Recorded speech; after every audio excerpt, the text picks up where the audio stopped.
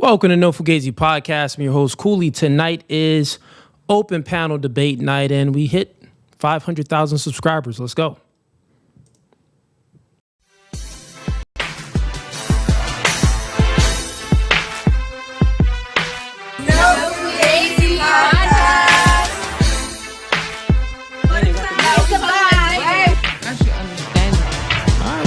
Understand out the door.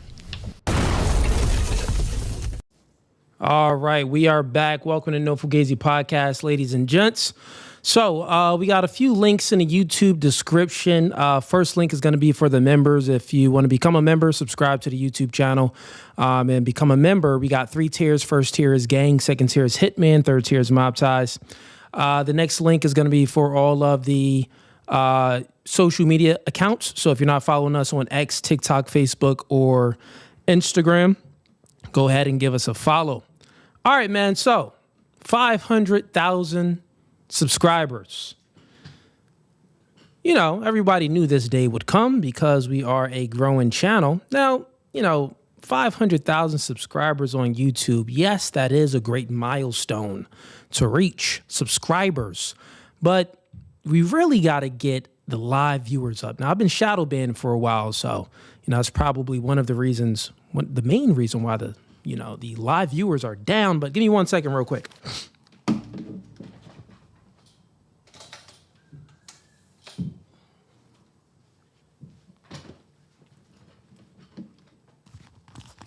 All right, had to fix something real fast. But yeah, so 500,000 subscribers, that is a huge milestone. A lot of YouTubers, they want to reach that milestone of getting, the first 100,000, then you get the YouTube plaque, which what I got in the back. Then once you hit the 500K, you're like, wow, I'm halfway to 1 million. Subscribers is cool. That's one thing, but you want to, if you're streaming, you want to get that engagement up on your live streams. That's a huge difference. I see YouTube accounts with millions of, subscribers, but when they go live, they only have like 1K watching.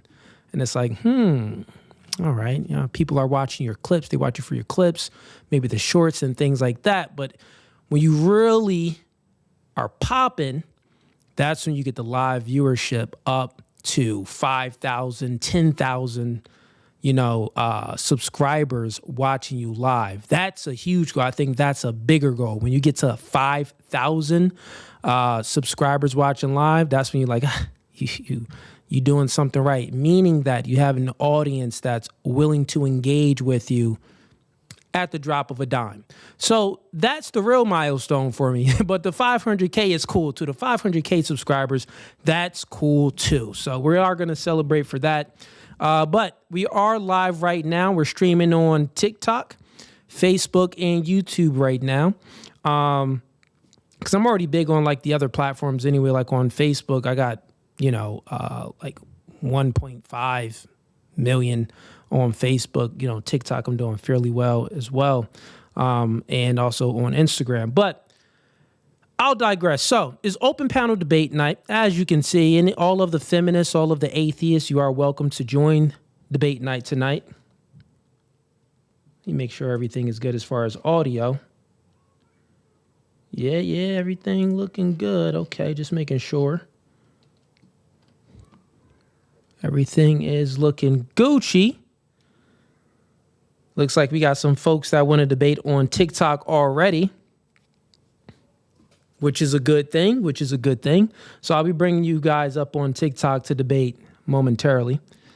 I see, let me get some of these super chats in here that's congratulating me. So let's read those, and then we'll go ahead and start bringing some people up. And then we do got some clips from the members to react to as well.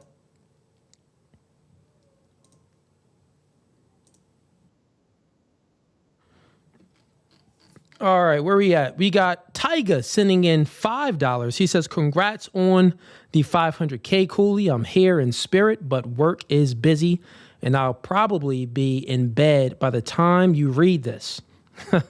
All right, fair enough, man. Appreciate the support, Tyga. Who else we got in here? We got Dana says, congrats on the 500K subs. Appreciate you. We got JB the King sending in 10. He says, we be wanting to show love, but you stay on CP timing.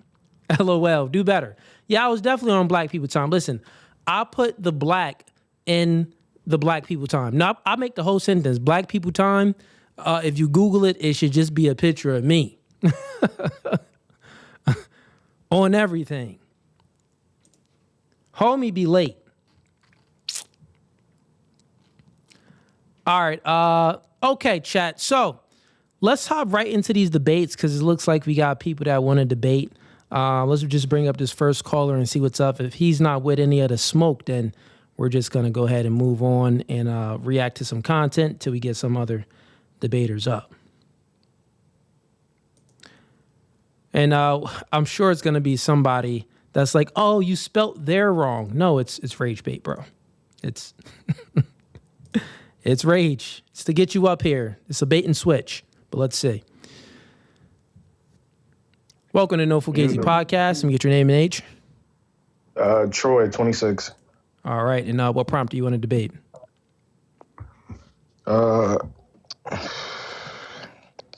Black folks are their own problem? Yeah, fuck it. Why not? I had some questions for you, but I'm going to chill. If you want me to ask the questions, I'll ask the questions. It could be way more entertaining than the debate, but it's your shit, so. Cool. If you can stop cussing, since we're live on TikTok, they're going to, ban the stream. We're also live on YouTube and Facebook too, so.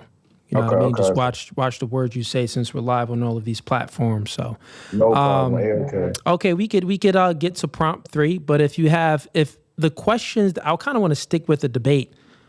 The questions that you have, look, see, TikTok is already asking to remove you because of the language you said, but I'm not going to remove you. I'm going to give you another chance. The questions you have, is it like a debating type question? No, it's more to gauge who you are. Because when I watch your stuff, I'm not saying you're wrong in the debates and the stuff you say, but I want to see what type of person you are from there, from the questions I have. Okay, so would you want to psychoanalyze me? Okay, you know what? I think I'll grant it this one time. It has nothing to do with debates, meaning that if I say 1 + 1 is 2, but I'm homeless, like I'm still correct, right? Type-ish. Yeah, so, but go ahead. You could ask a question, man. So how many girlfriends have you had? Girlfriends. By girlfriends, do you mean serious relationships? Are you one of those people that get in relationships all through their life, or are you running and gunning, or stuff like that? Like, well, answer the question. By girlfriends, do you mean serious long-term relationships? Let's go with serious long-term relationships. Serious long-term relationships, 3. And how old are you again? I'm sorry. 37. Cool. Because when I listen to Fresh and Fit, I go off of, they're not guys that have had the bravado, the mystique to get women. You said that you were 6'4", 2 something. So I'm trying to see, were you getting women in your high life, or is this just, did you just get here and now you can finally say everything you wanted? It's so funny because this is just kind of human nature sometimes, like not you, but as a whole, human beings, if a guy is giving some maybe dating advice or, some prescriptions or just describing how things are in a dating market or in anything, they want to see if you had the skill to get what you wanted, which makes sense, which, that would be fair. But to answer your question, yeah, man, I've never had a problem with getting women. In the manosphere space, they would actually call me a natural. Like a natural, meaning like I wasn't one of these guys that had to watch red pill content or read a book or do any of that nerdy stuff. Nah, I just was a natural. Yeah. Nobody wants to listen to somebody that plays pickup basketball when I can listen to Michael Jordan, So well, not always. So that wouldn't be 100% accurate because Sometimes guys that are naturals, all right, they don't really have the ability to explain in a logical, coherent way how to get a girl, how to get her to follow your lead. They don't really know how to explain women nature. They're a natural, so women just flock to them and they kind of have the pick of the litter, so they really don't have to do the extra things that normal guys have to do. You know what I'm saying? So the normies out there that got to work to get a girl, that really got to put in that work. Now, all men, we know it ain't easy. Even if you're a natural, you know it ain't easy. You got to still put up more shots than Kobe.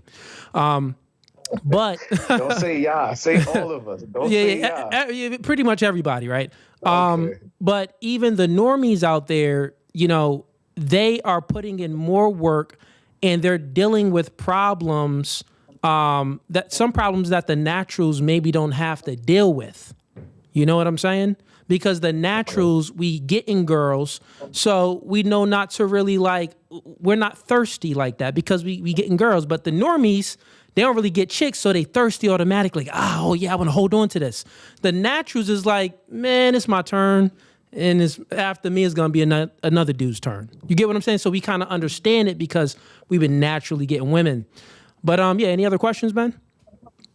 No, I was just, what you like to call a psychoanalysis. You seem like you might have been doing your little ones and twos back in your day. I just feel like this, what got you into this space? Was it to help men, or did you feel like, yo, what I got, I could just jump on a wave and I know that what I do, how I look, who I am, I'm going to succeed in this field? Yeah, it was avoiding the market and I wanted to help men. And women, men and women.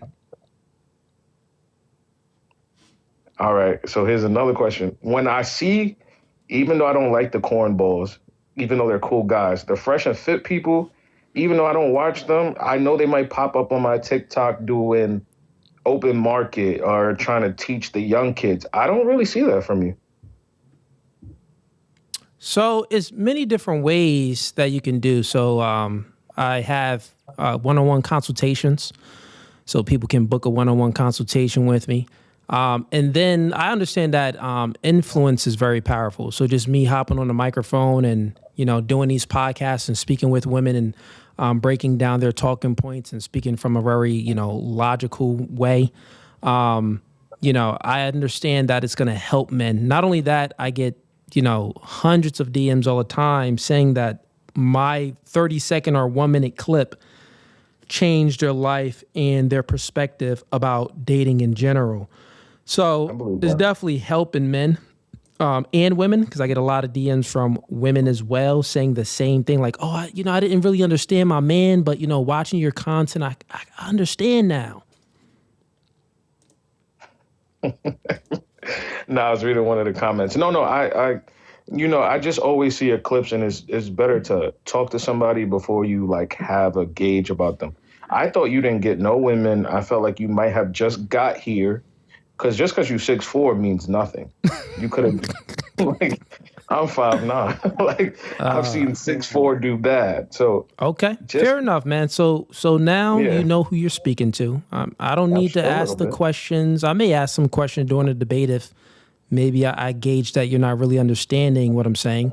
I may ask some personal questions, but we'll just keep it, about the ideas of what we're debating. So black folks are their own problem. Right. So you want to go ahead and debate that. So you don't think that black folks are their own problem. So who's to blame? I feel like you're smart or you're intellectual. Sometimes it's an environment thing. Of course, there are anomalies that no matter what situation, they're going to build themselves better. But if I go outside and I see killing since I was a young age and mama's broke, I might have to go down a different path to help out around the house. Most of these things are just product of environments.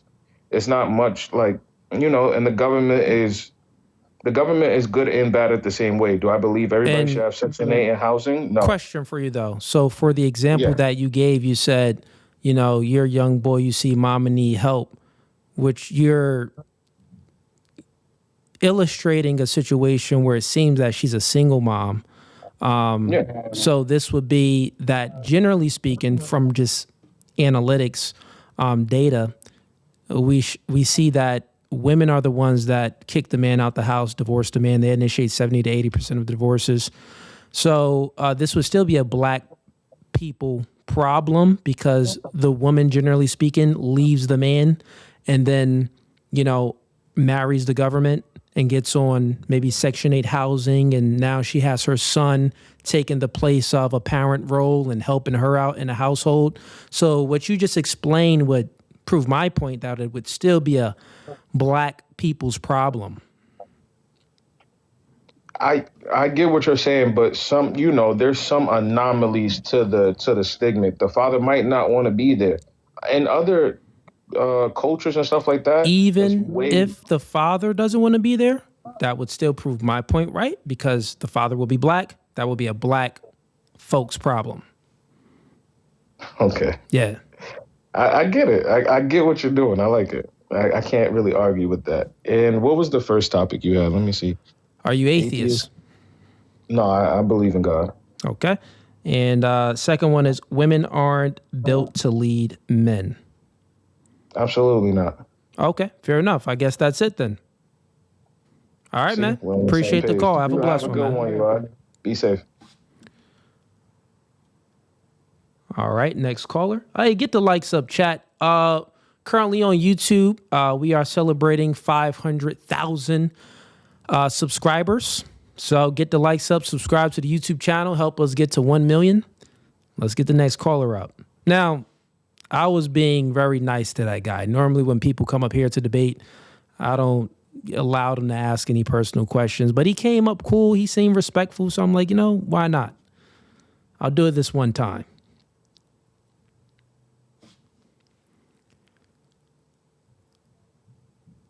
Welcome to No Fugazee Podcast. Let me get your name and age. What's up, yo? It's Almighty Co. 37. Yeah, that's it. Okay. And what prompt do you want to debate tonight? Let's do number 1. Atheist can't ground logic. Okay. And all right, cool. Atheists can't ground logic. So by ground, I mean provide an epistemic justification for logic. So you can just understand what I'm speaking about when I say ground. So I'll give the floor to you. Go ahead and give me your epistemic justification for knowledge, for logic or morals. Hold on. I actually got to Google that word. That's the first time I've ever heard it. So epistemology, epistemology is the area of philosophy that deals with knowledge. So how do you know things? It deals with knowledge claims. So I'm looking for, when I say ground logic or morals, I'm looking for a good reason for logic and morals. What's a good justification for logic itself and morals itself? Now we know that currently right now, you came on, you're speaking sentences, I'm speaking sentences. We are able to interpret one another's information. We know currently we use logic, but I need you to give a epistemic justification for logic itself. So I have one question before I engage. Sure. I looked up the word on Google to get the dictionary's definition. One thing that stuck out, the justification for our beliefs. So when you're using the definition, are you including the beliefs part as well? Yeah, a justification for your beliefs. An epistemic justification for your belief. So then I won't do that one, because then there's no way to win that one, because atheism is rooted in pretty much non-belief. And I was going to sit here and have discourse with you about man logic, all logic that doesn't involve beliefs, basically like laws, government systems of operations that are tangible. But if beliefs is something where the whole conversation kind of hinders upon, then we're going to reach a moot point. So let's try. Well, not exactly. I do agree with you. I actually agree that atheists wouldn't be able to ground logic or morals. But when you said beliefs, I think you're misunderstanding what we mean by belief. you do believe, as an atheist, you do believe in things that you have no empirical evidence for. No, I'm actually agnostic. I enjoy intellectual debates, and I've seen you a few times, so I wanted to have a debate. I'm agnostic. I believe, you know what agnosticism is, don't you? Yeah, you don't. It's I don't know. Yeah, I'm okay with everything, like whatever floats people's votes. But even under that position, that you still wouldn't be able to give an epistemic justification for logic or moral. So, like, for example, like when we think about logic, like what's the 3 laws of logic? I've never heard this. 3 laws of logic will be, first law will be the law of identity, the law of excluded middle, and the law of non-contradiction. So these 3 laws govern logic itself. It governs for us to identify something. Well, in order to identify something, we are using logic. So these 3 laws govern thought and the way we process things. Like we have logical inferences from getting to a premise to a conclusion. So it's abstract concept. So maybe we can just move on to something else you disagree with then, because I guess you're not prepared for it, which is fair. I appreciate the honesty. I feel like I can go toe to toe with the debate. It's just that I understand some people are very meticulous when they're choosing their words. I understand words have meaning. So that's why even before I said, hey, before we have our discourse, is the word belief important? Because for me, logic is basically systems of operations, the scientific method. I don't think that your religious background has anything to do with being able to think logically. But I understand that to me, that wasn't that's not the prompt. Well, it would be part of it. So I think you're hung up on the word belief. So as an agnostic person, you do have beliefs. You know that, right? Yes. Yeah. So since you have beliefs, I'm just asking you, what is your epistemic justification for believing the things that you believe in? Like, we would say that, like, you don't want to believe in something that's irrational. Like we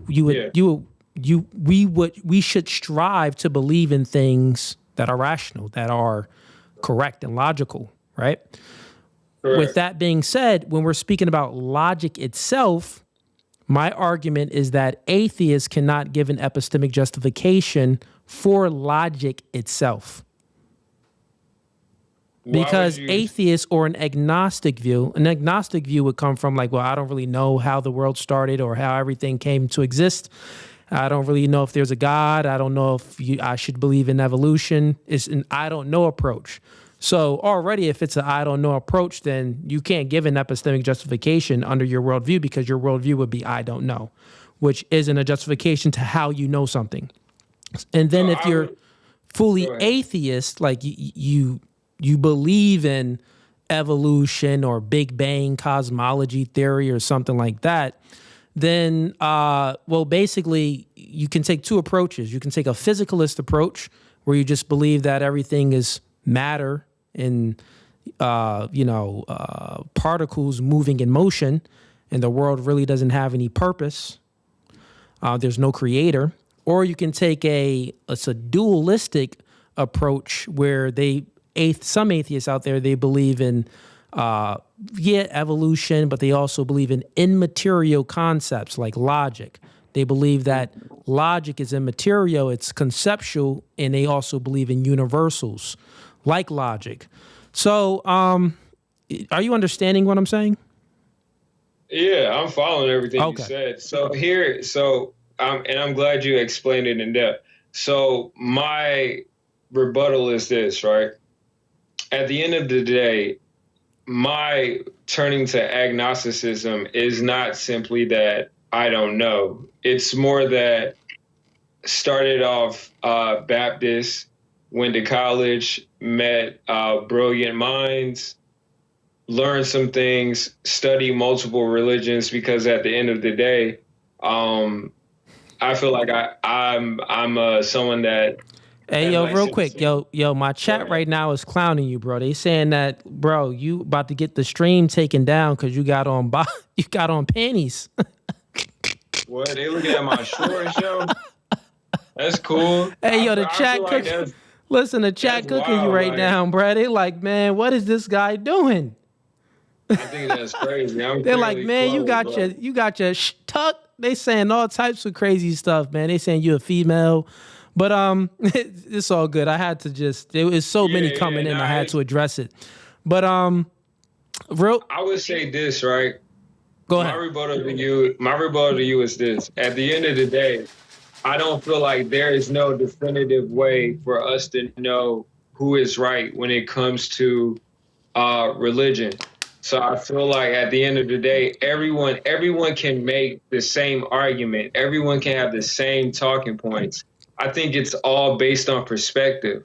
So instead of my thing with being agnostic is that I understand I'm not about to change anybody's mind. I don't engage in conversations with people. Well, that part would be untrue. So you got to be careful when you're speaking, because then you start to contradict yourself. Because if you say that, well, I don't engage in conversation to change someone's mind, but then you're up here on a stream to debate. Well, if you're in a debate, you're here to get your point across, right? Yeah, so I'm not trying to change your mind. If you're here to get your point across, you're not maybe here to change my mind, but you know that there's an audience watching, so you're here to get your point across to possibly change someone else's mind. Because if you didn't want, think about it, what's the intent of speaking and trying to get your point across and argue against someone else? Well, this will be trying to get someone to believe in the things that you're saying because you think that you're right. No, I will tell you, I will be 100% transparent. I've seen you before. I like how you articulate. I like the iron sharpens iron. I learned several new things from engaging in this discourse. Fair enough. I am not trying to change anybody's mind. I am improving my mind by having conversations with people that I wouldn't normally engage in conversation with in my day-to-day. That's the beauty of the internet. This is not about changing anyone's mind. This is your ideology, my ideology, and if we walk away with a little bit more than we knew the day before, then that, to me, that's what a debate is about. Well, that's good to be open to having your mind changed. That's good.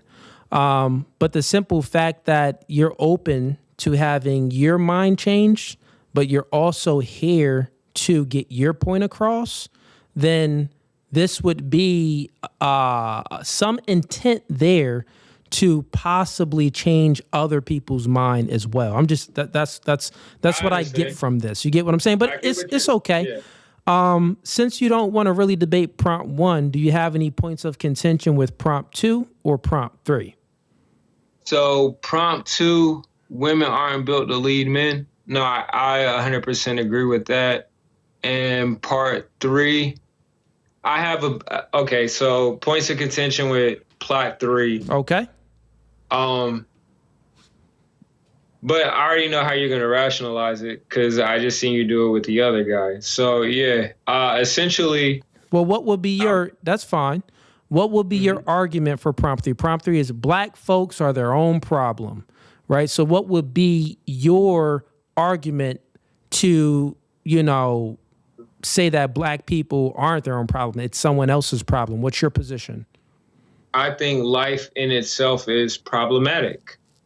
And that's my stance. I think that no one escapes life perfect.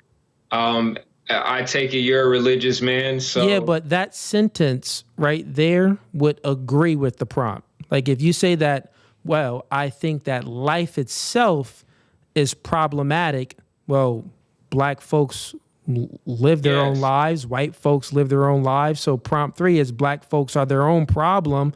This would conclude that, well, yes, if life has problems, black folks will be their own problem.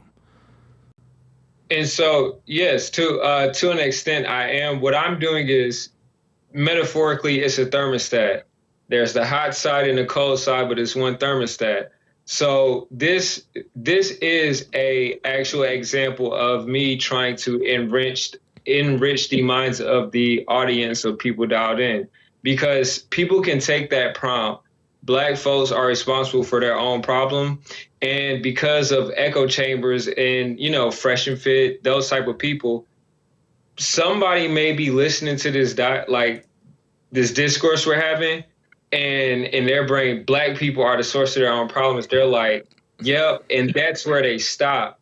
So my sentiment is just, I feel like a step below that, or on the other side of the coin. Like, yes, everyone is responsible for their own problems, because okay. Well, look, then that would mean that you do not have a point of contention with prompt 3. That's what that would mean. How not, though? My contention is that prompt 3 should have a bit more nuance, so that it's not presented in a manner where it's solely coming off as anti-Black. No, you just said that everybody has their own problems. Like whites, Blacks, Hispanics, that's everybody. You said everybody, right? You made a claim here, and you said everyone. So this would agree to prompt 3, where it says Black folks are their own problems. Black folks are included in the everyone. So therefore, the conclusion would be that you agree with prompt 3. You do not disagree. No, but you said, do I have any points of contention? You didn't raise a point of contention yet. It's in the prompt itself. It's in the wording of the prompt itself. I feel that prompt 3... You actually agree with the wording, though. You just stated in your own sentences, you actually stated that you agree with prompt 3. For an example, if someone says that women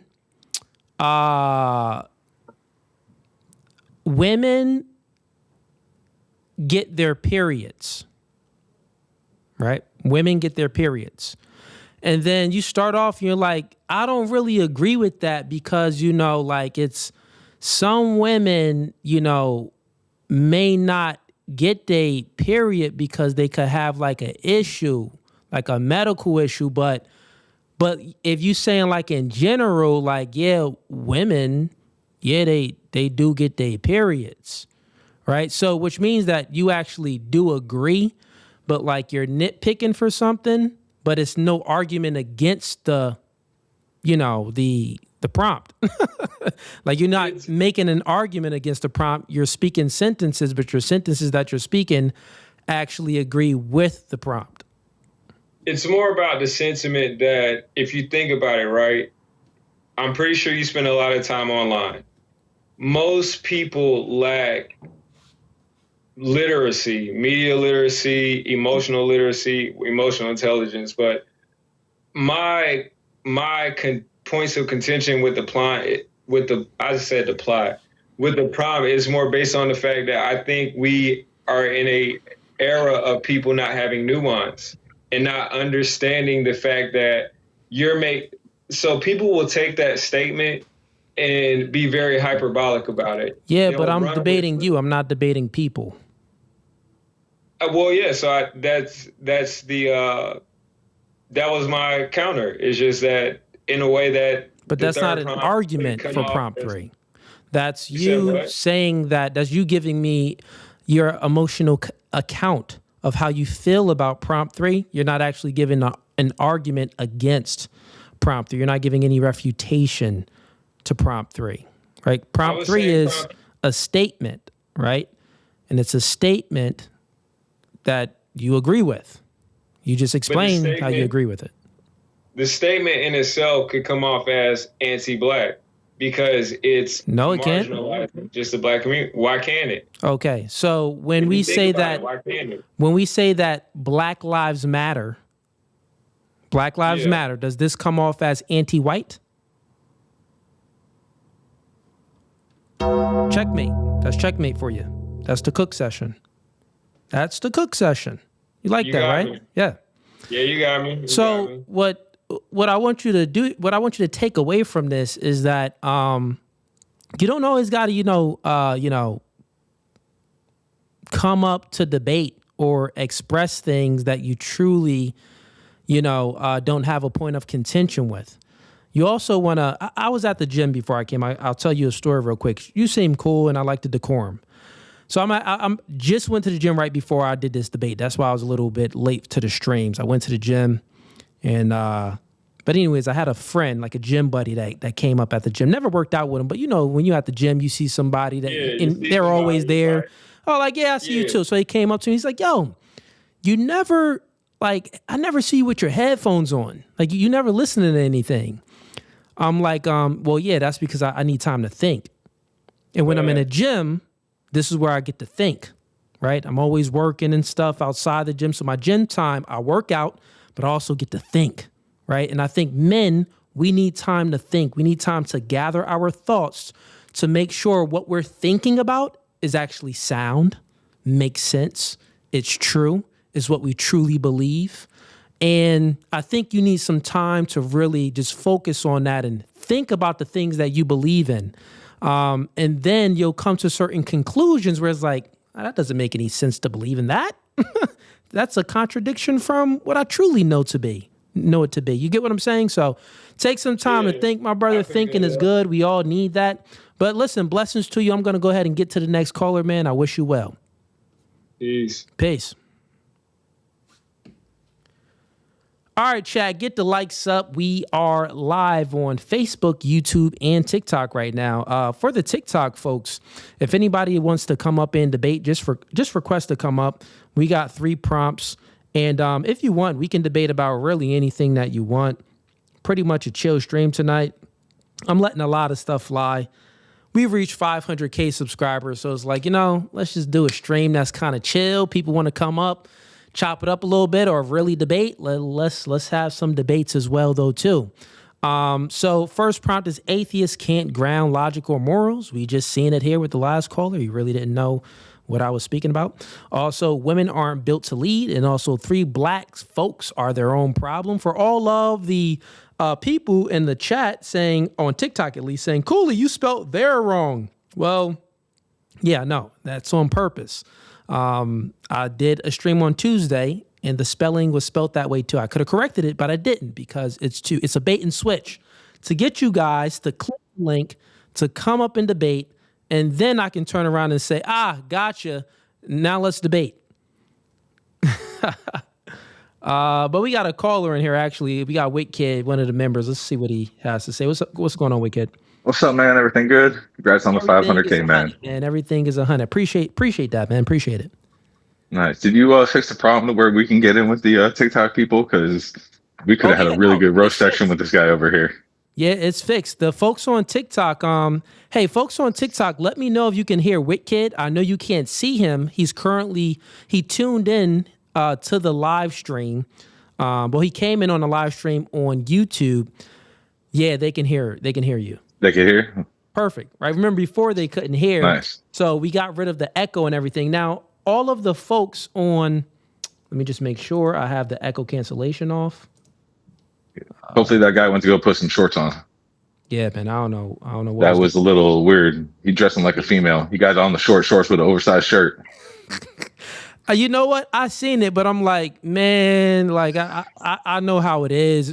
Times would be rough, right? Times be rough. So I ain't really. No. Listen, there is no acceptable reason for a man to be wearing short shorts and an oversized shirt. I don't care what you say. I wouldn't do that. Listen, if the shorts is that short, bro, they boxers. They're whitey tighties. Yeah, it's like, bro, the boxers. And you're sitting there with your legs crossed. Yeah, that's OD.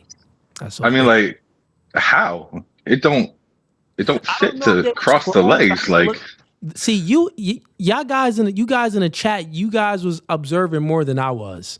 I think his legs was just to the side, but anyway, it was a little bit. It was suspect.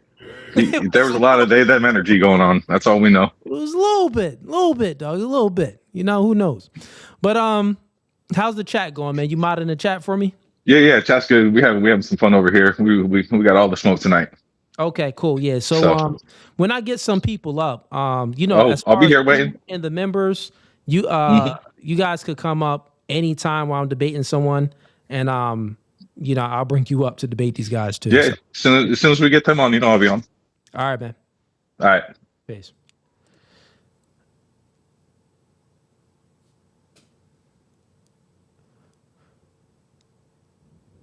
Welcome to No Fugazi Podcast. Let me get your name and age, but it looks like you're having some connection problems. Let's see.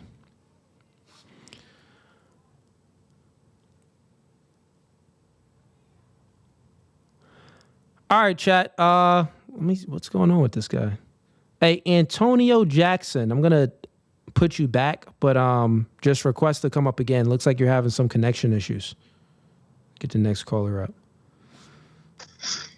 Welcome to No Fugazi Podcast. Let me get your name and age. You can call me Vaughn, and I'm 20 years old. Vaughn, all right. And what prompt do you want to debate tonight? I'll say the first one. Okay. And you're an atheist? Yes, sir. All right. So atheists can't ground logic or morals. When I speak about ground, I'm speaking about giving an epistemic justification for logic itself and morals. Go ahead. Okay, so first off, I'm a nominalist and a metaphysical naturalist, so I think logic is just a descriptive tool that we use to operate in reality based off of, how we evolved to cognize reality, right? And morality, I'm a non-cognitivist and an ethically motivist, so I don't think moral statements have truth value. I think they're just expressions of emotion. Okay, so morals don't have any truth value. They're just expressions of emotions, right? Correct. All right, so when you speak about logic is descriptive. So logic itself, would you consider that to be universal? No, definitely not. Okay, like the three so classical logic, laws, like identity, non-contradiction, and excluded middle, are those three laws definitely not universal? No. Got it. So they don't apply everywhere? Yes, Gödelian incompleteness can demonstrate that. And can you explain how it doesn't apply everywhere? So what Gödel's incompleteness theorem shows is that you can have a contradiction that's proven within assumed axioms under bivalent logic. It's basically showing the limits of bivalent logic. So it's a mathematical theorem. Okay. So you can have a contradiction. Yeah, I can give you an example, right? That doesn't apply to a contradiction. Explain. No, yeah, I'll give you an example. So there's the linguistic form. You've probably heard before, the liar's paradox. This sentence is false. So what Gödel did is just did that with bivalent mathematics. Bivalent logic is classical logic. So what I'm saying is he showed it's not just a linguistic paradox. Like you could just say this sentence is false. It's also a mathematical paradox under the same strict axioms of classical logic. Okay, so does 1 + 1 always equal 2? Under bivalent systems. No, does 1 + 1 always equal 2? No. When does 1 + 1 not equal 2? Where? I couldn't really give an example, but it's just under my worldview. So that would be checkmate. So you're just saying no because you're saying no with not giving a justification or a reason to why. You didn't say I have to prove it. It's just I accept that it could be. So I'm saying that it's possible. I'm just saying that it's possible. I'm not saying that it exists. Wait. Slow down. You're making a claim and you're saying that it's possible. Slow down. You're making a claim. You're saying that logic isn't universal. Correct. So math infers logic, and I ask you 1 + 1, does that always equal 2? You stop. And I said it's possibly not the case. Wait, stop out. You stop because you're trying to think about it. You know that you can't point out anywhere or any scenario or any type of anything where 1 + 1 actually I can. wouldn't Yes, I can. equal 2. I can. Yes, I can. Go ahead.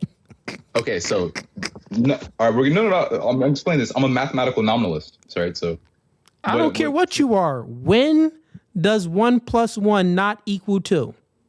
I got you. So do you understand this syntax and semantic distinction? Bro, just explain to me when does 1 + 1 not equal 2? This is the explanation. Go ahead. So there are only two semantics for numbers. This is cardinality and ordinality. Great. Right? So Explain to me when it does not equal to. I'm explaining. Okay. So cardinality refers to amount, which could, so like, let's say you have $2, 2 meters, 2 miles, anything amounts, right? And then ordinality, order, right? Rank number 2, I'm in second place, this position, right? So that's the only two semantics that numbers can fall into. Semantics are doxastic states, which require minds, right? You need a mind to quantify. So basically, cardinality and ordinality. If I remove cardinality and ordinality, which, right? Because by your position, numbers are ontologically necessary. So numbers should exist without these doxastic states of cardinality and ordinality. So if I remove... When you're speaking about... No. Here's my question. If I remove amounts... You're not answering the question. No. You're speaking babble right now. I'm going to explain. But I'll let you finish. Finish your sentence. I'm going to debunk everything you just said. Go ahead. If I remove cardinality and ordinality, 1 + 1 does not equal 2. It doesn't matter what you remove or anything, right? It doesn't... That... All of the stuff you just said did not explain or demonstrate a scenario where 1 + 1 would not equal 2. I just did. You didn't. Okay, I'm going to explain. So you said that there's amounts and there's if you cardinality and ordinality, does 1 + 1 equal 2? Okay, yes, removing something, how can you remove it? You have no amounts.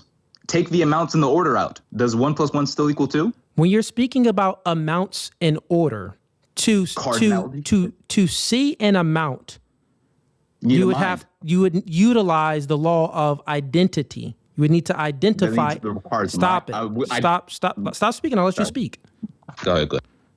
When you're speaking about amounts, in order to know the amount of something, of anything, you would need to utilize the law of identity. So you're utilizing logic. In order to know the order of something, you would need to have, the law of identity as well. You need to have a goal. You have to be goal-oriented.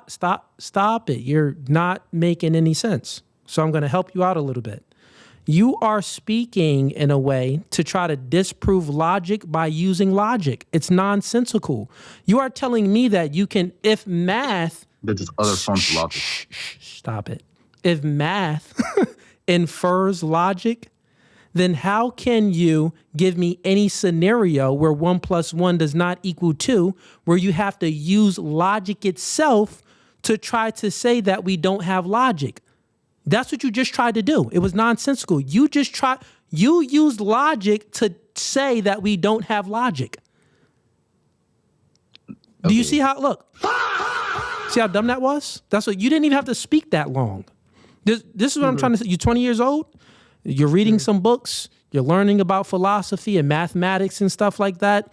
But you got to get down to the basics, right? I'm a logician. So you got to get down to the basics.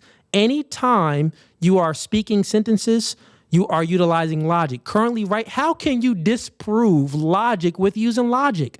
If you are going to try to listen. What is Gödel's incompleteness, guys?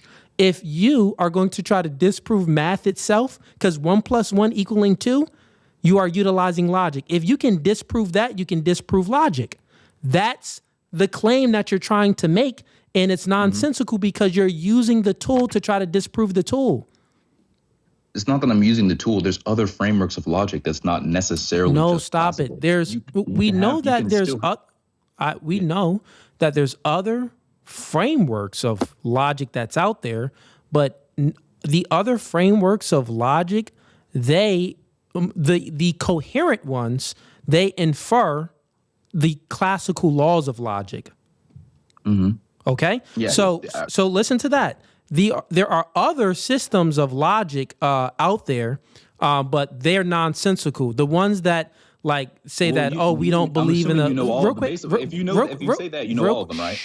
Real quick, the ones I'm getting to things to you, so you can understand that I know what you're speaking about. The ones that reject the law of excluded middle, the ones that reject the law. The ones that reject the law of non-contradiction, right? None of them reject the law of identity. There's not one. They all include that one, but they'll reject the other two. And all of those ones that reject it, it's nonsensical. It's incoherent because if you have the law of identity, it infers the law of excluded middle and the law of non-contradiction. So you're just wrong. So now let's get back to the prompt itself, right? When we're speaking about atheists cannot ground logic or give an account for logic, I'm looking for an epistemic. Real quick, I'm looking for an epistemic justification for logic, but you just said that logic is descriptive. Well, it isn't. Real quick, it isn't descriptive if it's universal. It isn't just only descriptive if it's universal.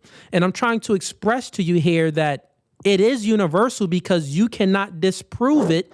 You cannot demonstrate how it isn't universal. You tried, but you failed because you tried to utilize logic to disprove logic. It was dumb. Now,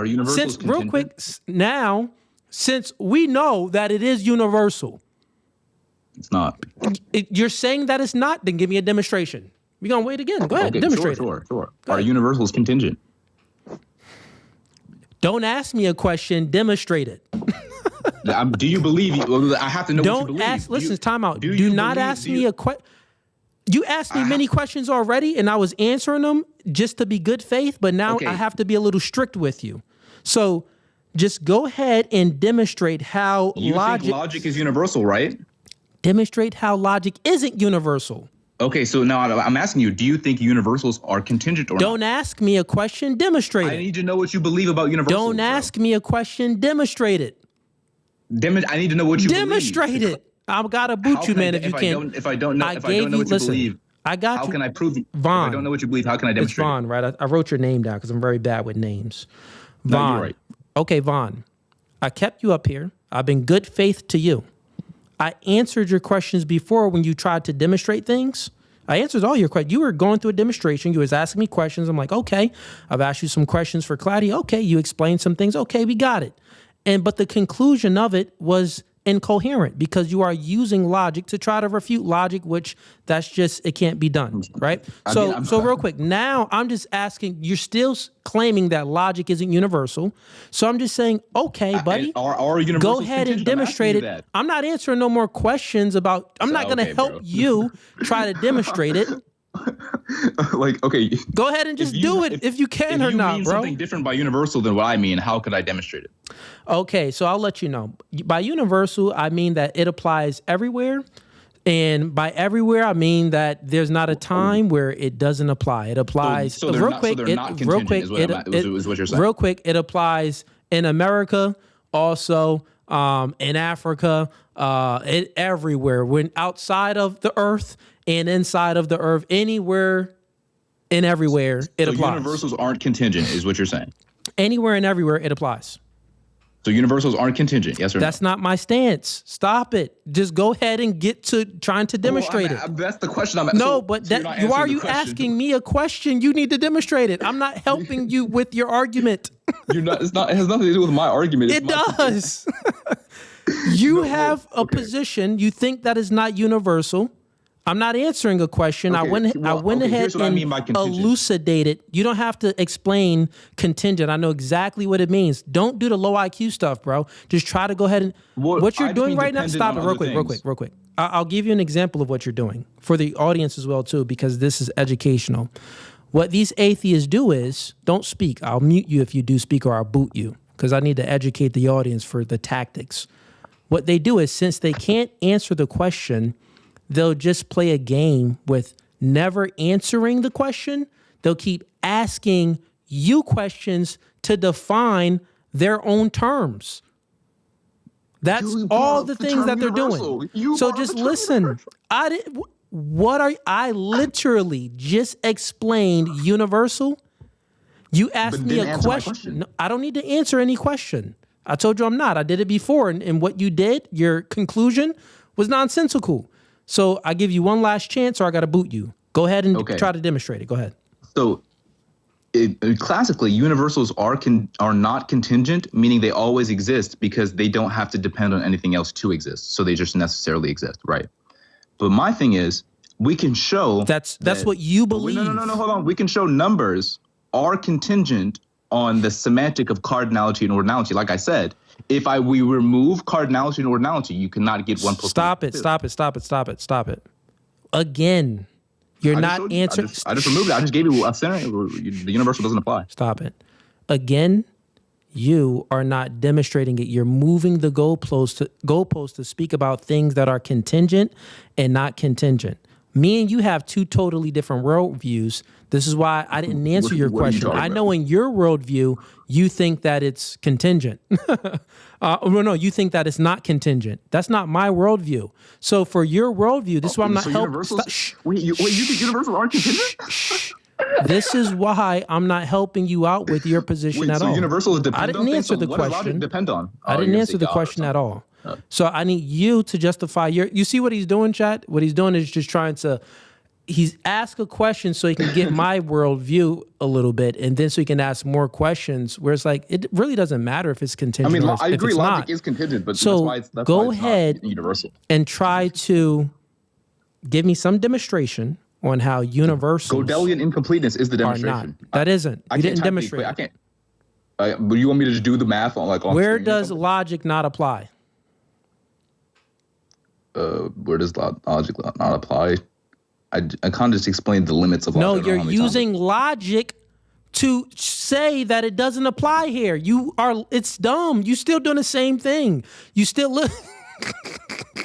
Yo, 20-year-old kid. I see. 20-year-old kid. Okay, look at this. I'm going to demonstrate something. I'm going to demonstrate it for you.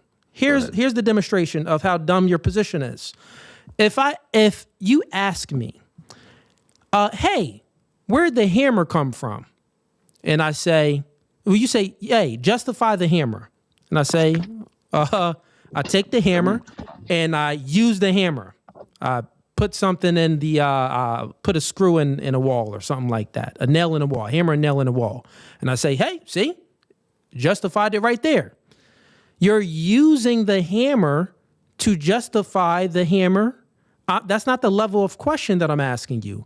I'm asking you about the hammer itself. So a hammer is composed of some type of material. So you would have to then, describe where it came from, what it's made out of, where it's grounded in, something like that, right? It's grounded in our minds. If it's just grounded in the mind, and human minds are finite, right? Yes. Okay. Yes. And if it's grounded in the mind, by mind is that like a mind is conceptual then, right? This would be something that's immaterial. No, like biological mind. Like I'm a materialist. I'm a hard materialist. Oh, so you're a hard materialist. Okay. So since you're a hard materialist and logic That's is where I get nominalism from. Got it. Fair That's enough. where I Fair enough is if it's the case that logic is grounded in the brain itself, then what maybe not the molecule? brain, but like in some ways, by materialist, I mean all that exists within time and space. Great. What if it's grounded in the brain? The mind. You said brain. I'm not saying. So it's not in the brain. So where is it? It could be in the brain, but I'm not holding it strictly there. I'm saying I'm a hard materialist. It just exists within time and space. Anything that's spatial or temporal. Maybe we have some non-local field of consciousness. Wait, time out. When you're speaking about vibrating on some quantum realm that we don't understand yet. I don't know. Okay, then you don't know. Then you're not giving me a demonstration of it. You just don't know. The exact mechanism of consciousness, I still believe it's material, though. Okay, if it's the case that consciousness is material, and the material would be where? In the brain? It could be in the brain, or it could be non-local. That's still material. Where else would it be? Quantum field theory, bro. Okay, so it would be in a quantum field, and this quantum field would be material, like made up of particles. Quantum and physics stuff. is part of materialism. Yes. Okay, it would be made up of particles and stuff. Well, no, quantum is subparticles, so subatomic. It's fields at a certain point. It's like I'm not a quantum physicist, so I couldn't articulate. Well, no, it's some form of particles, photons, and stuff like that. So it will be particles. Okay, there's things smaller than photons. It still would be particles. If there's things that's smaller than a photon, then it will be a particle. But that's okay. Where is minds? Okay, if you're a materialist, that's fine, man. And you're saying that logic is grounded in the mind necessarily isn't grounded in the brain, then I'm just asking you, then where is logic grounded in? Where does it derive from? Well, again, you see, you're still thinking it's universal. Logic is contingent. It's contingent on the mind. Logic doesn't exist without the mind. Okay, so if logic exists, so if human beings wasn't here, 1 + 1 wouldn't equal 2. For the most part, yeah. So is there a part? I mean, I get what you're saying. Is there a small part where 1 + 1 would equal 2? What do you mean? You said for the most part. So is there a small part?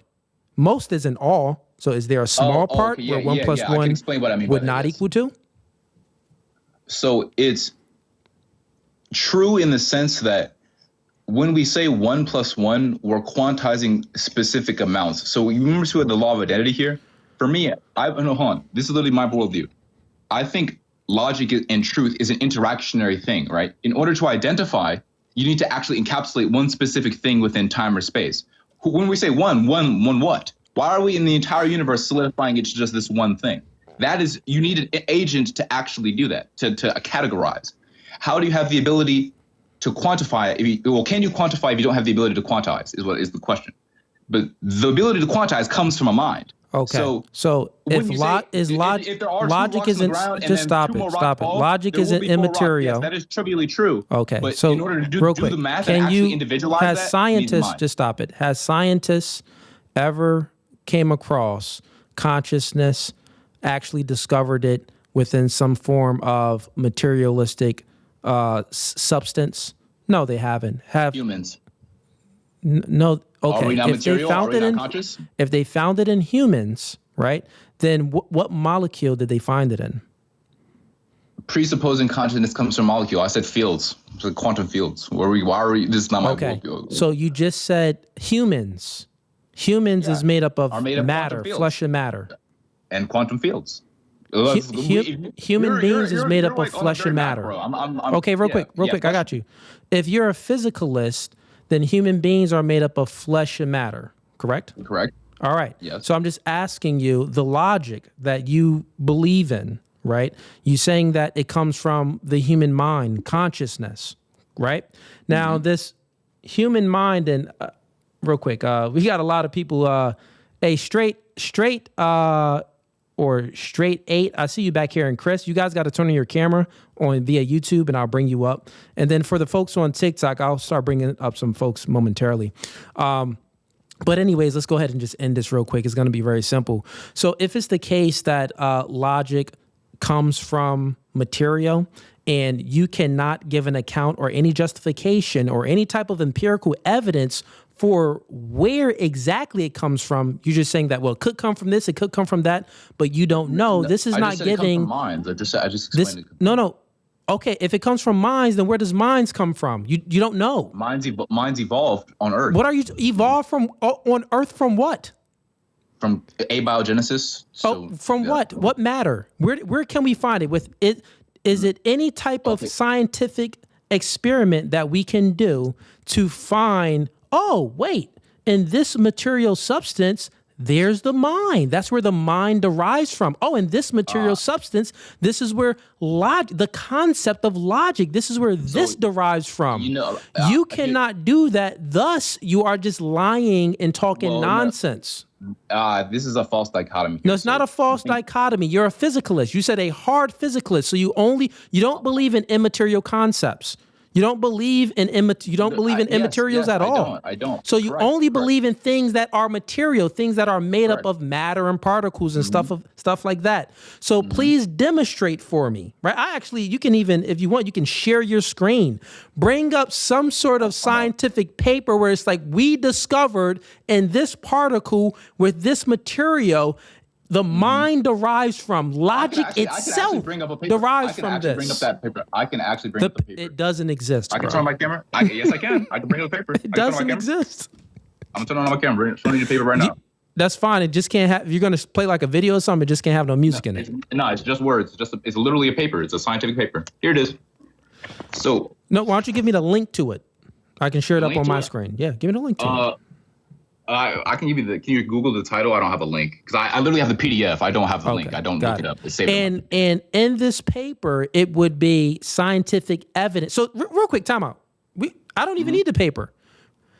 If you got the evidence right there, remember before you were like, I don't know, it could be this, it could be that. Well, you got the paper. Why don't you just read to me exactly where Logic itself but derives yeah. from what's the molecule? okay. What's the name of it? Where it derives from? What cell?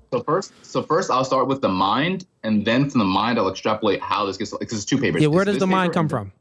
And then this paper. What Right? So and this is the what mathematical physical proof. matter does the mind derive from? Yep, I'll get there. This is where it goes. All right. So first off, this paper provides a novel. I'm literally explaining it. You asked me for the proof. Don't get mad if I Just have get to it should be like one sentence. Just get to it. Find it. it should be one sentence, bro. One thing, so it's a little more complicated, but here we go. No, it's not that complicated. If it's all matter, if it's matter, right? It is. Okay, listen. If it's matter, my question is very simple. Then, like, we know with scientific evidence, if that paper is a scientific paper, then they should have a name for where it derives from, the type of matter, logic or consciousness or the mind itself derives from, because nothing is immaterial, is basically all just material. Okay. In your world, now here go we ahead. go. For consciousness is basically as an aggregate of an output of a continuous temporally integrated subconscious processing system. Then we define the. No, you're not telling me where it's at. Hold on. What are you talking So about? hold on. Is it gonna explain? So you see, you think it's one sentence. It's not. Where does it We come define from? we Where is it define at? Where did they find it? It comes from the subconscious, and the subconscious is made of biological mechanisms. Just wait Okay, for it. and where biological mechanisms, Yes. what biological mechanisms is the subconscious? Well, we define the subconscious as an accumulation of experiential processing occurring in a temporal domain. Accumulation of experiences. So this is nonsense. They didn't find is experiences matter?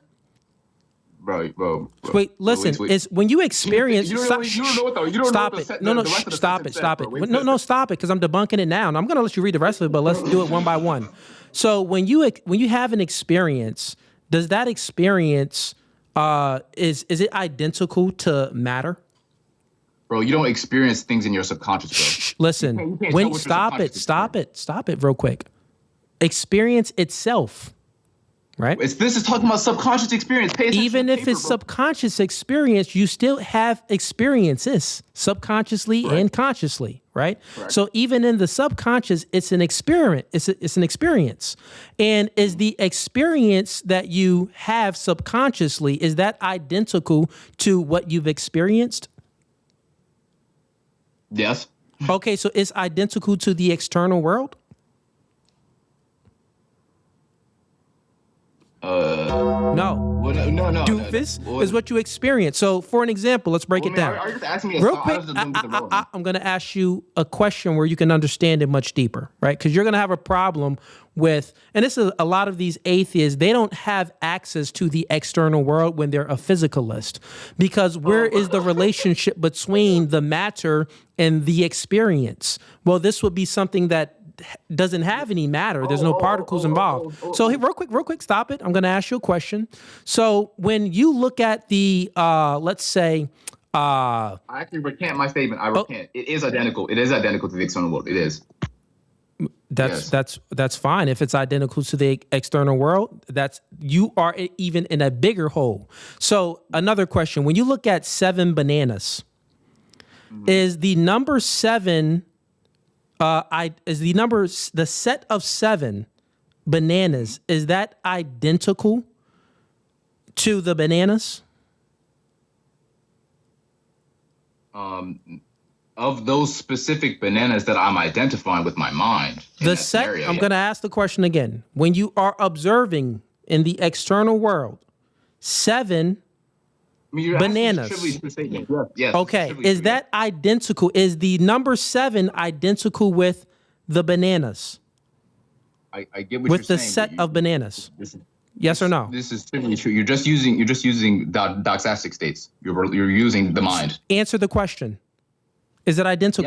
Yes, when you count, you can count. Yes. Okay, so it is. So wait, if it's identical, if the set of 7 is identical to the set of bananas, then you're saying is that the for set college, real bro, quick? like, Is the real quick? Is the set of 7 in your mind of bananas the same set of 7 in my mind of bananas? bro, you're gonna debunk this, bro? Answer my question. Don't you're a logician, obfuscate. Real quick, bro. Don't obfuscate. Answer my question real quick, because you're saying that it's identical, and I'm going to demonstrate how it's not identical. So the question is, is the 7 bananas in your mind identical to the 7 bananas in my mind? Sorry. So yeah, for the most part, in casual conversation. Okay, so the molecules in your mind is the molecules in your brain is identical to the molecules in my brain? Is the molecules in your brain identical to the molecules in my brain? Foundationally, yeah. No, stupid. That was the most dumbest thing. It is not identical. Bro, That I'm is a a secular lie. Buddhist, bro. So wait, if it's identical, then this means that we don't need to interpret anything. Then whatever you observe, I would observe the same thing. This gets rid of perception. This would get rid of we having different perceptions of things. Stop it. If it's identical, then human beings wouldn't perceive things differently. Foundationally. Stop it. You just said that the 7 bananas is identical to the 7 bananas in both of our head. If that's the case, then the molecules in my head is identical to the use the descriptive language of logic, yeah? Stop it. Stop talking. I'll let you speak enough. Then that means that the molecules in your head and the molecules in my head is identical. No, this would the language. Stop it. This would get rid of perception itself. This would mean that we would all perceive things the same. This would get rid of wars. This would get rid of everything. I have an example. Do you know about the Piraha people? No, just stop it. You've been They don't debunked. have numbers. I'm going to get... They when, don't have numbers in the when you're language, speaking about language, right? They don't have No, numbers. listen, when you're speaking about language, because you brung up language, right? When you speak about language is... If it's the case that the molecules is identical in our minds, my mind and your mind, our brains, this means that the language, everything will be identical. We would have one universal language. We would have one universal perception. We would have one universal everything. This reductio, You've been... You're reductioing a straw man. No, it's not a straw man. Okay, I'm going to ask you the question again. Is the molecules identical in my brain in your brain? Are they identical? Are the molecules in my brain and your brain identical? Yes or no? You saying molecules is the straw man, bro. Are the molecules in my brain identical to the molecules in your brain? You already said yes. So now you're lying? Yes, as in they're made of quantum fields, so they're identical in the most fundamental sense. Wait, so... baryonic matter, yes. Okay, so then they're not identical? Fundamentally, they are. Okay, so if they are fundamentally identical, then this means that the 7 bananas is identical. The 7 bananas in your head is identical to the 7 bananas in my head. So which means that what we experience will be the same. I'm going to give an analogy and then answer your question, okay? Each wave in the ocean looks different. It's still the ocean fundamentally. Dumb analogy. That wasn't analogous at all, because we're speaking about you just said that our brains are identical. No, I didn't. You did. You got cooked, bro. I said fundamentally. What is your brain made of? This was a cooked session. Are you not made of quantum fields? Okay, if it's the case. You're made of something else? Okay, all right, got it. So I'm going to explain it differently for you, because I'm saying quantum fields. Okay, maybe you're not understanding me. Okay, I think you are understanding me. I think you're just being bad faith. Okay, so I asked you some questions, and you are the one that got yourself in the hole that you're in, and now you're trying to backpedal, right?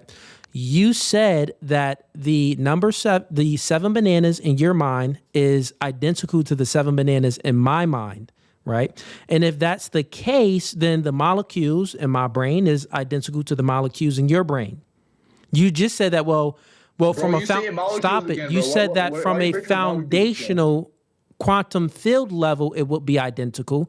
Okay, so then if that's the case, then it's identical. Just like how the waves in the ocean look different, but they're Stop still talking and listen, because I got to boot you in a second if you're not going to listen, okay? So you're basically saying that, again, the 7 bananas is identical in both of our brains. Then this means that what you experience, I also experience the same thing, correct?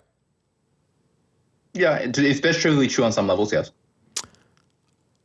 That is incorrect. We do not experience the same thing. We're not Give experiencing me seven any bananas? type of... So you're experiencing a different number of bananas than me? Stop it. The 7 bananas in your brain is not... You said that they're identical. Fundamentally, yes. Like the waves are still ocean, but the waves look different on this side than that side. Still ocean, though. No. Listen. If it's the case that they're identical, this means that our perceptions and our experiences would be identical with that. But it isn't. We know that some like absolute law of logic here, bro. That's why you get this weird conclusion. But no. Wait, what? You said I use what? You're presupposing absolute laws of logic. This is why you're getting these weird conclusions. No, it's not a weird conclusion. Is that your conclusion is incoherent? Your conclusion. You're not even. Do you argue my position? It is. Your conclusion leads everyone to have the same perception of reality. Yes, it does. No, it doesn't. Yeah, it does. No, it doesn't. Okay, so that's what you think. okay, let me ask you another question, right? So in regards to the 7 bananas, the 7 itself, the number 7, right? This number 7, the set of 7 bananas, is that identical to the bananas? No. Okay, so then what's different? Where is it? How is it not identical? 7 relies on the doxastic state of encapsulating those specific bananas. So those bananas is just baryonic matter in. I'm speaking about space. the set of bananas. Is 7 bananas there, and then there's the number 7. Is that identical? The set of 7, is that identical to the bananas? Okay. Now, if it's not identical, then where's the relationship between them? The cause and the time and space relationship, the temporal and spatial relationship. Okay, and how do you have access to the external world if everything is just physical? So you're saying that there's some sort of experience. Oh yes. Okay. We're just reading. Oh, Yes. listen, stop it. And this experience, right? You're saying that it derives from physical matter. Correct. This is the hole that you're in. If the experience derives from the physical matter, but the physical matter isn't identical with the 7 bananas, right? The set of 7 isn't identical with the 7 bananas, then this experience isn't identical with the 7 bananas. And this is why I said you're presupposing an absolutist. There's no meaning that there's no relationship. Sorry, not identical. There's no relationship with it. You wouldn't have access to the external world with that. Yes, you would. No, you wouldn't have access to the external world because. Listen. I'm going to say it one more time. You just admitted that the set of 7 is not identical to the bananas. It's identical to your mind. Yeah. The set of 7 doesn't stop give us it. a mind. When I say identical, is the set of 7 the same as the 7 bananas, as the bananas? Yes or no? See, is it the now you're same? saying Identical, the same. You're using the 7 and the same bananas. You're using your mind, bro. So now you don't want to answer the question because you know you got yourself in a pickle here. You're trying to go back and forth. First you said, yes, it was identical. Then I asked you, then you said, no, it's not identical. So then I said, well, where's the relationship between it if it's not identical? And now you're saying, wait, what? So I'm going to ask you the question again, and I just need a yes or no. It's really true. That's identical to those. I just need a yes or no. Bananas. The number, we know that if you write a number 7 on a chalkboard and you erase it, did you erase the number 7? No. The number 7 was still, okay, got it. The number 7 is still in your brain. Right? It's somewhere there. It's not material, but it's somewhere there. Right? No, but here's what I'm saying. No. Answer my question. I want to say this one. Real quick, answer that question. Yes. If you write the number 7 on a chalkboard and you erase it, did you erase the number 7? No. Okay, then where is the number 7? I can explain. It's a doxastic state. Where is it? Within time and space. Okay, if it's within time and space, how does the flesh, the matter, have access to what's in time and space. Is time and space matter? Matter was within time and space, but No, is time and space matter? Remember, you're a physicalist, but you believe in time and space? These would be metaphysical categories. What are you speaking about? not metaphysical. E equals mc squared, matter is energy. Stop it. So time and space, can you empirically prove time itself and space itself? Yeah. What is a quantum harmonic No, oscillator? you cannot empirically. Okay, you're an idiot. No, you're not actually smart enough. I'm not even going to do it anymore. Because actually, it's just... No, bro. No, you... I had him up here long enough, chat. He was actually... he was actually real. He says, time and space is not metaphysics. If you Google metaphysics, literally in Google, it'll give you an example of what metaphysics is. It'll say like time and space. And he says time and space isn't metaphysics. Wait, what? Time and space, it's material? No, this is an immaterial concept. Time is can you touch time? No, you can't freaking touch time. These are concepts in the mind. Space, this is the distance from this and the distance from that. This is a concept. You can't freaking touch this. It's not material, it's immaterial. He's a freaking idiot. And he got cooked bad. It was a full cook session. What's up, Dane? I see you in here. My. I was hoping I could get some of that dude, but you got tired of him and threw him off. Listen, if you want some of him, I'll get him back up. Actually, he was a little bit annoying. He was. Because he wasn't answering questions. I think it was Mark Twain who said that some people got so much education, they've been educated out of their good sense. So I think that's what it was. But congratulations on your 500, man. Hey, man, I appreciate that. I appreciate it. When every time I speak, there's an echo. Let me see. You're up here. Someone you're in. Let me see what I got here, man. Hang on a minute. I'll put you backstage and get to some of these super chats, though. Appreciate the support, Dane. We got some other folks up here. I'm going to bring you guys up. Don't go anywhere. I got y'all. Let me get to some of these super chats in here.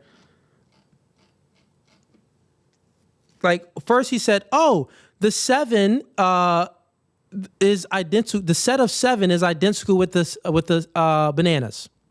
Okay, so the set of 7 is identical with the bananas. Then he says that is not identical. So then I go ahead and ask him the question, well, then if it's not identical, how do you have access to the external world to say that, it's, how do you predicate? You wouldn't be able to predicate at all. If it's the case that everything derives from the physical, it's just all matter, then, well, this would not demonstrate logic, how it isn't universal. This would just be you utilizing logic itself. So he couldn't even demonstrate how logic wasn't universal. But on the last topic we were just having, it's funny because when you ask these atheists these questions, we know that if you write the number 7 on a chalkboard and you erase the number 7, the number 7 is gone. So like 7 is, it's a concept. It's conceptual. It's invariant, right? And it's also would be immaterial. But again, he doesn't believe in immaterial things. He believes that everything is material. So if everything is material, then where is 7 in the brain? Then he says that, it's a accumulation of your experiences. Okay, then we got to that. So then if it's the case that what you experience, is that identical with the external world?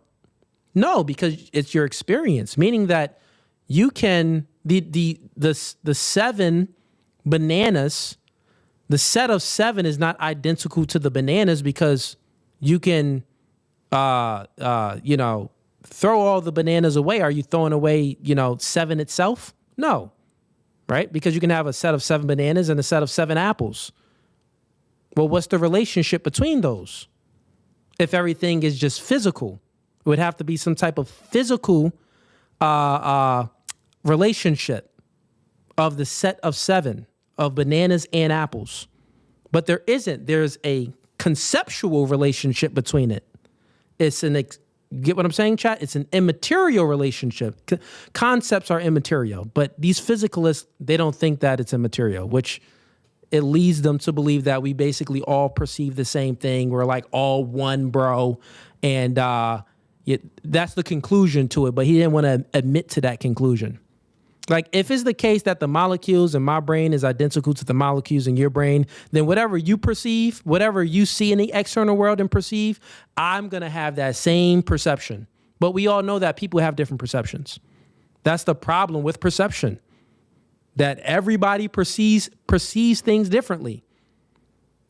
But why do we perceive things differently? That's the question there, right? Because the matter isn't identical to the matter in our brains isn't identical to the matter in the world. It's not identical at all.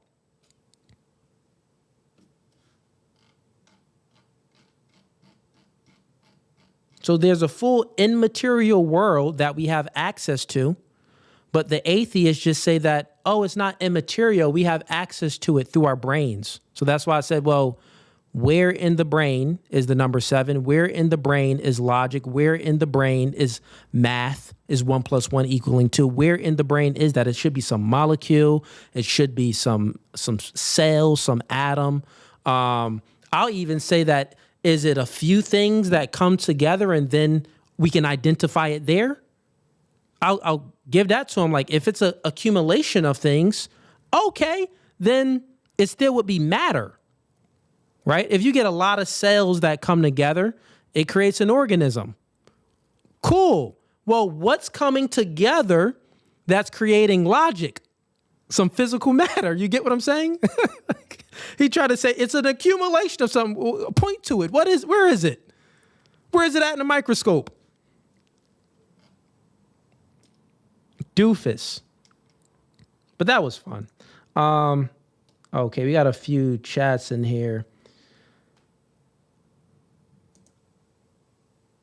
Witkid says, oh no, I read that one. Appreciate you, Witkid. We got Zandal. She says 500K. Congrats. Zan prepared a speech. Okay, you prepared the speech? Let me hear it, Zan. Shout outs to Manual State. Welcome to Mob Ties, brother. I appreciate that, man.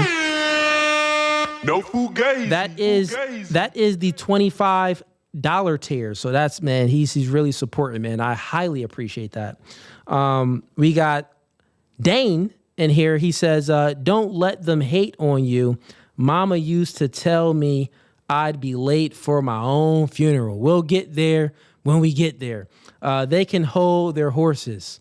Yeah, that is true. Don't worry. I don't let it get to them. I don't let it get to me. Okay, I think that's it for the super chats. Now let's bring up some more folks to debate.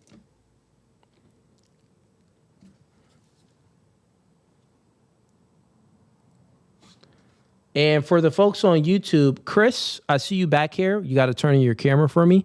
And then it's not letting my camera, but 1 + 1 = 0. My camera won't work. No, you got to turn on your camera, bro. Either try exiting out that link that's on YouTube and come back in. I got you. Welcome to No Fugazee Podcast. Let me get your name and age and what prompt do you want to debate? What do you want to debate tonight? Hey, Chris. My name is Chris Higgs, and my prompt. What prompt? Can I turn my camera off also, since I did whatever? I mean, on YouTube, it just looks best if your camera is on, man, for a better experience. I look terrible. But I swear to God, I talk a lot. It'll be entertaining. Okay, what prompt? What do you want to debate tonight? We could continue with the consciousness thing if you want, or the time and space as metaphysics idea. I was debating about logic and morals. And are you an atheist? Sure, yeah, I'm agnostic. I'd say more agnostic than atheist, but I lean more toward atheistic. Okay, and can you give an account for? Can you turn on your camera? One thing.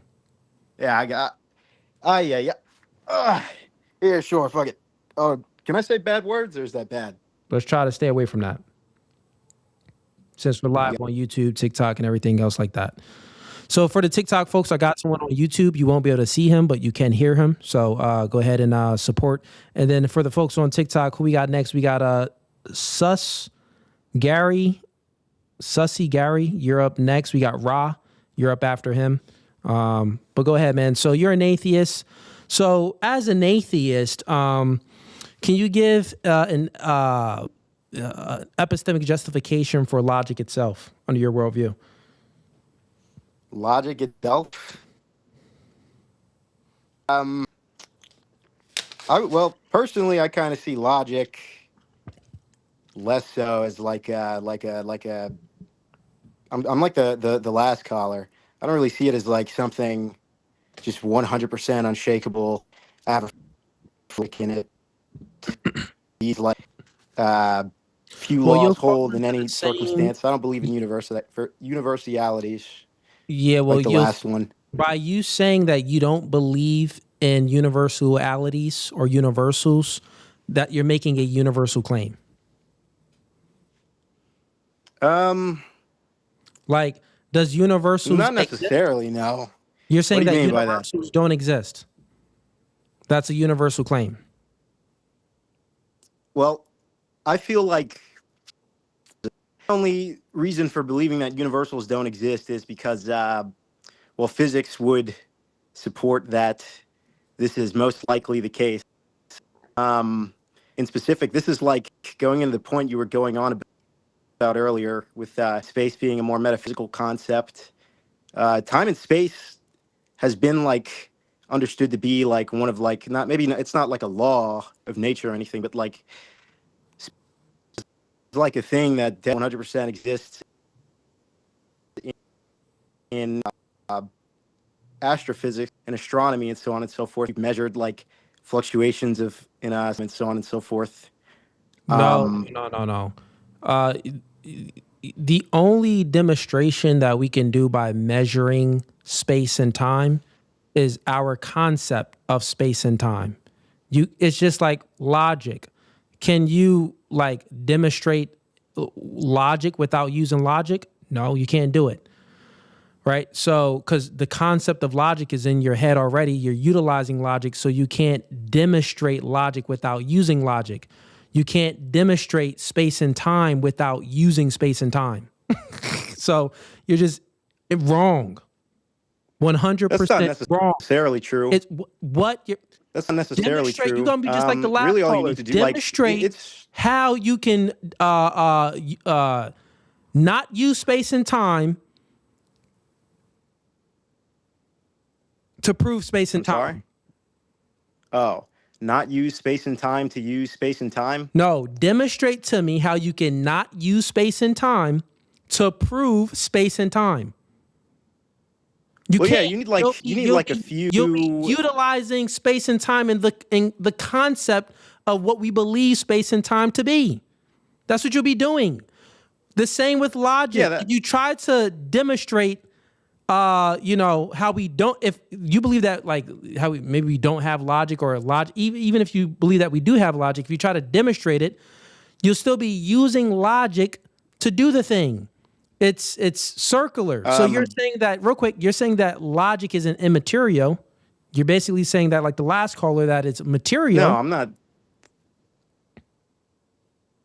No, I think material. That is material. Most likely. Is logic immaterial? I'm sorry? Is logic immaterial? I think logic is born from like material sort of interacting and self-organizing and that's not so on an and so answer forth. to the question. Is logic itself material? Yes. Yeah, that was an answer to the question. What do you mean? So logic is material or isn't? Yeah, I believe it's a material concept, sure.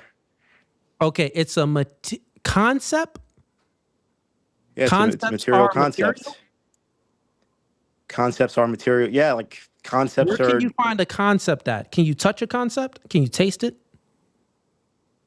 I think that we could most likely, maybe not within like the next 5 years or something, but we could probably develop like an MRI machine or CAT scan machine. There are like certain machines utilized for brain scans made up that are of like any atoms or photons or any type of particles.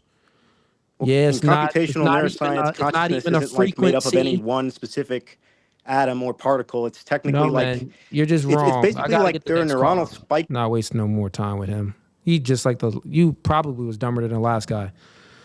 All right, we let's bring up some more TikTok debaters. This guy was, what was that, bro? And the crazy thing to the chat, like, you know what? I digress. I'm gonna 500K.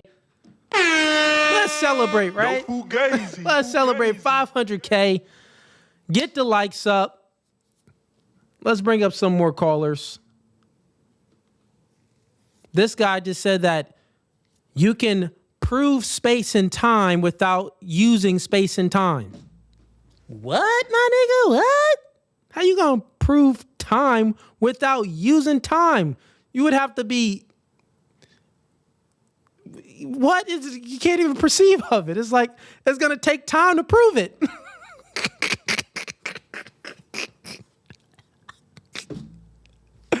Hey, yo, these guys are funny. They don't understand that it's metaphysics.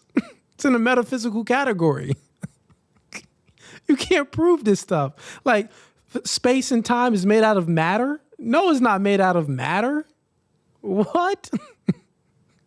Logic itself is made out of matter? Okay, if these things are made up of matter, what does it taste like? Can we smell it?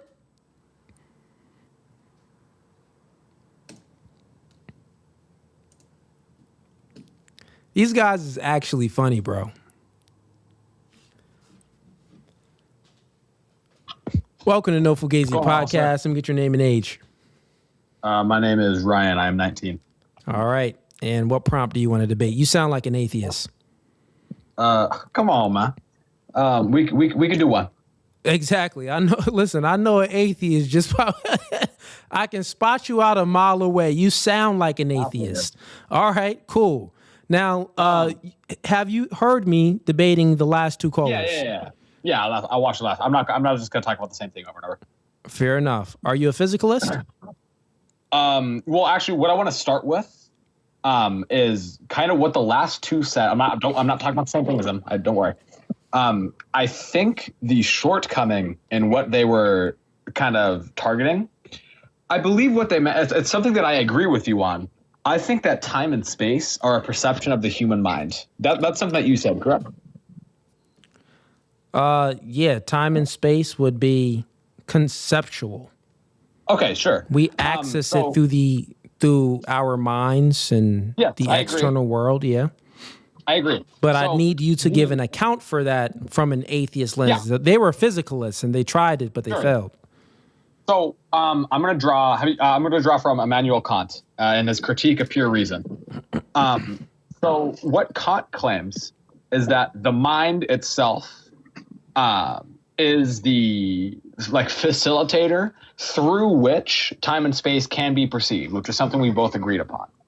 So when they were saying that time and space are material, they didn't mean that in a literal sense where time and space can be measured, smelt, seen, etc.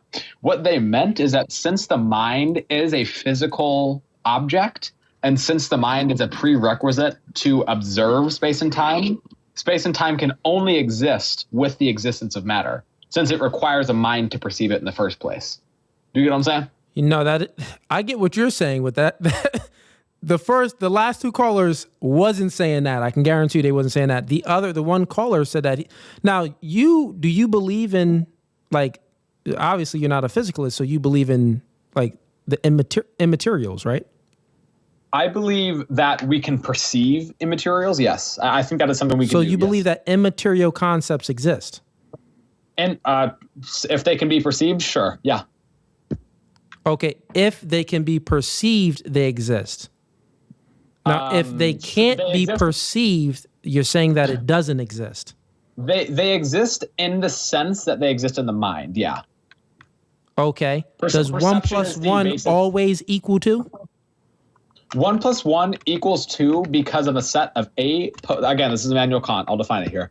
A priori knowledge, which is basically a set of knowledge that comes like as a prerequisite to doing things. Like But does it always equal 2? Without human minds being here? Without a mind, no. Without minds, no. Okay, so now, did we create 1 + 1? Did we create math?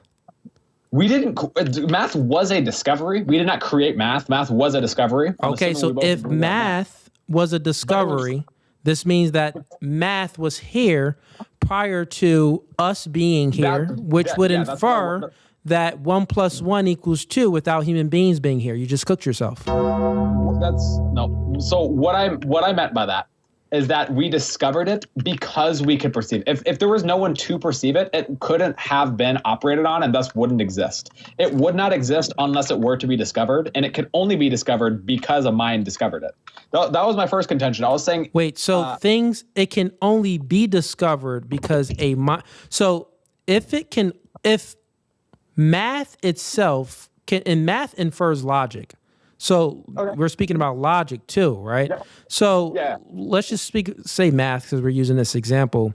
Sure. If 1 + 1, like math itself, 1 + 1 = 2, if this was discovered, you're saying that it was discovered within its own mind. Yes. Yep. Okay, so this means that then if it was discovered within its own mind, and the mind derives from our own biology, right? Our own physical nature, our biology, then this would mean that if it's discovered in the mind, it's somewhere within the brain in physical matter. Yes. Okay. And if math is somewhere within the physical matter within our brains, then can you find it in a microscope? I don't believe so, but I don't believe that would contradict the idea that logic can exist. If you're atheist, I think would we like to move to the topic of atheist logic, or do you want to stay here? No, we're staying right here. Okay. Don't try to run. Look. Why are you running? Don't run. Why are you running? So we're going to stay right here. Okay, sure. So my answer to that would be that matter makes up the brain, and it makes up the facilitation for which we can perceive. So for example, like 2 people can exist and experience the same thing, yet have 2 different perceptions of that thing. They have the same facility. That does not mean they have the same output. How do you know? How do you know that? Because I have experienced things that other people have experienced, and we have had different perceptions of those 2 things. Yeah, you experience things and I experience things, and we have different perceptions of the things that we experience. But this does not give a justification for the conclusion that you made. This does not. This does not conclude that since we experience things differently, it concludes that our perception of things derives from the physical brain. We wouldn't have access to the external world if that's the case.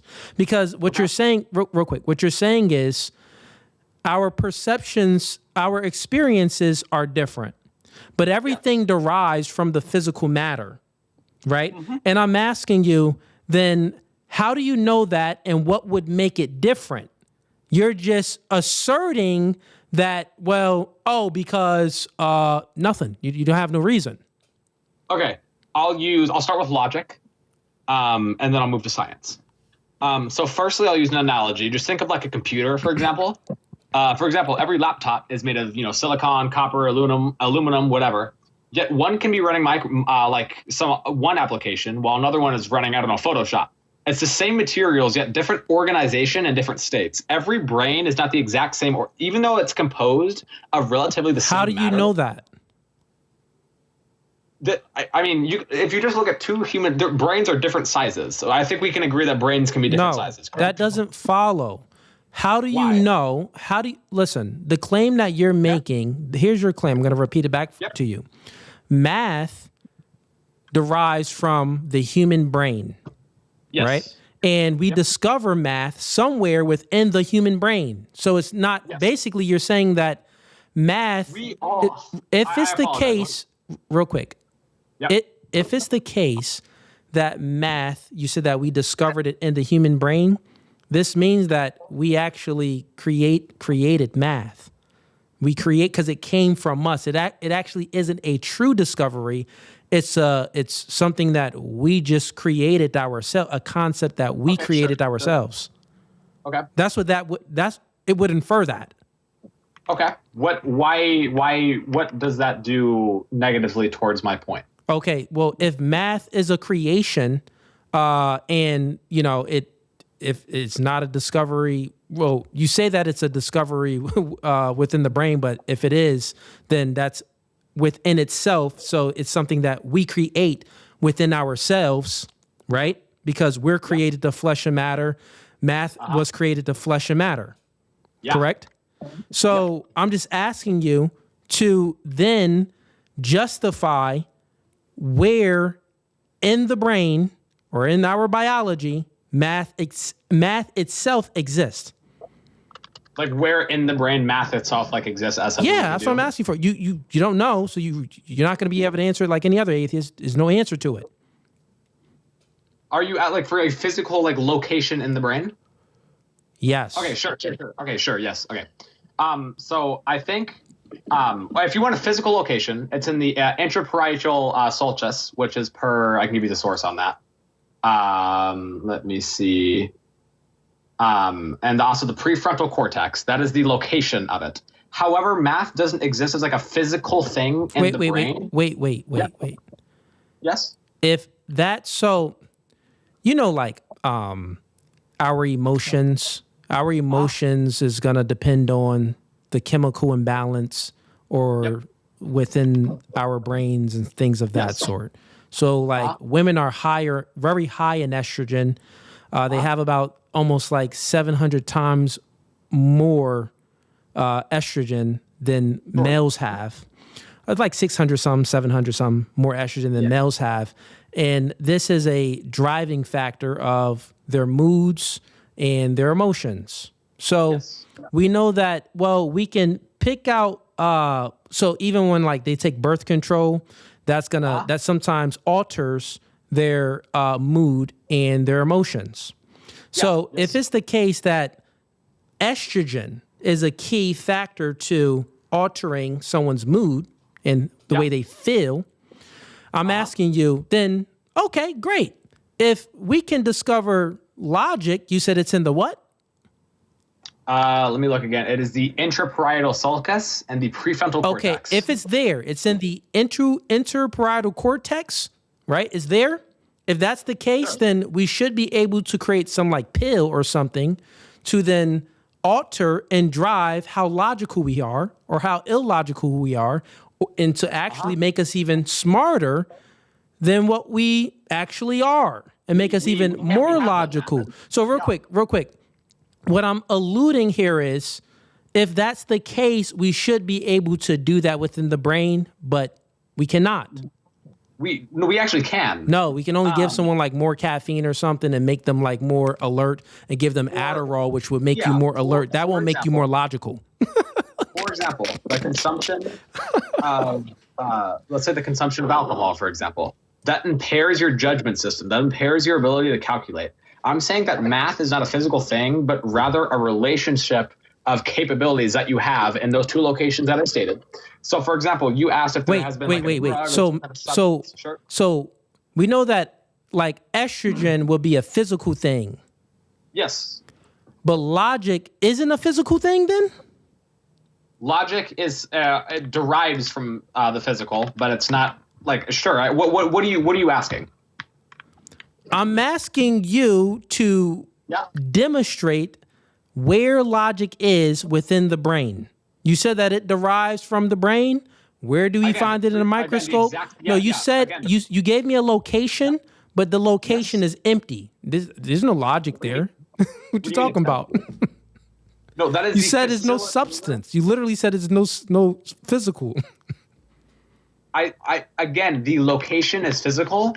The tools are physical within the brain. Thus, think of a calculator on a computer, for example. The answers on that calculator aren't physically inside of the computer, but only become a physical state of matter once the computer operates using the tools it's given. So once we use the tools we're given in our mind, that is when logic becomes a thing. It's not always sitting there in status.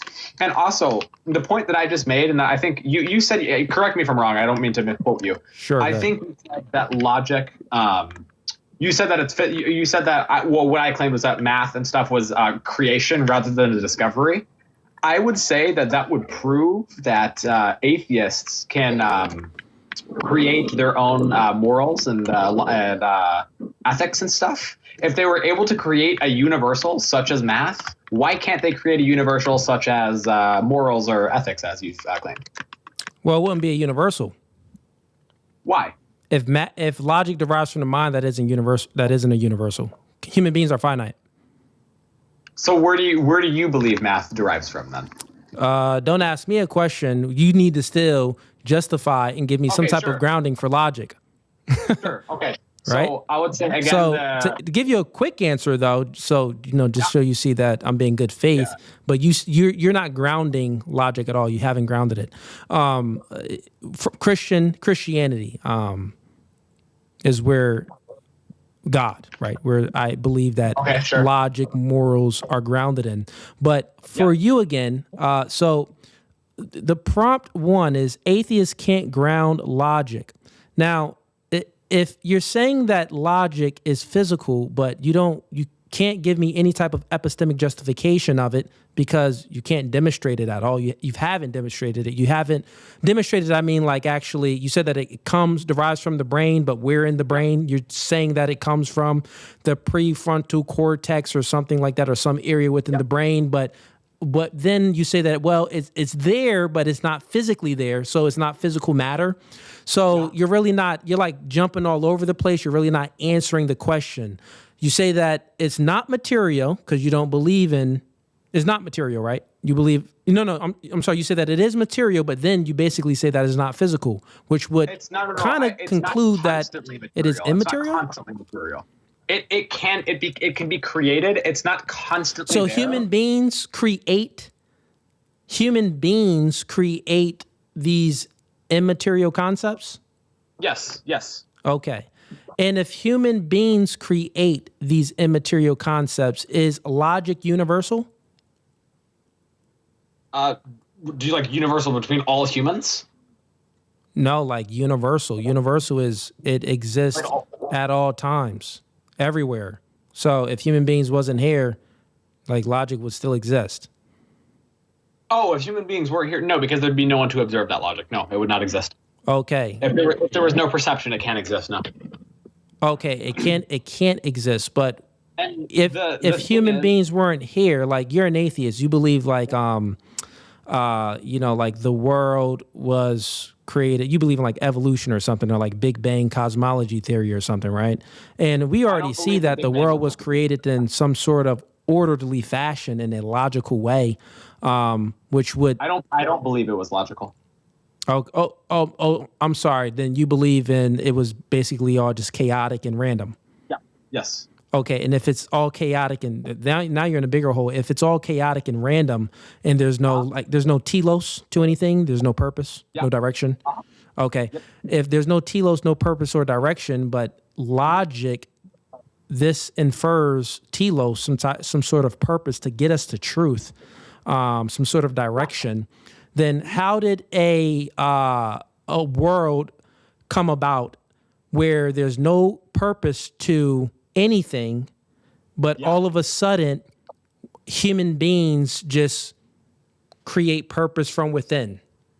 But from how it all started, there was no purpose. I'll tell you. I'll explain that why. So again, I'm going to assume evolution here. I'm going to say I'm not going to assume. Evolution has been proven. You believe in evolution? I do believe in evolution. Yes. I will say that the brain became to be, right, and that again goes towards my point. Sorry.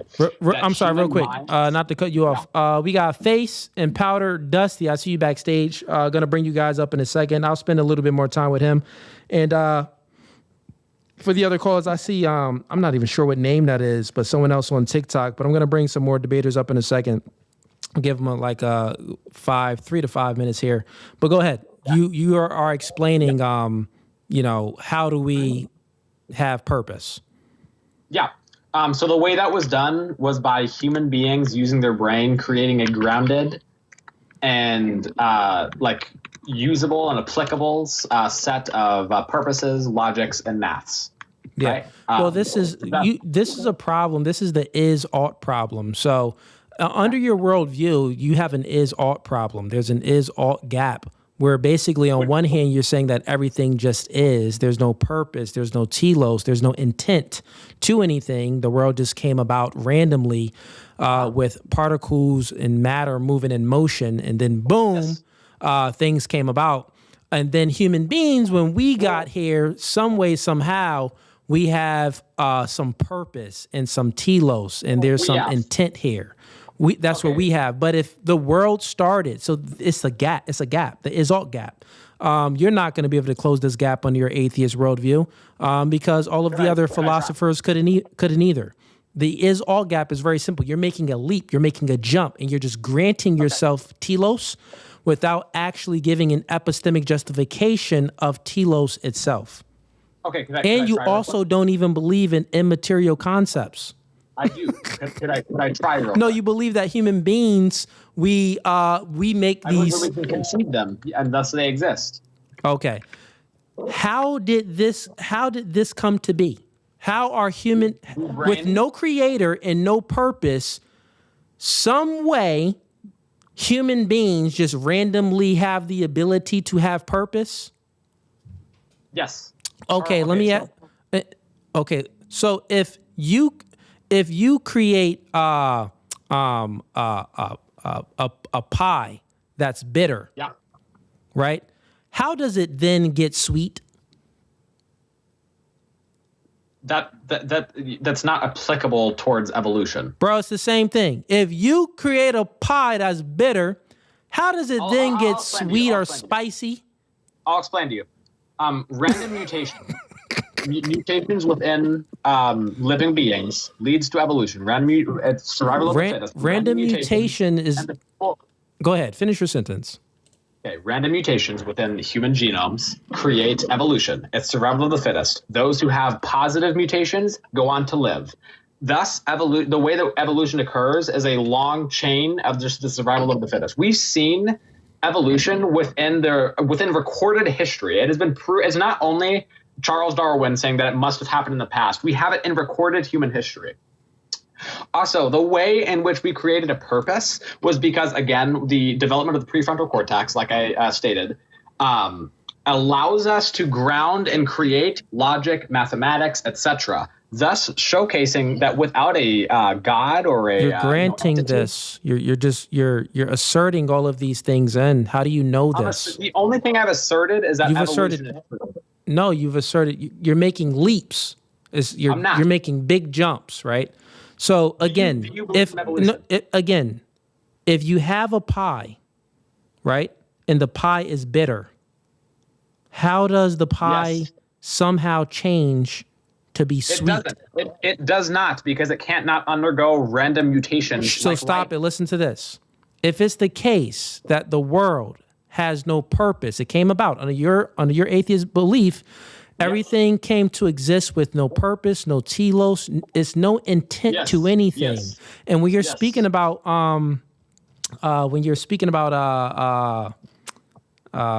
what's the one in evolution? You're speaking about random mutation. Random mutation. It would be when you say random, there's no purpose. It's just random. There's no purpose to things. Natural selection only acts as quality control, and then you guys assert that, it's purpose to procreate or purpose to survive. No, you just assert survival. Why ought we survive? Why ought we have purpose under your atheist worldview without creator? So you're real quick, let me just land my plane. I'll let you land your plane. I'm just saying that you're asserting all of these things under your atheist worldview without giving an epistemic. It's not coherent. It's incoherent. Okay. If something starts with no purpose, but then it has purpose, well, that's a huge leap. You're saying that, well, when human beings came, then with random mutation, natural selection comes in, and then natural selection selects off of things that's random, and it selects off of the things that's random for survival. Well, no, if it's random, they're not doing it for survival. The natural selection isn't selecting for and looking for survival. Things just tend to survive, and there's other things that tend not to survive. So that's a leap and a jump. That's not a justification. That's not an epistemic justification. You're just making up lies. It's not true. It's incoherent. It's not. It's incoherent. The only thing that I'm going to assert as a truth statement is that evolution is true. I am going to now evolution. Can I please? Cosmology evolution or evolution, biology evolution? Biology evolution. Just okay. For a moment. Biology evolution is not true. That's false too. How do you know that that's true? We have scientific. Do you accept scientific? Science? Well, no, because the science. What science do you adhere to? The science that tells us that a man can be a woman and a woman can be a man? There's no that's not that science. What I'm not no science. Okay. Well, men and women. Those are so. I'm not talking about gender and sex right now. You're talking about science though. So what science? Please let me finish. Please let me finish. Please. I don't mean to be rude. I'm sorry. I just want to get this off real quick. I am saying that through random gene mutations, I've already said I don't want to repeat this. I think you've already heard what I said. Yeah. So I saw. Okay. So I don't. So like, suppose I couldn't fully explain why logic exists. How would it follow that Christianity is true rather than other religions or worldviews? The way you would prove that is through Christianity, I don't know, makes more sense or seems more believable. The way that it seems more believable or makes more sense is through the human ability to perceive that it makes sense. Also, I do want to clarify, I believe that the universe is infinite. I don't believe that it had a beginning. I believe that the universe is infinite. You believe God is infinite. I believe the universe is infinite. I don't believe there was a creator. I believe the universe has always existed. How does those sentences prove the claim that you're making, right? So, okay. Yeah. Let's bring it back a little bit. You said that you believe in evolution, and that's the thing that you're going to say that's true. That's the truth claim I'm making. That's the only truth claim I'm making. Okay, yeah. That's the truth claim. And you say and the reason why it's a truth claim, you said that is because it's science, right? Now, yes. Are you aware that evolution, the theory of evolution, does not even adhere to the scientific method? Why does it not? Because the scientific method. Do you know what the scientific method is? Yes. Okay. So there's things that they cannot observe. Can evolution observe the things that they claim? Yes, evolution can be observed. I can provide you examples of what has been observed. I'm sorry. I apologize. Yeah. Can evolution observe the claims that they make? They say that, well, things started in the sea, and then those sea creatures came into land creatures, and then we developed from common ancestors like chimpanzees or monkeys or something like that. It was a gradual development. Yeah. They cannot observe these things. So that's one. And also not only that, it would have to be, the experiment would have to be tested. So this hypothesis, so it's an observation, a question, research, a hypothesis, an experiment. Then you test the hypothesis and then you draw a conclusion. I agree. You cannot test you can't even get past the observation. Okay. Can I provide examples of how it has been observed and tested? It has not, but you can go ahead and try. Can I provide examples? You can go ahead and try. Yeah. Okay, so I'll start firstly by the existence of humans and chimpanzees having 98 to 99% similar DNA. Similar DNA does not mean. Well, there's a little bit more. There's a couple. I'll be very quick. There's just a couple more. I'll be very quick. Okay. Humans have 46 chromosomes. Chimpanzees have 48, and then I'll move away from that one. Fossils contain many transitional forms. We have physical evidence in fossils. Also, evolution isn't just ancient history. We've observed it happening today, such as bacteria. These are all evolving. Assertions. So I'm providing you. Okay. It isn't though. Let me tell you. I'm going to let you finish, but it's a moot point because you're just wrong. So when you say that, well, it's a common ancestor because we share, X amount of DNA. Yep. Bro, we share like 70% of DNA with the banana. Does this mean that we came from the banana? No, we didn't come from the banana. But not only that, let's just say that, well, something had to come from something because there is some commonality within the DNA. This doesn't conclude that we came from monkeys. Well, what if monkeys came from us?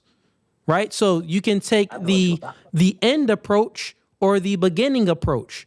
The atheists like to take the prior approach and say that, well, we came from monkeys instead of monkeys coming from us. Just because you have commonality within the DNA, this does not mean that you came from this. So this is a jump.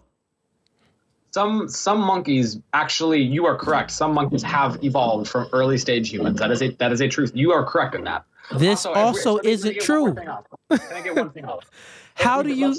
What scientific experiment can they do? Right, because you have to do an experiment. What experiment can scientists do to demonstrate that we derived from monkeys? We had common ancestors some thousands of years back. So think about it. One, it's very crazy because they say that all of this happened, 10 million years ago. But they don't have access to 10 million years ago, so this is just a lie. No, that's a lie. I'll assert something that's happening today. If we don't want to look at history, I understand how that can be like a bit like shady because it's so long ago. We'll look at evolution happening today. For example, bacteria evolving antibiotic resistance. That has been observed. Stop it. That's different. That's a different type of. So evolution, real quick. Yeah. We were speaking about evolution of life. Where does life come from, and where does human beings come from? As far as things evolving, things do evolve. You know that bacteria is a form of life. Real quick. So we don't want to speak over one another. We know that things evolve. We know this. Yep. So this does not mean that just because we can see bacteria evolve because within our lifetime, we can do this demonstration of little bacteria or a virus, things, changing and evolving. We know this. This does not then conclude that, well, if these small changes that happen here that we can observe, then there must be changes over 10 trillion years ago that proves that we came from a whale, then a whale turned into a lizard, and that lizard turned to a monkey. That nigga was swinging from trees, and this thing that was swinging from trees started to freaking cut trees with a knife. No, that's just wrong. Look how absurd this sounds, bro. It doesn't adhere to the scientific method. You're incorrect. Okay, I will use, for example, what you said. You said that I think you said things can evolve, but not humans. Why? No, is that? I didn't say that. Right. So what I'm saying is, real quick, what I'm saying is that we, just because we share DNA with a monkey, this does not mean that we have a common. This does not mean that we derived from the monkey. We share a lot of DNA with a banana. We share a lot of DNA with a plant. We did not derive. So why did we derive from the monkey and not the banana? Sure. So the experiment isn't that like a monkey became a human. It's not what evolution claims. The test is whether common ancestry makes predictions that are later confirmed. No. So that's a lie. That's what it claims. When you say, I'm getting to it. But when you say, is it a common ancestor? Are monkeys a common ancestor? Hold on. Let me get to it. We have. But real quick, answer that. Are monkeys a common ancestor? Yes, and let me get to this. We have scientifically observed that we've observed DNA errors, fossils, and evolution that confirm all these predictions. Give me 30 seconds, please. Even if we don't want to look at history, we can look at current time spans, right? So again, what I was talking about with bacteria evolving. Bacteria is a form of life. So to say that something can't evolve would be untrue because we can see it happening right now. Now to move back We to never why said that. things evolve, I never said did. that things don't evolve. I'm You talking said about things do evolve. species does not change into other species. We have witnessed that. We have witnessed bacteria change. No, we never witnessed human beings or monkeys. We got monkeys right now, right?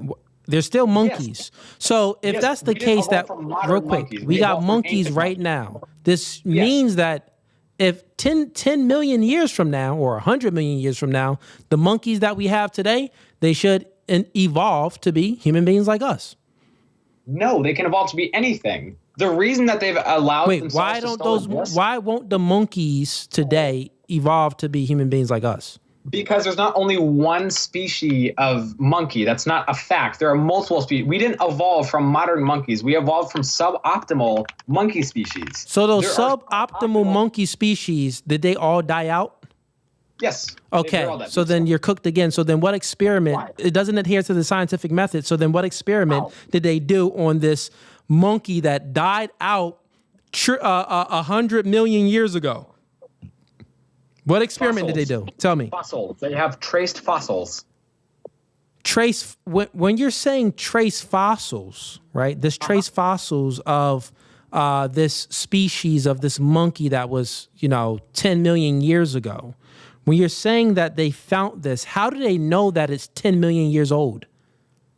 Okay, so the Earth has layers, and the deeper in the Earth a fossil is, means that it has been more sedentary. Thus, it has been a longer time. No, that's incorrect because. Why is that incorrect? That's incorrect. Do you know about the one glacier? I believe it's a glacier. Actually, I don't have all the knowledge on it because I don't have the name of it and all of that stuff. But there's a rock or in an ice glacier. I'm sorry. There's a mountain. I said a glacier. There's a mountain where it shows that. Scientists thought it was, it shows that the lines on it, that it must have been really old, or it must have been a flood that happened like thousands, like 100,000 years ago. But then the locals had evidence and showed that, no, that just came within the last 10 years. So what you're saying is just incorrect. And science is evidence to actually prove what you're saying is incorrect. So real quick, science, it has to adhere to the scientific method. The scientific method is an observation, a question, a hypothesis, an experiment. You test that. You got to retest it. And then you analyze it again, which is looking at it again, you analyzing it, and then you are making the conclusion off of that. So you can't even get past the observation, and you wouldn't even be able to get to the hypothesis. You're just making it up. Science, evolution is a religion. It's a belief. It's a dogma. Could I provide to you an example that adheres to every step of the process you just said while defining it? Would you be okay with that? You're not going to be able to do it because you haven't done it yet. But listen, man, I had you up here long enough. I got to get some more people up. No, I can do it right now really quickly. I get some more people up. I had fun with him. I just, wanted to see what he had stored, but he didn't have anything. It's easy. It's just easy. Who's up in here, man?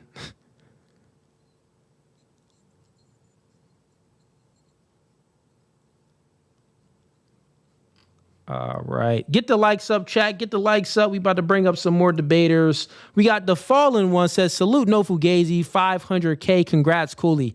I appreciate you, man. I appreciate you. Who else we got up in here?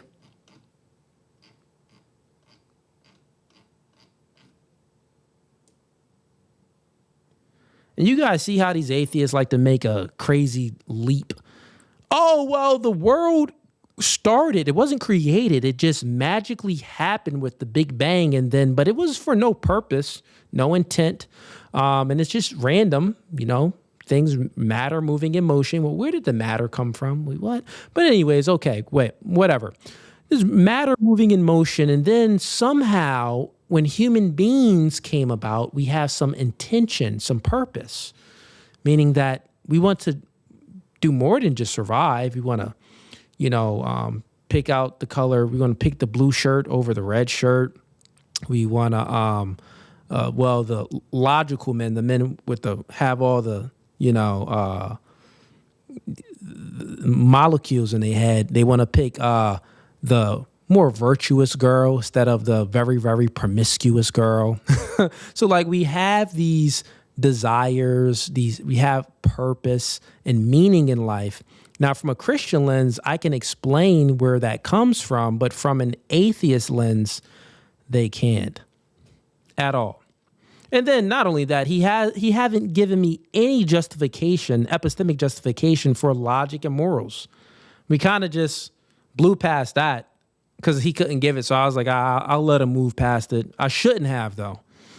But I wanted to see what else he had. Since he was, at least being, he had good decorum, right? So.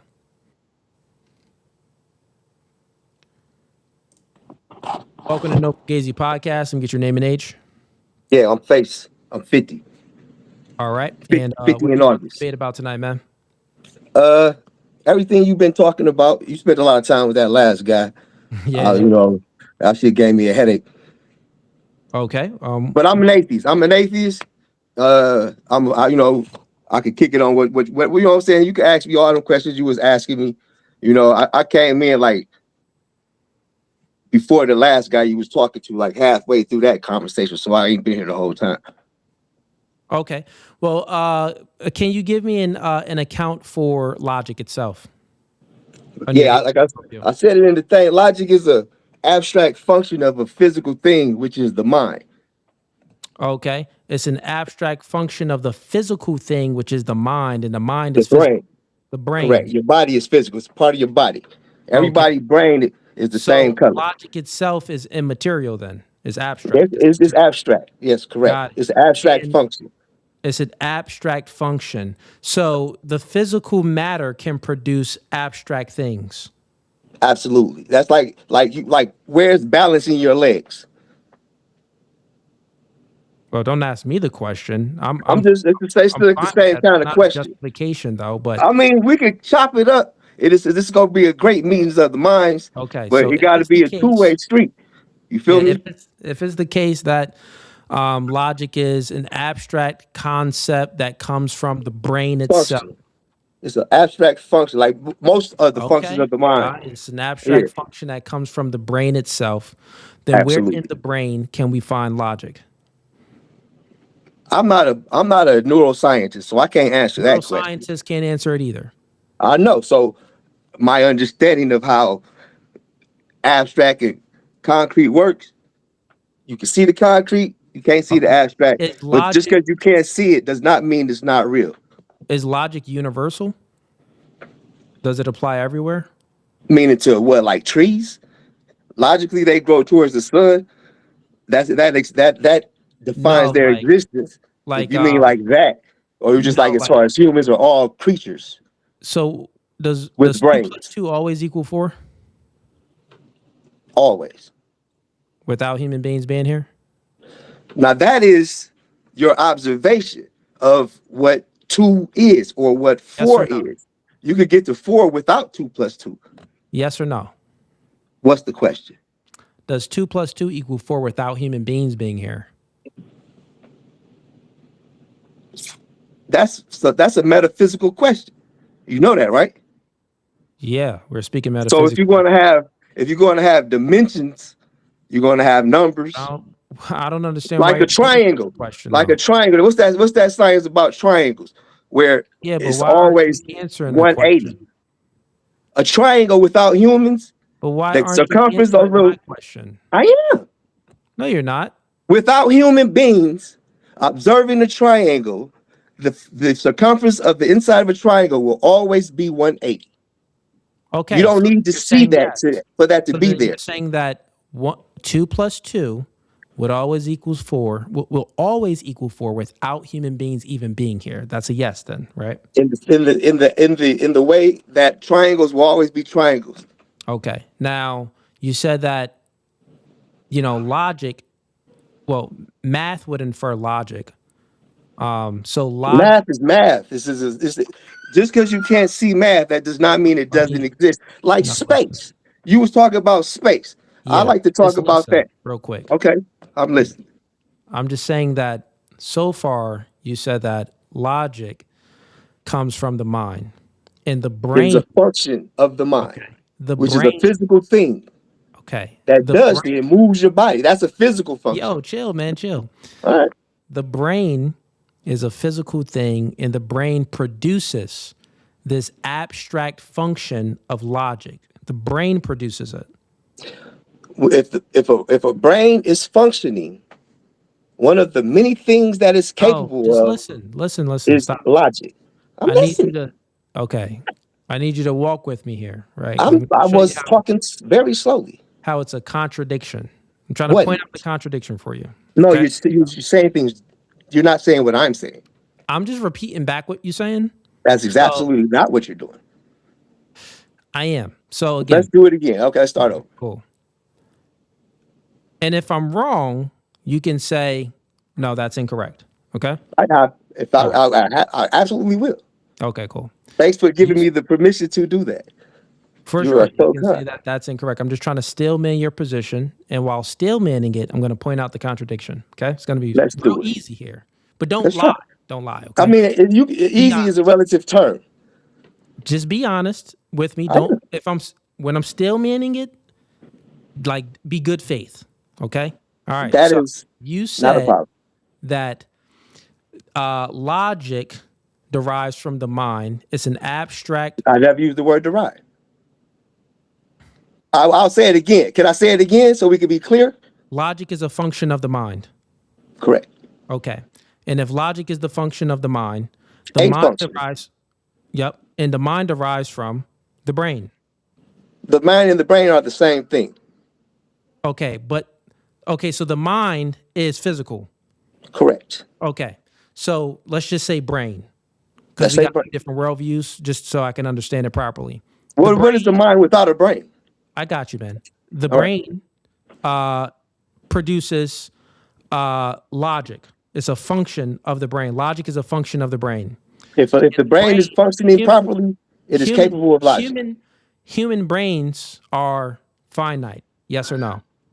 I want to understand that question before I answer it. So I am saying that I don't fully understand what you're asking me in the entire question.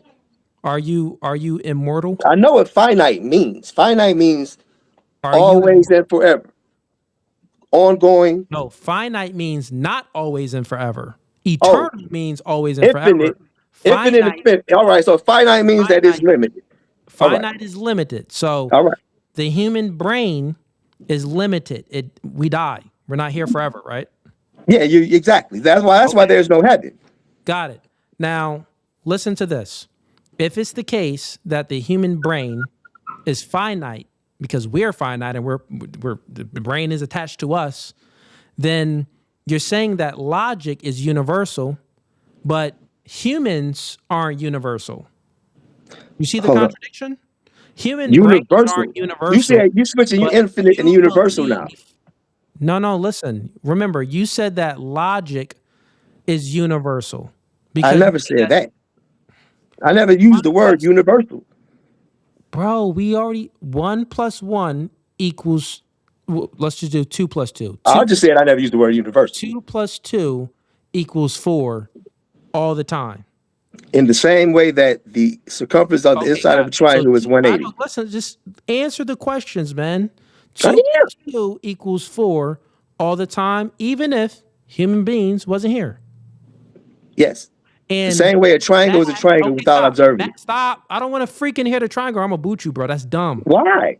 Because it's dumb. That's cowardly, bro. Don't be a coward. It's just dumb. It's very annoying, actually. I don't get annoyed easily, but I'm not going to hold you, bro. That junk is actually annoying. My apologies, sir. I don't mean to annoy you. I'm trying to have a conversation and have be understood. Nigga, what? You don't is that are you not understanding that? Is that what makes it annoying that you don't understand what I'm saying? Nothing to do with what we're speaking because that's about. being emotional and feelings. If you're annoyed because you don't understand something, that's not my problem. Stay on point. Let's be clear on that. Mine has to stay on point. But listen. All right. Math. 2 + 2 = 4. Can you have this without logic? Yes or no? Yes. It will be there even if you understand it or not. Logic is understanding. And just because you don't understand something, it does not mean it does not exist, brother. You have to live with that fact. I'm not lying. Okay. You can't math, demonstrate to change that fact. Math That's is not masculine. Okay. Math is universal. Right? You said that. You said yes. I never used the word universal. If you're saying, listen, you may not be using the word. You can't say I said that if I never used the word. So let's be clear on that. Okay. If you say a concept and words have meaning and we attach the meaning of words to concepts and things. That's what you're saying. Listen, if you say say that 2 + 2 = 4 all the time, if human beings aren't here, I'm letting you know you're making a universal claim. Because universal just means, universal is a word, and that word means what you explained. It means that it's everywhere. It's true to everyone. Everybody thinks it's true, or does it mean it's everywhere? You like ubiquitous. It's everywhere. Like ubiquitous. It's ubiquitous, meaning everywhere at all times. Listen, it's just everywhere. Everywhere, all times. So listen, so it's universal. So what are you saying that I'm saying is universal? So listen. Explain that to me. Okay, listen. Do you know that logic, right? Math, it infers that you have logic because you can't identify two things without the laws of logic. The first law of logic is the law of identity. So math would infer that we have logic. So if you're saying that math is universal, you're saying that logic is also universal. And I'm just explaining to you. That's not what I. That last sentence is the jump. Just listen. I'm listening. This is what you are saying. You may not know that you're saying it, but this is what you are saying. So I have to educate you. If you're saying that math is universal, it infers logic is universal. You said that logic is a function of the brain, which means that math is a function of the brain. Brains are finite. Universals aren't finite. They're universal. It's a contradiction. I never used the word universal, clearly. I'm establishing that. Stop, listen. If math comes from the brain, logic comes from the brain. And I hear what you're saying. Finite, math and logic would not be universal. It would be finite. It would be subjective. I hear you. Okay, now can I correct? It's a contradiction. Okay, I understand how you believe that I've made a contradiction. Do you get that it's a contradiction? I believe how you are seeing that I may have made a contradiction. Now, if you will allow me to speak, then maybe I could defend myself from that accusation and correct the error so that you can see that there is no contradiction in what I'm saying. Okay, we're going to do it my way. That's fine. Okay. All right. Logic. It's a function of the brain. Logic is a function of the brain. Without logic, does 2 + 2 = 4? And I did answer that question. I'll answer it again, though. Can I answer it? Because you also use that in the no? Without logic, yes, I said yes. 4. I said yes. It exists. How? Outside of human understanding. I gotta get someone else up. I mean, you can't get. You don't have the IQ. You just saying, yo, that was, bro. It's like he was the dumbest one. I wasn't even gonna explain it to him. Like, bro, once you say, oh, he's like one of the last call. Well, he was just as dumb as they're all kind of dumb. All the atheists. It's just like saying, oh well, I'm gonna go ahead and disprove math. Well, I'm gonna go ahead and say that math does not infer logic by using logic to debunk math inferring itself. If you have math, you're using logic. It infers it. It's so slow. He didn't even. I should have asked him questions to make him look sillier. Like, bro, what's the laws of logic? But I didn't. It's like pointless. It's pointless, Chad. It's pointless. All right, for the folks on TikTok, on YouTube, I want to get someone up on TikTok real quick. Let's do it this way real quick. Name, agent, where you from? I'm way over 18 and I'm from Ohio. How about that? All right, and what do you want to debate?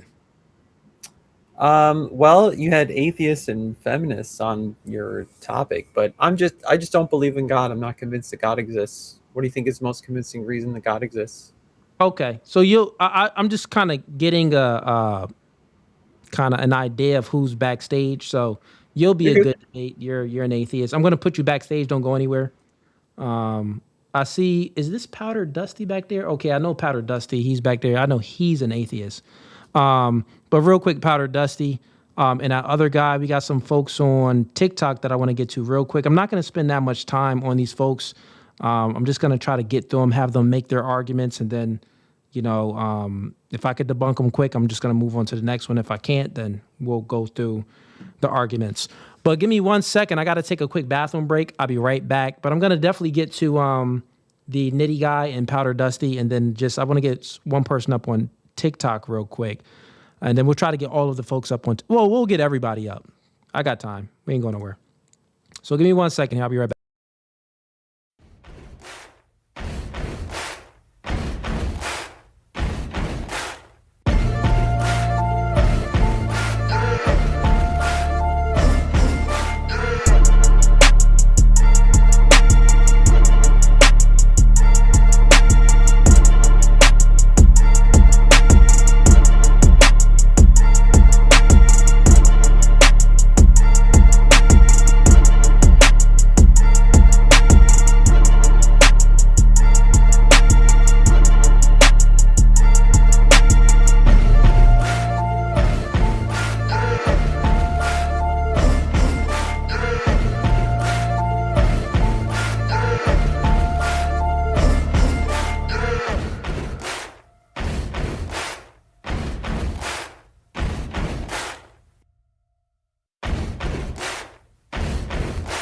All right, we are back. Let's keep these debates going, man. Get the likes up, everybody on YouTube. Get the likes up.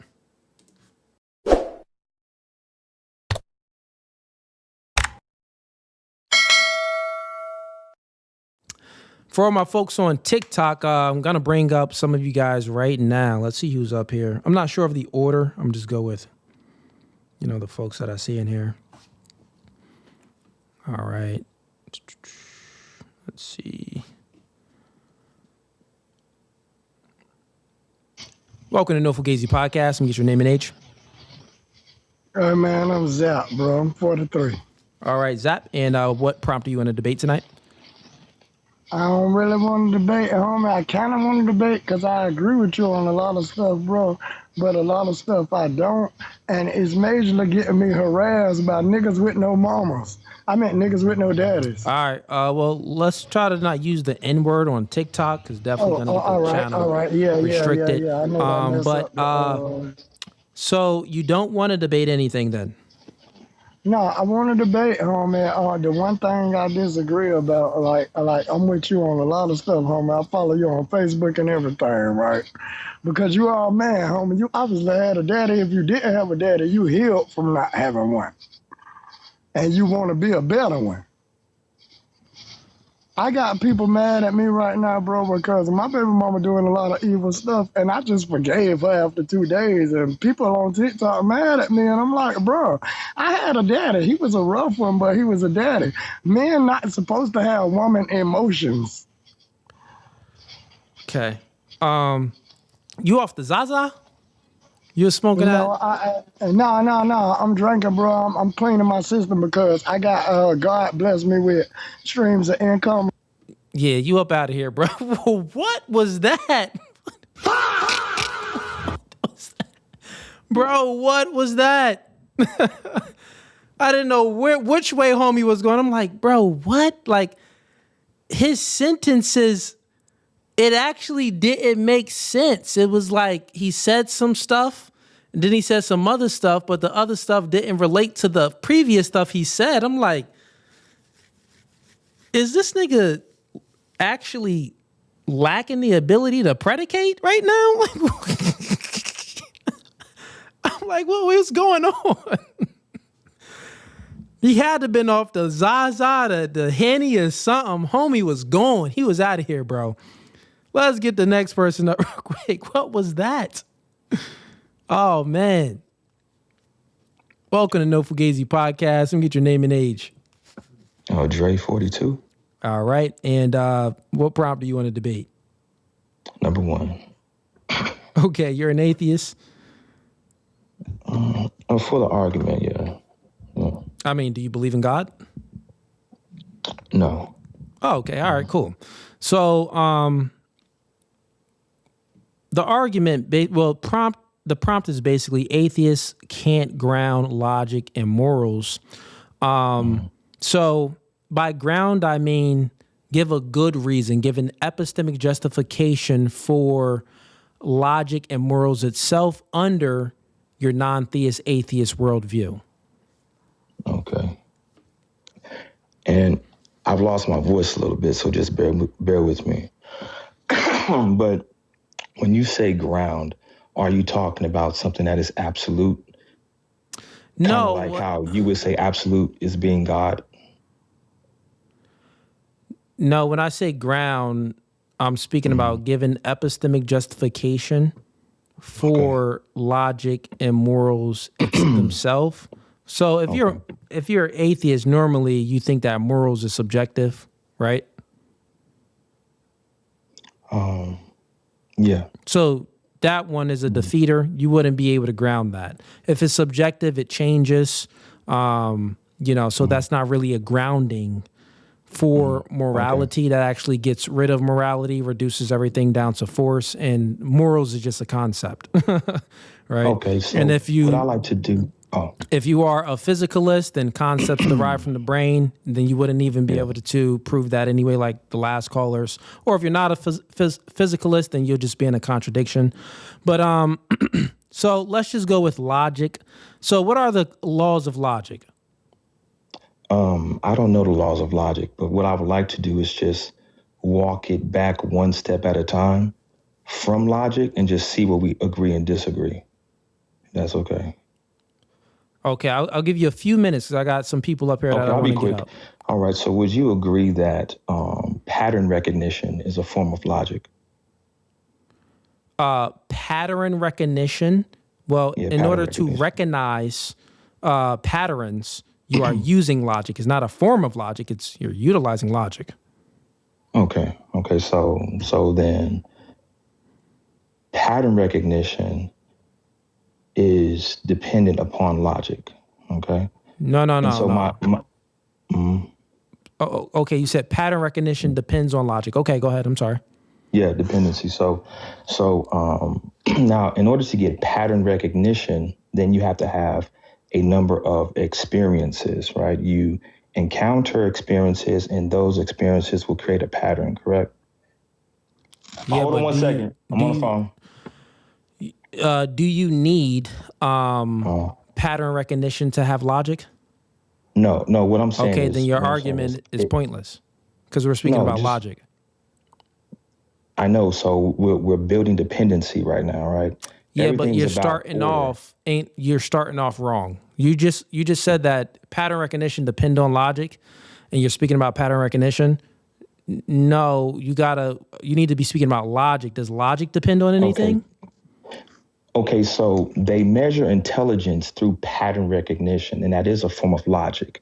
If you make a statement, right, or you identify something that's not a part of the pattern, then you would not be demonstrating logic. Yeah, you're just speaking about processes of logic.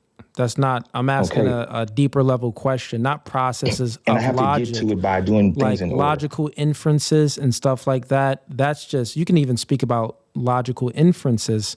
This wouldn't be an epistemic justification for logic. You would just be speaking about logic itself. I'm asking you, how is logic logical? Okay, so life interacts, right? The first experience is based on instinct, right? Experiences. How do you experience the external world as an atheist? You experience this world through light, sound, motion, and matter. That's the basis for life. And light, what sound, relationship does what relationship does light, sound, and matter have with our five senses? You're asserting light that's and fine. these things, but what relationship does that have with the ears, the eyes? Okay. Yes. Any combination of light, sound, motion, and matter makes centralized life. So you can have an elephant, you can have a man. Is the same. Okay, so real quick, because you're just jumping ahead. So when you're speaking about these experiences and stuff like that, let's just take it a step back a little bit and let's start with logic again. So logic, would that be immaterial? Is it a concept? Logic is immaterial. Okay, logic is immaterial. And you're an atheist. You believe in like basically Big Bang or evolution? No, I don't believe in evolution or Big Bang. I literally walk things down in order, but it just takes. So how did everything come to exist? Okay, I don't know. So you're agnostic.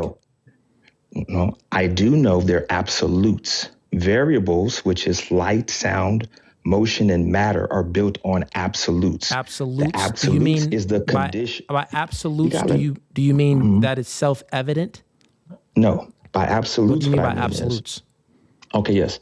Absolutes is the opposite, right? So the opposite of light is darkness. That is a condition.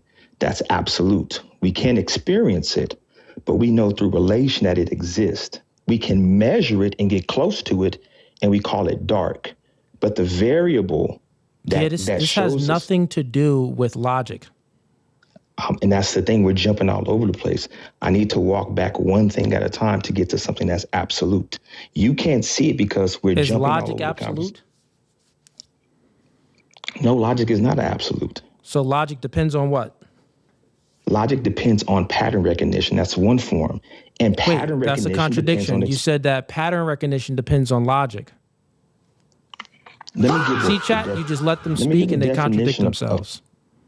Hold on, just be patient with me. Wait, you just said that pattern recognition depends on logic. Now you said that logic depends on pattern recognition. Let me just read the definition, okay? Real quick, no, listen. Does logic depend on anything? Yes. What does it depend on? Logic is the result of pattern recognition. It's called logical reasoning. So logic is the result of pattern recognition. So this means that logic depends on pattern recognition? Yes. Okay, in order for us to, this is saying that in order for us to identify patterns, can we do that without logic? Can we identify patterns without logic? Logic is the result of change that occurs through pattern recognition. Life acts differently because... No, listen.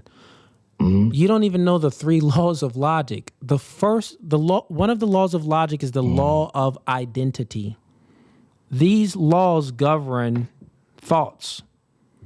So the law of identity, for us to identify something and identify it again and identify it again, this would be us identifying then what we would say a pattern, right? So the laws of logic do not depend on pattern recognition.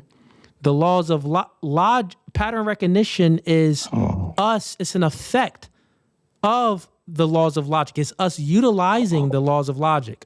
So you're just incorrect. You confuse me. Just bear with me because I have ADHD and it's tripping right now. So I'm trying to focus on you, but you are jumping all over the place with me. Yeah, I didn't jump anywhere. Well, what I'm saying is that you gain logic, right, by observation of patterns.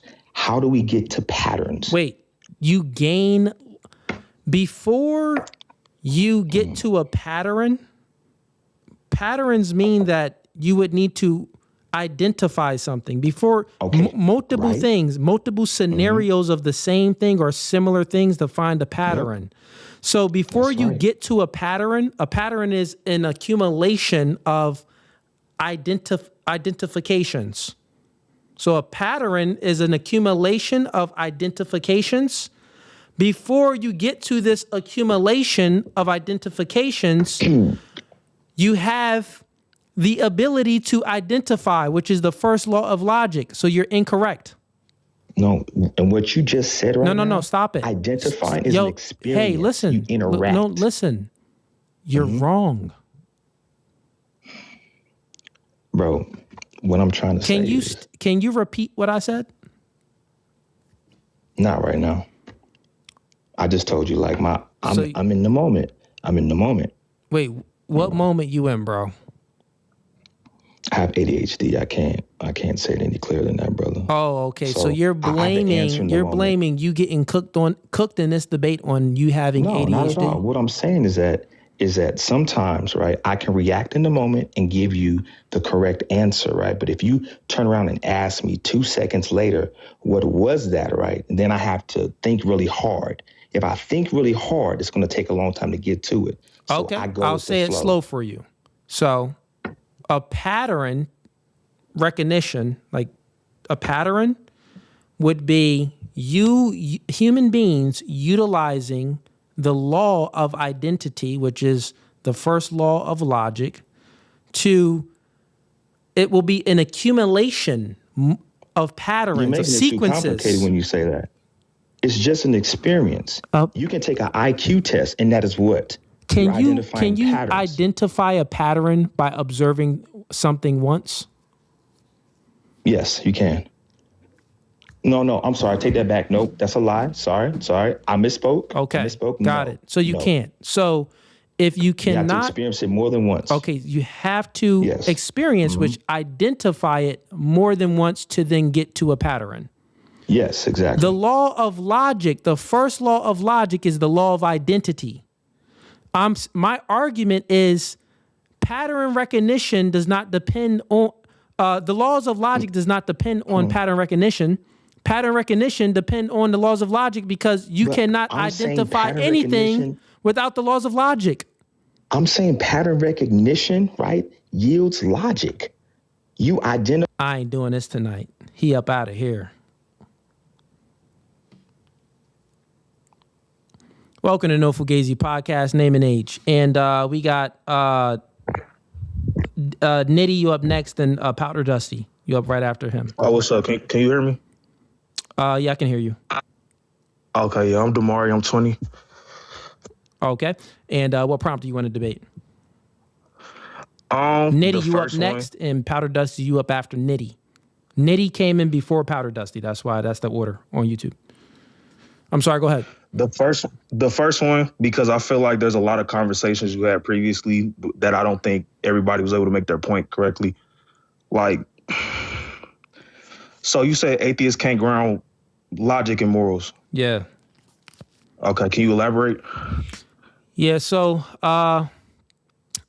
when we look at grounding to give an epistemic justification for logic and morals, it's going to have to come from the entire paradigm of atheism. You're going to have to utilize the entire paradigm to justify something like logic, because we're speaking about logic itself. You have to use the entire paradigm of atheism. Why? It's going to be the entire paradigm to justify, because it has to be coherent. Okay. Yeah. So real quick, because maybe the other callers didn't know. I mean, maybe they didn't know that either. But it's going to come down to an entire paradigm to justify something like logic, because if not, if you're just going to make some claims, but then I go back to a claim, it's going to come to you contradicting yourself in some way, to some capacity, under the atheist worldview. That's what I believe. And I've been demonstrating it all night tonight. So to help you out a little bit, it's a paradigm. You're going to have to give a paradigm level argument just to help you out. But real quick. Can I go point by point, like the math and logic stuff that you were talking about earlier? So like so what would you describe as math? Like what would you describe math as? Right now you're asking me a question without giving an account for logic or grounding logic. You're just asking me a question about what math is. I'm going somewhere with it, right? So I think earlier you were saying, or the contradiction that you were trying to catch somebody in was that like math, on the universality of math is universal, or I'm making the claim math is universal. The concepts are universal, but the language that we use to describe it is finite. Does that make sense? Like the language is finite? Yeah, like the language comes from our mind, it comes from our brain and everything like that. But because math is really just the language, right? It's a language to define. No, it's not. If you write the number 5 on a chalkboard and you erase the number 5, did you actually erase the number 5? The number 5, like 5 being units of a thing, exists whether you write down the number 5. If you write the number 5 on a chalkboard and you erase that number 5 off of the chalkboard, did you actually erase the number 5? If you write the number 5 down on a chalkboard and you erase the number 5, no, you didn't erase 5 units of a thing existing. No, where would the 5 exist? If you erase it off the chalkboard, where would it be?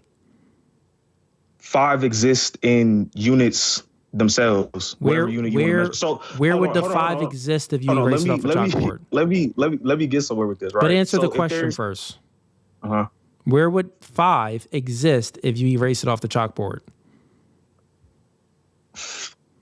It exists in units, right? In units. Where does units exist? Does units have a physical existence? Units of a thing. You could be talking about. No, the number 5. Rocks, trees, if you erase the number 5, where does it exist? The number 5 is a linguistic concept. The number 5 is a linguistic concept. So it's an abstract concept in the mind. The number, the language that we use to describe what the number 5 is, yes. Is 5 a concept? The language we use to describe the number 5. No, yes. Language is one thing. We can call it, but the concept would still be identical to the language of 5. Right. So 5, we need we're speaking words right now. We have these concepts, but then we're speaking words. The word can change, but the concept wouldn't change. So if you erase 5 off the chalkboard, did you actually erase the number 5? Yes or no? No. No. It exists in the brain. It's conceptual. Yeah, I'm trying to find a better way to state this. Is it conceptual? Yes or no?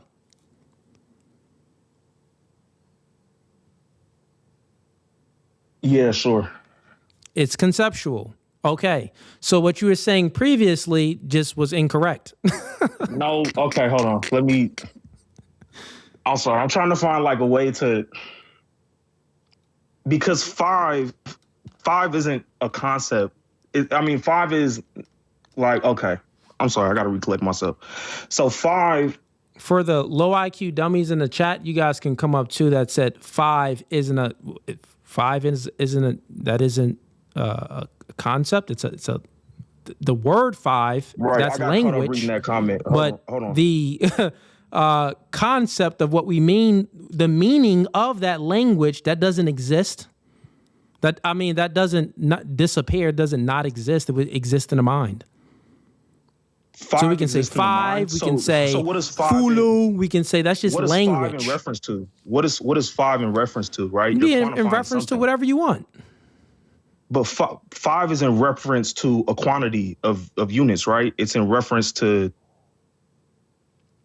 units of measurement. No, it can be. You can have 5 different concepts in your mind. You can have five abstract concepts. It doesn't have to be physical. Those would be 5 individual concepts. Listen, you can have 5 bad chicks in your head that you can never get.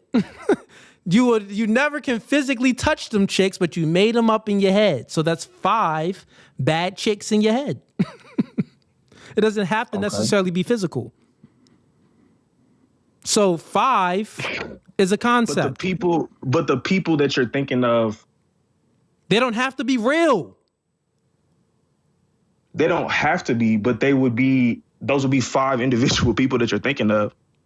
It could be anything. It would still be not real. It doesn't have to be matter is what I'm talking about. It doesn't have to be physical. That's the point. It doesn't have to be physical. Okay. So now listen, when we're speaking about logic would be a concept. It's not physical. Mm-hmm. All right? If it's not physical, then my question is, well, what grounds this concept of logic? From my belief, my worldview, you may disagree, but if you disagree with anything, let me know. We can debate about it. But from my position, logic is conceptual. It's a concept. It's immaterial, because concepts are immaterial. You can't touch or taste it. It's in the mind. It's universal and it's invariant. By universal means that it applies everywhere. By invariant means that it doesn't change over time. It's going to be the same on Monday as it is on Thursday, right? And everywhere, universal, meaning that if human beings aren't here, it still exists, and it will exist in America, in Africa, in China, in New Zealand. Sure. It's going to exist everywhere, right? Now, this concept of and if you disagree with that, let me know. Do you agree with that? That logic is universal? Yeah. Yeah. Okay. Like the laws of logic are universal? Yeah, like logic is universal. The laws of logic. If you say no, you would be using logic to try to disprove it, which would be circular. I agree. The laws of logic are universal. Yeah. Yeah, so it's universal. Okay, so if it's universal, the question is, well, human beings, we're finite. The concepts that we hold, like if it's the case that logic derives from the brain, and this brain produces immaterial concepts, the immaterial concept would only exist when human beings are here, because human beings are finite, means that we die. So the brain, our minds, the human minds would not be able to ground a universal like logic. We need a wait, hold on. Wait. Stop real quick. So if human beings weren't here, the laws of logic wouldn't apply, is what you're saying? Or you're saying that they would? They would. Because it's universal. Okay. So if you agree that logic is universal, if human beings wasn't here, logic would still exist. Now, logic is a concept. It's immaterial, it's invariant, and it's universal. It can't be grounded in a human's mind because human beings are finite. It needs a specific certain type of mind. Therefore, real quick, God? Listen, it needs listen.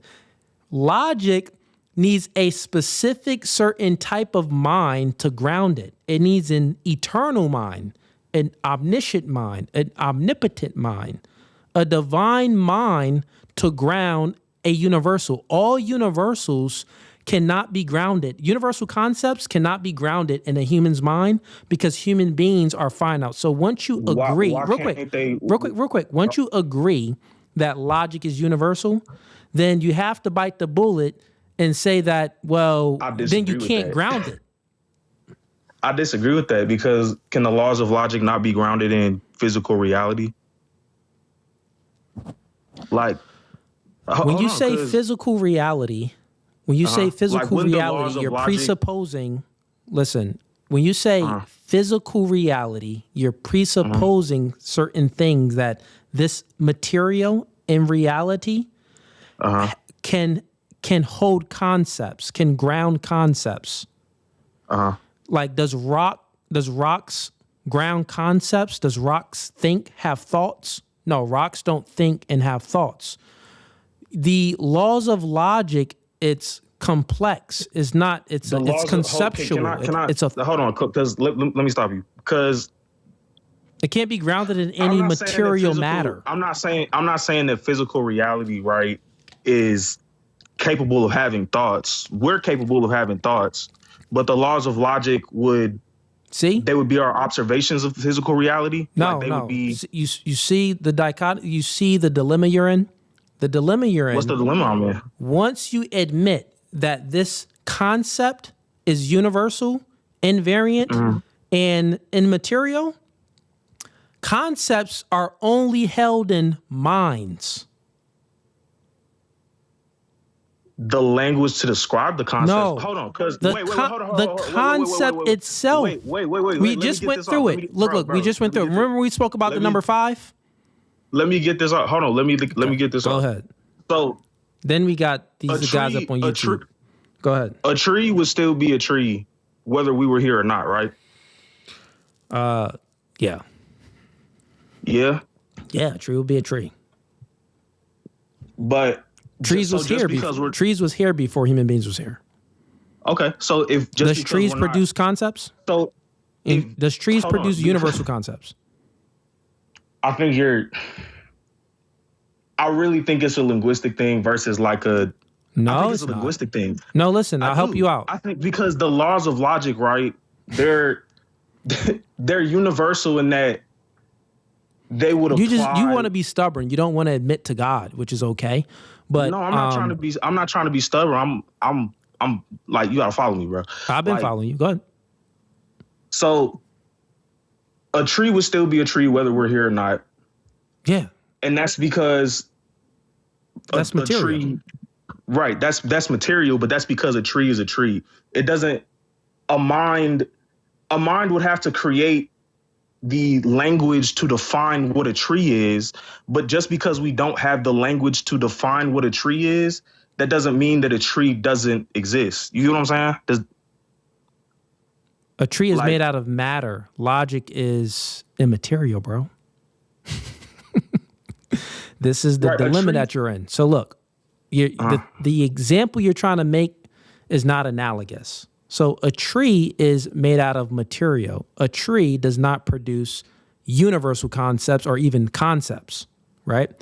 So let's go back. Remember when we spoke about the number 5? If you write it on a chalkboard and you erase it, when you write it on a chalkboard, you then can observe it. Like it's matter that's actually on a chalkboard. The chalk, that's matter. It's made out of freaking particles and junk, right? So as matter that you wrote on chalkboard, the number 5, you can observe it. But if you erase it, you already conceded, which everybody agrees, you actually didn't erase the number 5 itself. Now we know that the language of 5 can change. Like it can be 5 could be, we can just say 5 is 2, but the language would change, but the concept wouldn't change, right? 5 could be a banana. Instead of calling something 5. But isn't the concept there because... real quick. Just because we call something 5, we know we can extrapolate from the language. We can take the language as one thing. That can change, but the concept of what we're speaking about does not change. So like 5 itself, that does not change at all. So this would be conceptual. Now, this is just a number we're speaking about. When we're speaking about logic, this is more complex than just identifying the number 5. The logic is 3 laws: law of identity, law of excluded middle, law of non-contradiction. Law of contradiction. Yeah. So logic in and of itself would be universal, right? This would be universal. And if it's universal, this cannot just exist in a human mind because human minds die. So it wouldn't be able to be grounded there. And because human beings die, this would mean that the concept of 5 could actually change. The concept of logic could actually change. But we know that the concept of real quick, we know that the concept of logic wouldn't change because you just admitted and said it's universal. It applies everywhere at all times. It applies everywhere because it's not grounded. So now listen.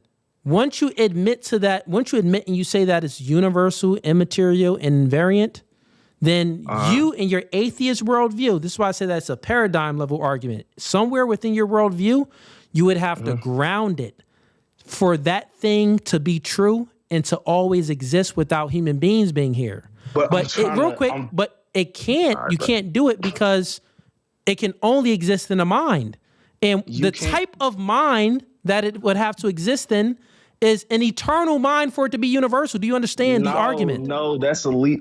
That isn't a leap. How can something? Bro, let me respond. Listen real quick. Listen. Answer this question. How can a universal concept exist in a human mind? Solely in a human mind. We can conceive of a universal concept. We can conceive of it, but it wouldn't be able to exist there.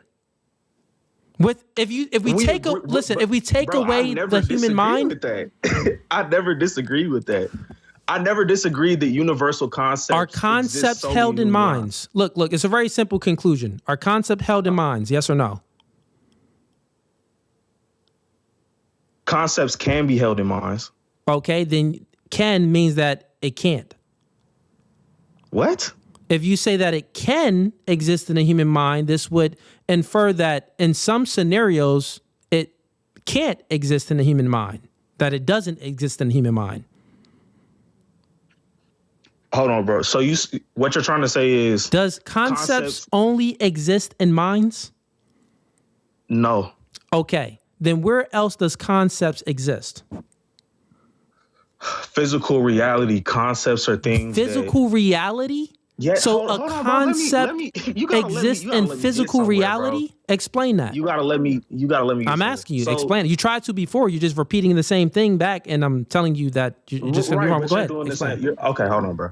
So physical reality, right? So we create concepts based off of physical reality that we can observe. Things that exist, whether we're here or not. Circular. How's that circular? You just said we create concepts. It's circular and it's a contradiction. I'll explain. You said that we create concepts that we observe in the physical world. Maybe discover is a better word. So like, with logic, right? The laws of logic, I do agree. That they're universal, but we discovered them. We came to realize these things. You know what I'm saying? So like, Cool Dre, why don't you come up? Wait, hold on. So like for the law of excluded middle, right? The law of excluded middle, correct me if I'm wrong, but it's basically like a thing has to, like two things can't be true at the same time. It can't be raining outside and not raining at the same time, right? You're not proving anything. Well, I'm just trying to establish terms, bro. You're not even getting close to answering repeat the question that I asked. The question that you asked. So the first question that you asked that started this. No. Repeat the question that I just asked. Go ahead and ask it again, bro. Listen, see, man, you're not even listening, bro. What's going on? I am listening. I am listening. Are concepts held in are concepts only held in minds? Only held in minds. No. Okay, if concepts aren't only held in minds, you said that it's in physical reality. Tell me where in physical reality are concepts. Mental concepts is mental. It's a mental concept. Not mental concepts. So like, wait. You can have a concept and it's not mental. Yeah, if it's universally true. Hold on, because is it you can have a concept and it's not mental? This is what you're telling me right now, bro? Why don't you just get out Google? Matter of fact, I got to get more callers up. You're not skilled enough. Let's have, it's just nothing here, bro. Like I tried to engage with him a little bit, chat, to see like if he had more to give, but he didn't have any more to give. He was out of ammo. Actually, he been out of ammo. At this point, I'm just talking to him just to see if he gonna fold and be like, yes, God is real. God is true. It must be a God. Like he walked himself into the hole. Once you admit that logic is universal, invariant, and immaterial, and it's conceptual, which he said, well, this concepts are only held in mind. So under an atheist worldview, you would need to give some epistemic justification for this concept always existing without human minds. It would need to exist in something. So he says physical reality. Well, when you speak about like reality, well, that's just throwing mud on a wall, because you would have to explain what you mean by physical reality. Are you only talking about matter? That's what I said. So like a rock, a tree, some sort of material, right? But concepts derive from like thought. So some sort of material has some thought in it. And also this material that has the thought, it can hold a universal thought. So this material would have to be like eternal. It's always here. It's infinite. A material that's always here, that's infinite, that holds concepts. Bro, that's like some supernatural type stuff right there, bro. That's supernatural right there, bro. Like that wouldn't be like my God, but that would be some sort of supernatural thing you talking about. You getting closer to God now. Oh man! All right, let's get some more people. So for the folks on TikTok, I'm gonna be bringing up some people on YouTube. You'll be able to hear them, but not see their face. So if you want to go ahead and see their face, you got to come on over to YouTube. It's No Fugazee Podcast on YouTube, but you'll be able to hear them, and everything can still work out fine for you. All right. Hey, this next caller, Nitty, up here. Nitty, you said that you're an atheist and you want to go ahead and debate. Go ahead, man. Let me know exactly what you want to debate about. Well, so your first prompt was what exactly? Because I didn't see it in total on YouTube. I mean, on YouTube, you've been back here listening. So if you wanted to, if you had like an argument, you can. I'm just giving you the floor. We can go any direction you want to go. But the prompt that I had up was atheists cannot ground logic and morals. That was the prompt. Logic and morals. I mean, just starting off, it seems like you're kind of stacking the deck in your favor, right? Well, no, I think that if you can't really have one without the other. They kind of infer one another because morals, you are discerning if something is good or bad, right? So you're utilizing logic to do that. And if you have logic, well, like logic infers that you want to get to something that's true or false. So why ought we get to the true rather than the false? So if you're bringing in oughts, then you're bringing in morals, some sort of direction and telos, some purpose to it. So human beings, we would all say we rather get to the true rather than the false. Human beings say we rather at least for our own selfish desires, want good rather than the bad. So there's some sort of direction. So they both infer one another. Okay, if you so agree, then tell me how you disagree. Okay. I have a lot of sympathy to that. Okay. All right. Fair enough. I appreciate the honesty, the good faith. Yeah. I try to be a very good faith person. So if you ever bump into me or run into me again, that should be duly noted, right? I'm not. Fair enough. I like the Marvel characters and stuff you got back there. You got any DBZ? I watched a ton of it and I love it, and I'm really trying to get my son to get into it. So, any tips? Do you have any kids? Do you have a son? Yeah, I got a 3-year-old son, and he watches DBZ with me. Yeah. Okay, so I just need to leave it on. Real quick, I got into it by we watch the regular cartoons and stuff like that, like Paw Patrol and stuff. So Paw Patrol has a little bit of action. But then it's another cartoon on Netflix. I forgot the name of it. I think it's called Super Dinosaurs, where these cartoon dinosaurs transform into like Power Ranger things. And that's like more action. And then it's like more fighting. So then I put on Dragon Ball Z and he kind of understood like, oh, okay, like fighting. This is what I like, things of that sort. So yeah, that's kind of how I got him into it. My son's really into Ninjago. Okay. And that's pretty close, right? And then Lego, intersects with that really well. I've got like a lot of Lego Marvel collection going on back here, if you couldn't see that. So all right, fair enough. Well, let's get down to the debate, man. Since you were good faith, I'm like, well, let me go ahead and ask him a question about his background. Seems pretty cool, but let's go ahead and hop into the debate. So, where exactly do you want to take this? Since you were back here listening for a while, so I'm sure you have some contention or something. So go ahead.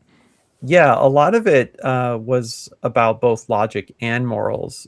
So trying to pin down exactly which one to have at is where I'm trying to figure out where I want to go. Well, you're an atheist, so wherever you want to, we can start with morals if you want. You can do that route. Go ahead. That's fine.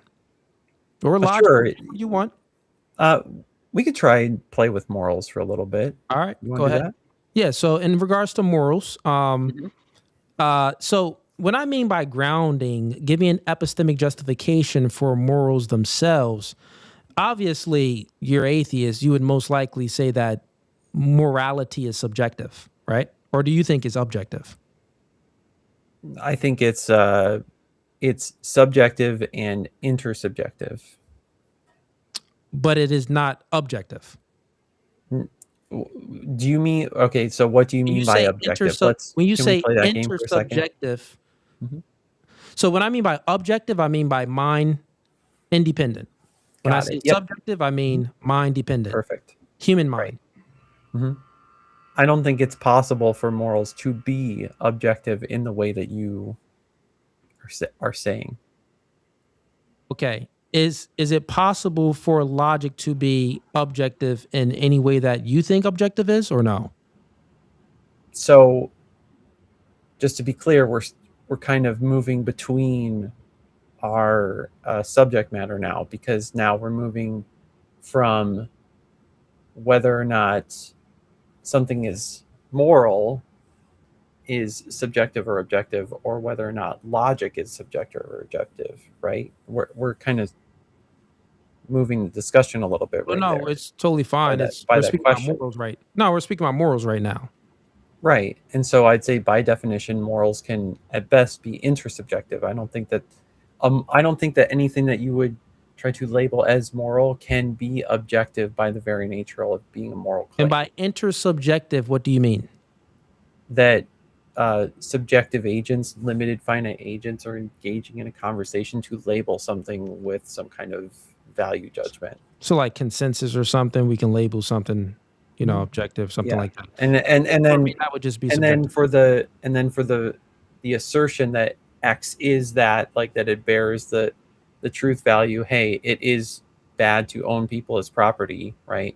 So slavery is immoral, to make that value judgment as an objective claim. I would just say, no, you're not making that as an objective claim. At best, you're making that as an intersubjective claim, where a bunch of other subjective believers are going to accept or reject that claim as a true proposition. So, yeah, that's where I want to go. So then what would actually make something moral? Well, I mean, good. It's good in so much as, like, we know that it's good as a concept. We can't touch or taste good, but what would actually make it good? Make something good? Well, then it seems like you're trying to let's say about let's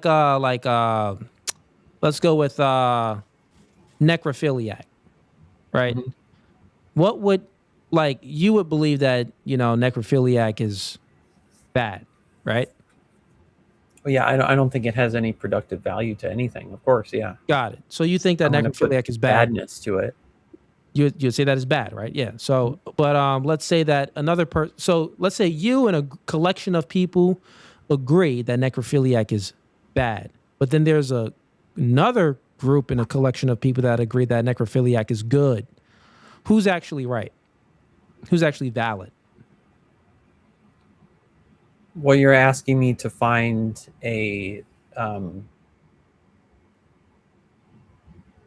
you're essentially asking me to, how would I discover, or how do me and whoever I'm disagreeing with discover the fact, if there even is a fact, that that behavior is bad or good, right? Is that what you're asking me? Yeah. Right. I don't think we can discover that. Okay, so if you can't discover it, then all morals is just a social construct. It's just things that we make up and things that we agree on. Yeah, it's intersubjective subscription. Yeah. Yeah. So and then we prescribe that in so much as people agree. Yeah. Exactly. But then this would kind of get rid of the concept. It would kind of get rid of it because it's true here, but then false here. True here will be all relative.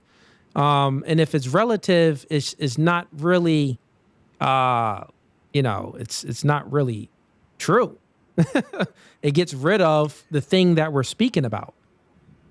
I don't think so. And that's where I'm going to disagree with you.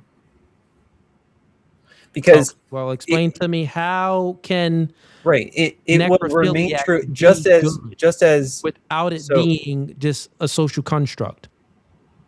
Like so it'll be a social construct. So it's socially constructed to be good or bad, but this wouldn't be true. Is it true? Do you live in a big city, small city?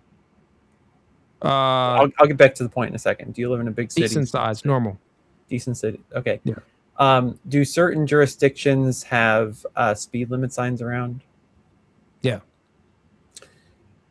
Do they vary between districts? Yeah. Is it true the speed limit is 35 in one place and 45 in another? Yeah.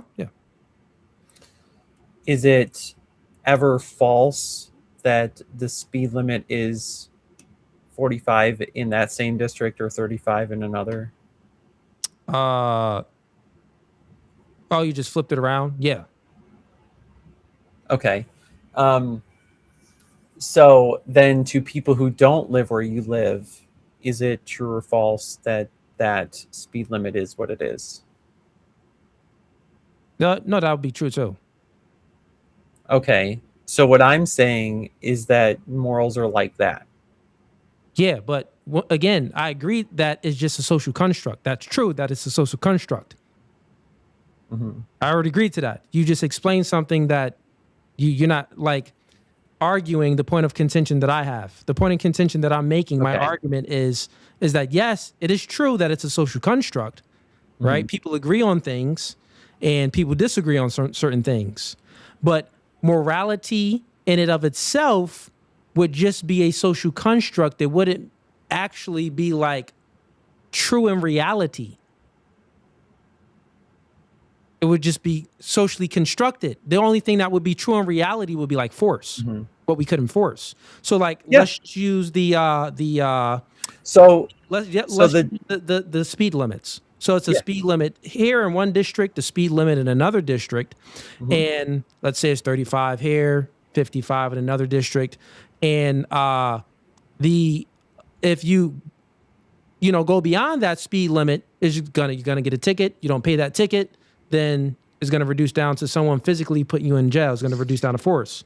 And the districts of how much force they're gonna use, or the ticket is going to vary, the ticket price, but the force is going to be the same. If you don't pay the ticket, the force is going to be the same. They're going to put you in jail, right? Now, the time limit of how much time you spend in jail, that will be different, but the force is going to be the same.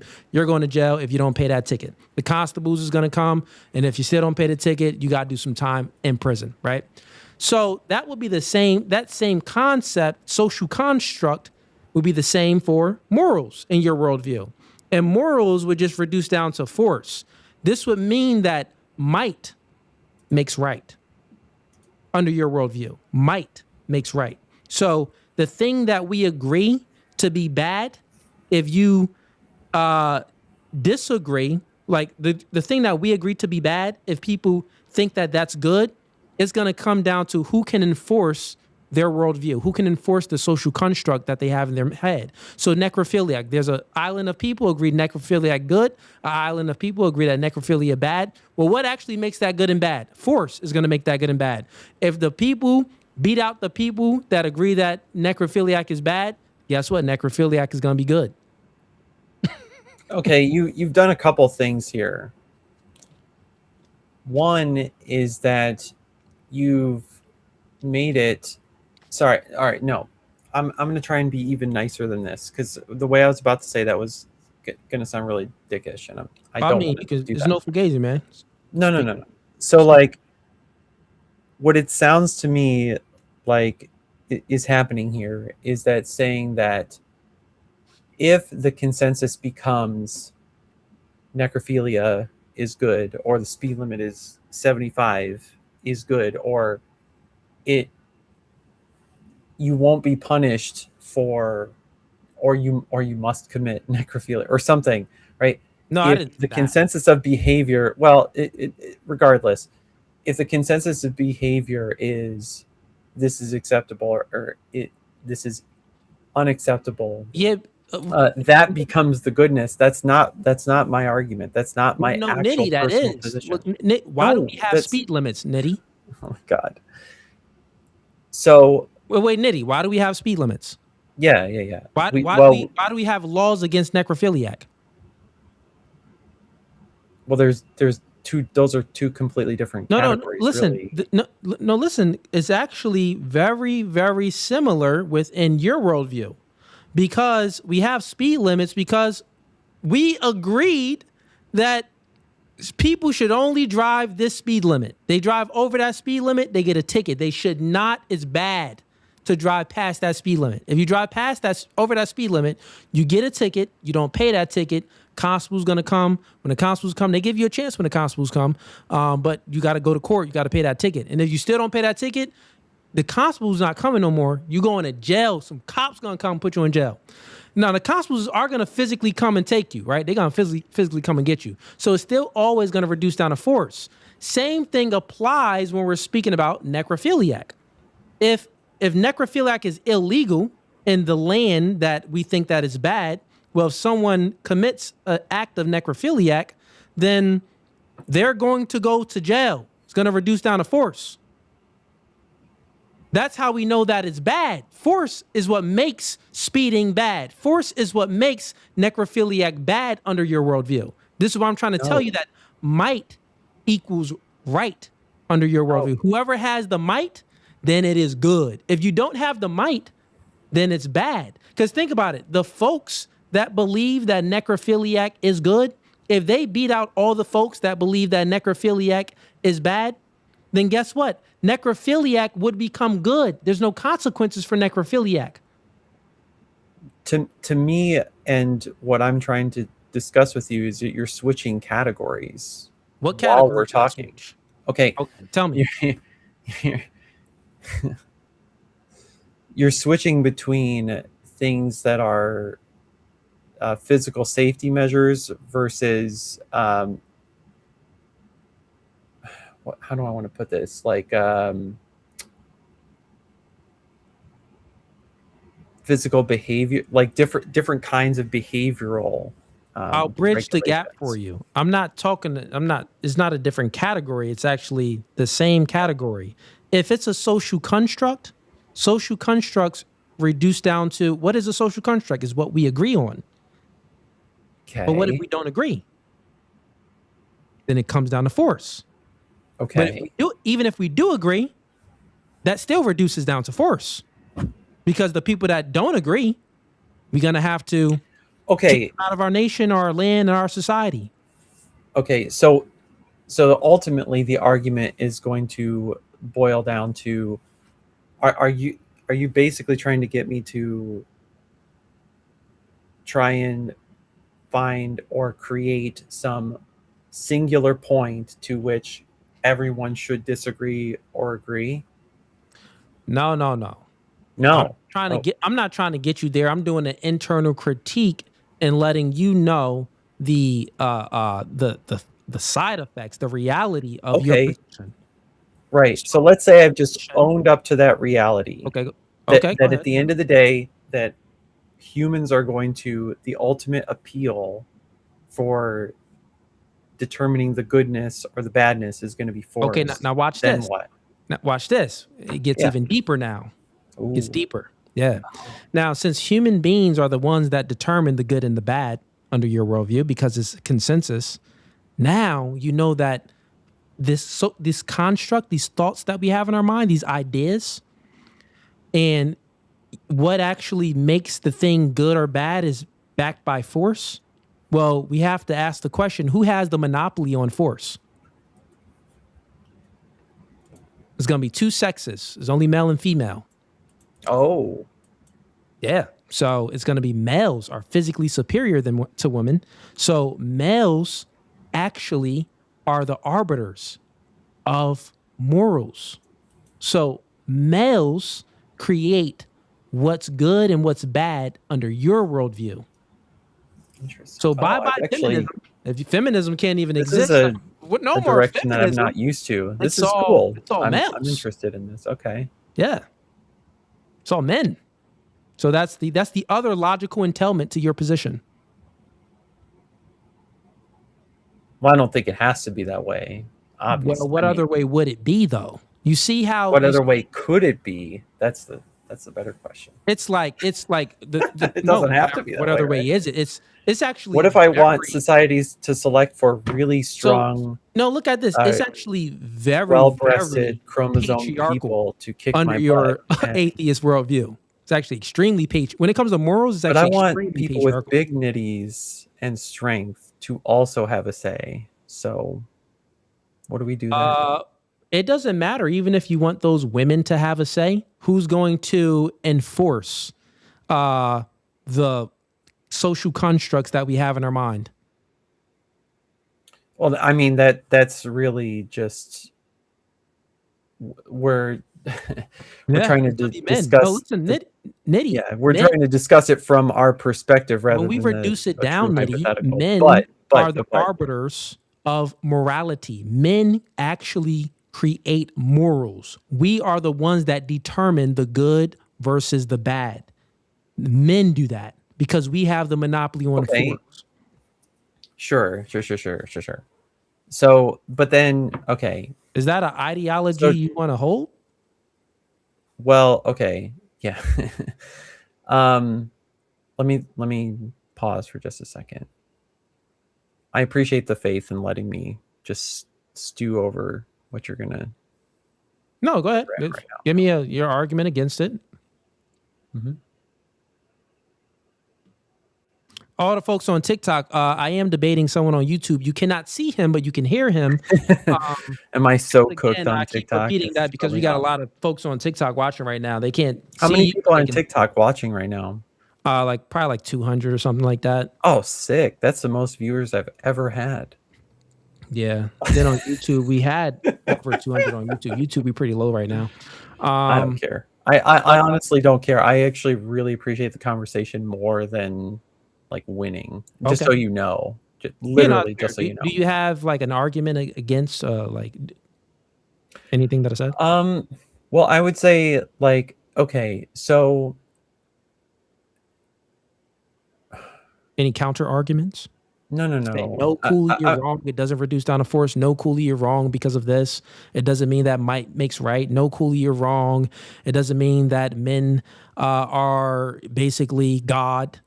They determine the good and the bad. No, Cooley. Like, can you give me some arguments against the reduction?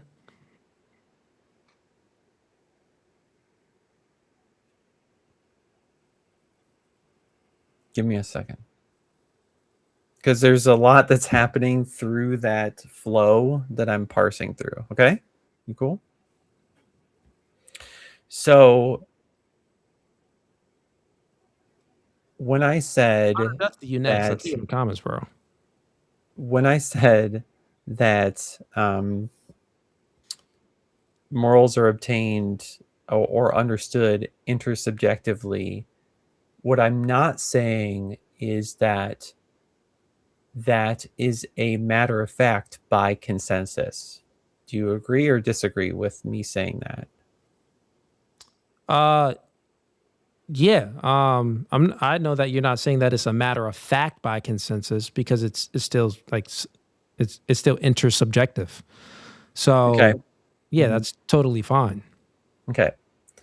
So when I would say something like, I'm an anti-realist and I will agree with you that in the world we experience, Powder Dusty, 3 minutes, bro. Hold your horses. In our experience, good and bad are arbitrated by force. Would you agree or disagree with that? So I'm an anti-realist, which means that I don't think that there is a true fact of the matter that necrophilia is like this stance independently, good or bad thing. I don't think that's real, but that it will be arbitrated by force. Like, I acknowledge that our many people's epistemic justification of saying, oh, this is good or this is bad, is them accepting that force or just being convinced by that force. Do you kind of get what I'm saying when I'm saying that? No, force does not need to be accepted or convinced by it. Force is force. Okay, so all right, so maybe they like, you don't need to accept that you're behind bars. Oh yeah, okay, you're right. You're getting it. They physically put you behind bars. Okay. You know what I'm saying? So do you know what I'm trying to get at by saying what I just said, though? Yeah, but what I'm trying to back. You know, I totally understood what you're saying, but now let me give you a little bit of my worldview. Yeah, go ahead. So we can compare it. Mm-hmm. Like, what world would you want to live in? Actually, let's just say your worldview versus my worldview. Your worldview, morals reduces down to force. Men have the monopoly on force. Might makes right. So men determine what is good and what is bad. At all times, at everywhere. Men determine it. Men determine the good and the bad. So when we speak about good and bad, this would be like, you know, like men are the one. Like, women have rights and all of these things, but they have this because men, and women is men. So everything reduces down. All of the good you see in the world, all of the bad you see in the world is just men, right? Now, my worldview, might doesn't make right. It doesn't matter, well, if someone agrees that grape is good, right? If the entire world agreed that grape is good, it wouldn't make it good. We actually, in this world, we put consequences on people that didn't grape. So actually, as a boy, no, you got to do some graping because that's good, right? If everyone agreed on that, in my worldview, it'd still be bad because the good is grounded in God. Make sense?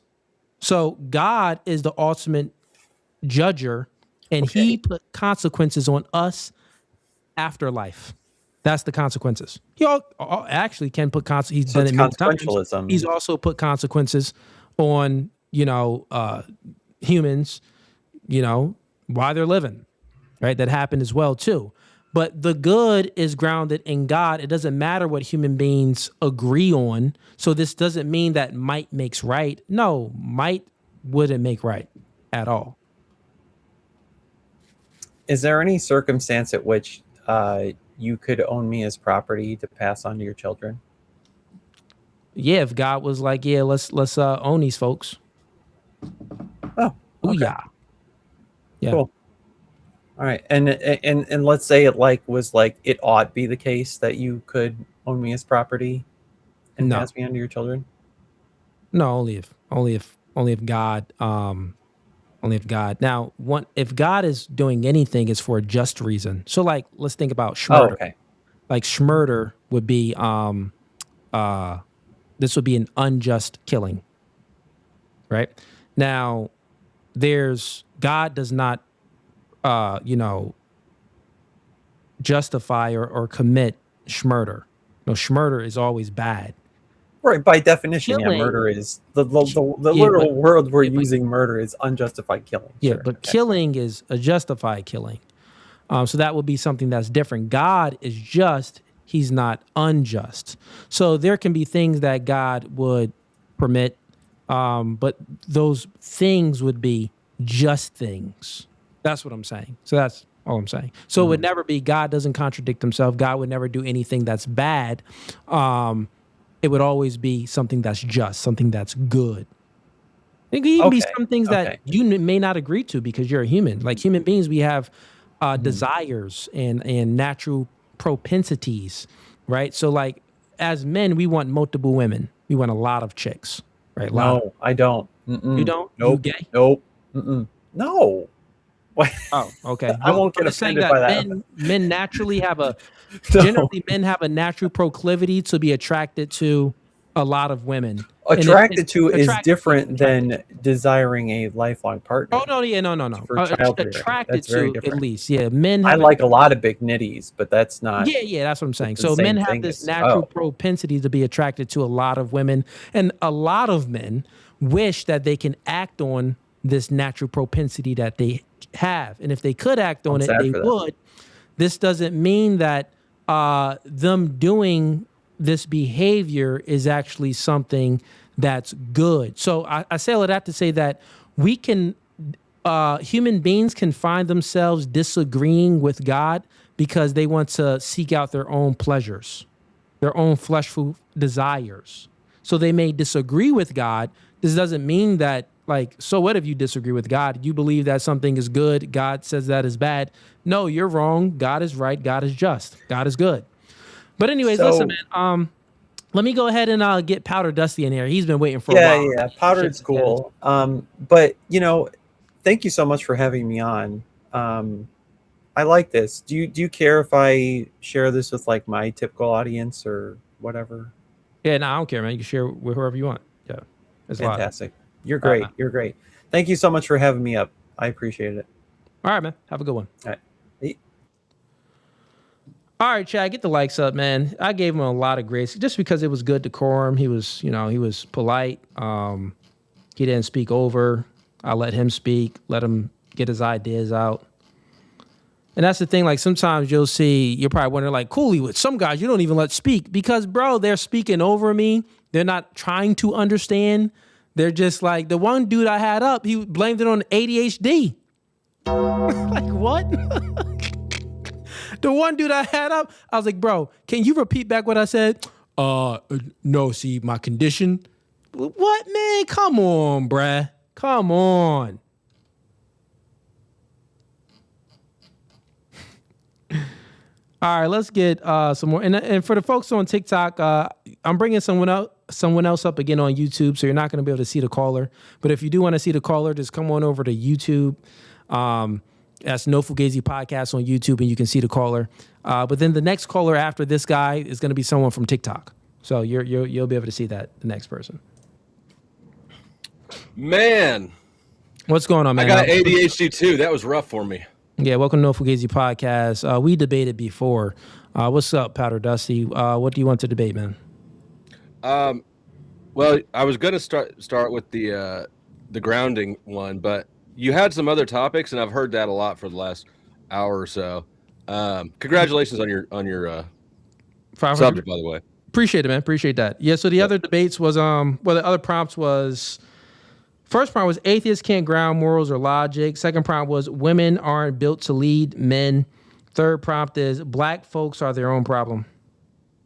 Well, I mean, black folks are all of our problem.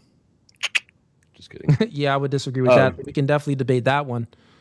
I don't actually disagree with you on the other two. I think that if I was trying to find something to debate, I would say that there can be exceptions to the second one. There can be situations where it makes sense for a woman to lead, but I think that that's generally a failure on the man's part, and not ideal.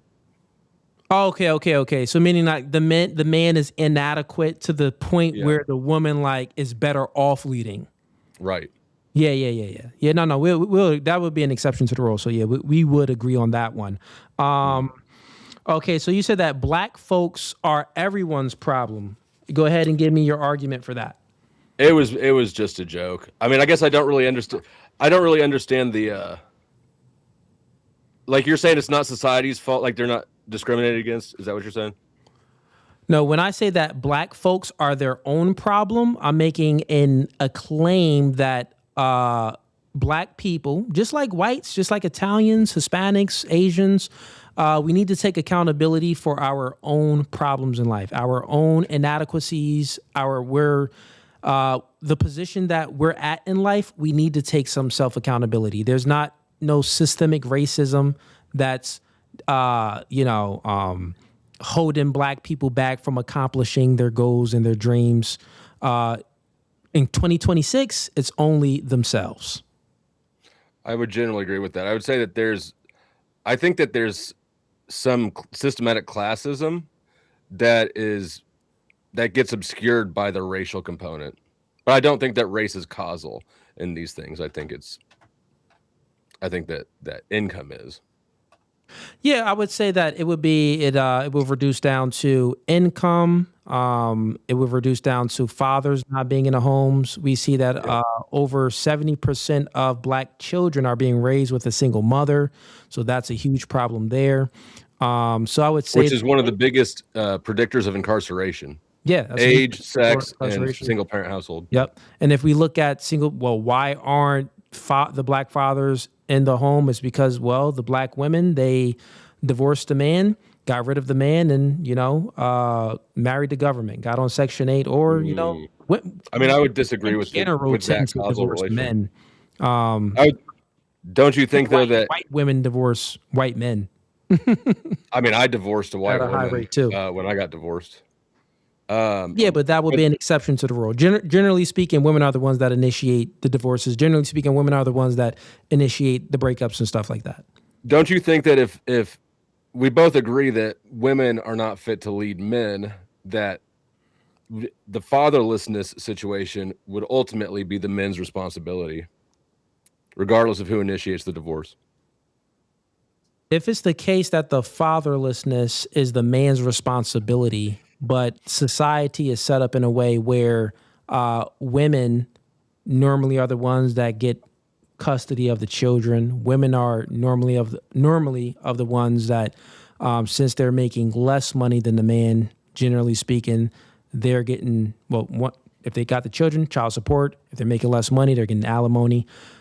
So the children generally tend to end up with the mother. And the courts favor the mother during custody hearings and battles.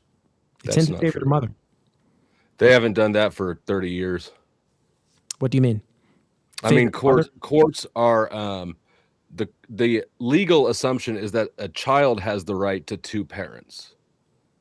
And so there's no official. You might catch a judge who's biased either direction, but as far as how the law is written, there's no discrimination. It would be unconstitutional. I would say that the law isn't written that way. The law isn't written to sentence black people more than white people for the same crime, for the same criminal history as well. But we see that black folks still get sentenced longer than white folks for the same criminal history and for the same crime, on average at least. Not to say all the time, but this is going to depend on the judge, the county. Is going to depend on multiple different factors. So it's going to primarily it matters. It's a matter of money, right? For sentencing disparity. Well, one, it would be for the sentencing as well. Money does come into play, right? So black folks, they tend to have just a public attorney, a public defender, rather than an actual lawyer. Sometimes that comes into play as well. But listen, man, same crime, same criminal history, but longer time. If you're getting a public defender, they get paid like $200 a case or something to defend people. They're not doing anything but handing across the paperwork. So there may be. I had some public defenders before, and they didn't just only hand across the paperwork. They actually met with them. We spoke about things, and they went forth and presented my case, and the way that I thought it could be presented. But obviously, you get a lawyer, you're paying them a lot more money, things like that. Yes, I agree that lawyers do work out a little bit better. So. But still, there is a disparity when it comes to that. So I just made that example to show that, listen, this is a disparity when it comes to race in the courts. It's definitely a disparity when it comes to women and men in the courts. That's just going to be there. When we look at things, it's kind of human nature. Most of the judges are white. Listen, I can identify with someone human beings' nature is like, well, I can identify with this person more. I'll have more sympathy maybe for this person more because I can identify with them, right? When it comes to women, well, they're the weaker sex. Well, yeah, I know it was a DV case, and I know she hit you first, but nigga, you ain't have to hit her back. 5 years for you, none for her. God dang, judge, for real. So it's like there's... But you're ignoring the judge's self-interest in these things. More than a judge cares about either person in a case, he cares about himself, and he wants to do the defensible thing. Judges are very conservative in their ruling, so what sex you are as a parent matters way less than whether you file first or not, right? Filing first is really what determines it. Women do file first, so they end up with kids most of the time. But if men file first, that advantage goes all the way away. Well, you know why women file first? Well, women tend to file first is because women are the ones that initiate the divorces. So women, prior to them initiating the divorce, they already divorced you mentally at least 6 months before. Normally, it's years before they divorce you. Mentally, they divorce you. So they already constructed a plan and filed ahead of time. So the man isn't even aware. It's like, oh wait, she's divorcing me. You get the divorce papers with the child support papers too. Like, God dang, what am I supposed to do? That's just the way the divorce works, though, right? It's the same no matter who files. If you're gonna file something in court, you got to know that you're gonna do that thing to plan it. Well, and most states have a waiting period. When I filed, there's a 30-day waiting period, so we had to live together. He didn't know that I'd filed for 30 days. Yeah, you don't have to do it at the same time, though. You don't have to. But women tend to. It's all constructed. But anyways, man, good conversation. I mean, all right. Well, let's do the last topic then. Oh, well, which one? The morality one. Grounding morality and logic. I thought you said that you would agree. No. I disagree with you on that one. I agree with you on women shouldn't lead. And the other one. Okay. So all right, so atheists you know that I'm not religious. I consider myself agnostic, but I don't argue when people call me an atheist. Yeah, I know what you're saying. So when we say ground, so like the other guy I had up, I just was speaking to him for a while, but he never grounded it. So like once you say that morals are subjective, then it can't be grounded, because by grounded, it's like unchanging. But morals can change then, right? So once you say that, it's subjective, and I think that you would take that approach that it is subjective, then it wouldn't be a debate. We'll just, you just won't be grounded. It's just you'll be conceding the prompt. Like, well, I just don't agree to the prompt. Well, I'm sorry. You'll just be conceding the prompt and saying that I actually agree to the prompt. I think that the prompt's existence at all proves my side. Your prompt assumes that people who are not religious can use logic and will behave morally in the exchange. Yeah, no, I agree that atheists can. So it's a different question. The utilization of morals and logic. No, I agree that atheists are moral. They can do moral things, and they have access to logic. They have access to all of these things. So how are we able to? But that utilizing something and giving an epistemic justification for the thing itself to be true, and also unchanging, that would be two different arguments, two different positions. Epistemic justification doesn't have anything to do with unchanging. So epistemology is how we know what we know. It would have to be coherent. Right. It would have to be coherent. Correct. Yeah. And if it's coherent, so once you say that it's subjective, then this thing would be changing. But even if I'm just granting you morals. I don't have to even grant you morals. Right. So to the last guy, if we can take that approach and I don't have to grant you morals and we can do it that way, that'll be fun. But the last guy, I just went ahead and granted him like his ability to discern whether if something is good or bad. But we don't have to do that. I don't have to grant you morals at all under your atheist worldview or non. Well, the grounding would be in an assumed. Our interaction, there's an assumed joint objective, right? I don't want to like, I'm not going to get naked and mess your stream up, right? We're assuming that we have a similar objective, right? And so we can ground that there. It's not a permanent, it's not God's morality, but I think the subjectivity would be in circumstances. Thou shalt not murder is a great example. Killing is not immoral. The action, the morality of the action is dependent on the circumstances. Yeah, but it wouldn't be justified. It wouldn't be justified under your worldview, because under an atheist worldview, you would have to bridge the gap that is alt gap. Morals is alts. So you believe that everything just is. No, we all have So odds. We all have preference. where did the alt come from under your worldview? The I have my own odds, and it's from the same place. No, where did it come from? That gives you the ability to care what God wants, right? If you didn't have your own ought, it wouldn't matter what God wanted, right? Why would it matter to you? Does plants have alts? Not as far as I'm aware. Okay. Human beings have alts, you're saying. Where does this alt come from? The ought comes from a joint objective. We want to have a good discussion, right? So we ought to not scream over each other and use slurs that'll get the stream taken down. No, when we're speaking about morals, someone may want to grape. Another person may not want to grape. They don't want that because they got daughters or mother and they just think that is disgusting. They think that is bad. So these alts, where does these alts derive from if it's the case that you're an atheist? The world wasn't created. It's just how did things come to exist? The oughts come from our self-interest. We're social animals, and But under your worldview, I'm asking, how did we get the self-interest? How do we get this? Where did it come from? Somebody may want to grape, but they know that they don't want to get graped.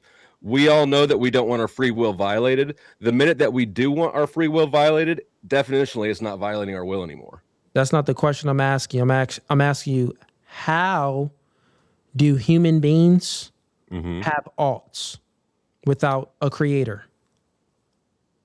The ought is born of our self-interest.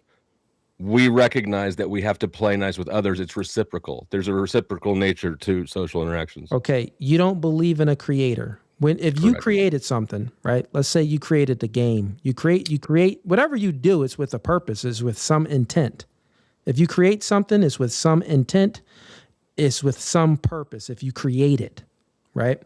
So if you are, or I would say any action is with some purpose, with some intent. So if you are doing this behavior, you're creating something with some intent and purpose, try to imagine you creating something with no purpose or no intent. Can you try to imagine that? I we do things for a purpose. I know, but in your worldview, I agree with you. How things came to exist, it wasn't for a purpose because there's no. Well, I didn't create the universe. Okay, but you don't believe in a creator. You believe that it just. Correct. Okay, creators bring intent and purpose because it's a personal relationship with the creator and the created. But you don't believe in a creator, so I'm asking you, if there's no creator, things just exist.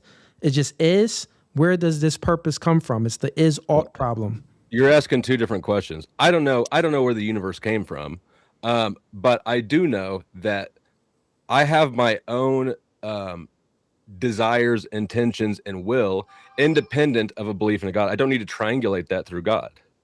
Yeah, but that's not giving an epistemic justification for that thing. How do you know that?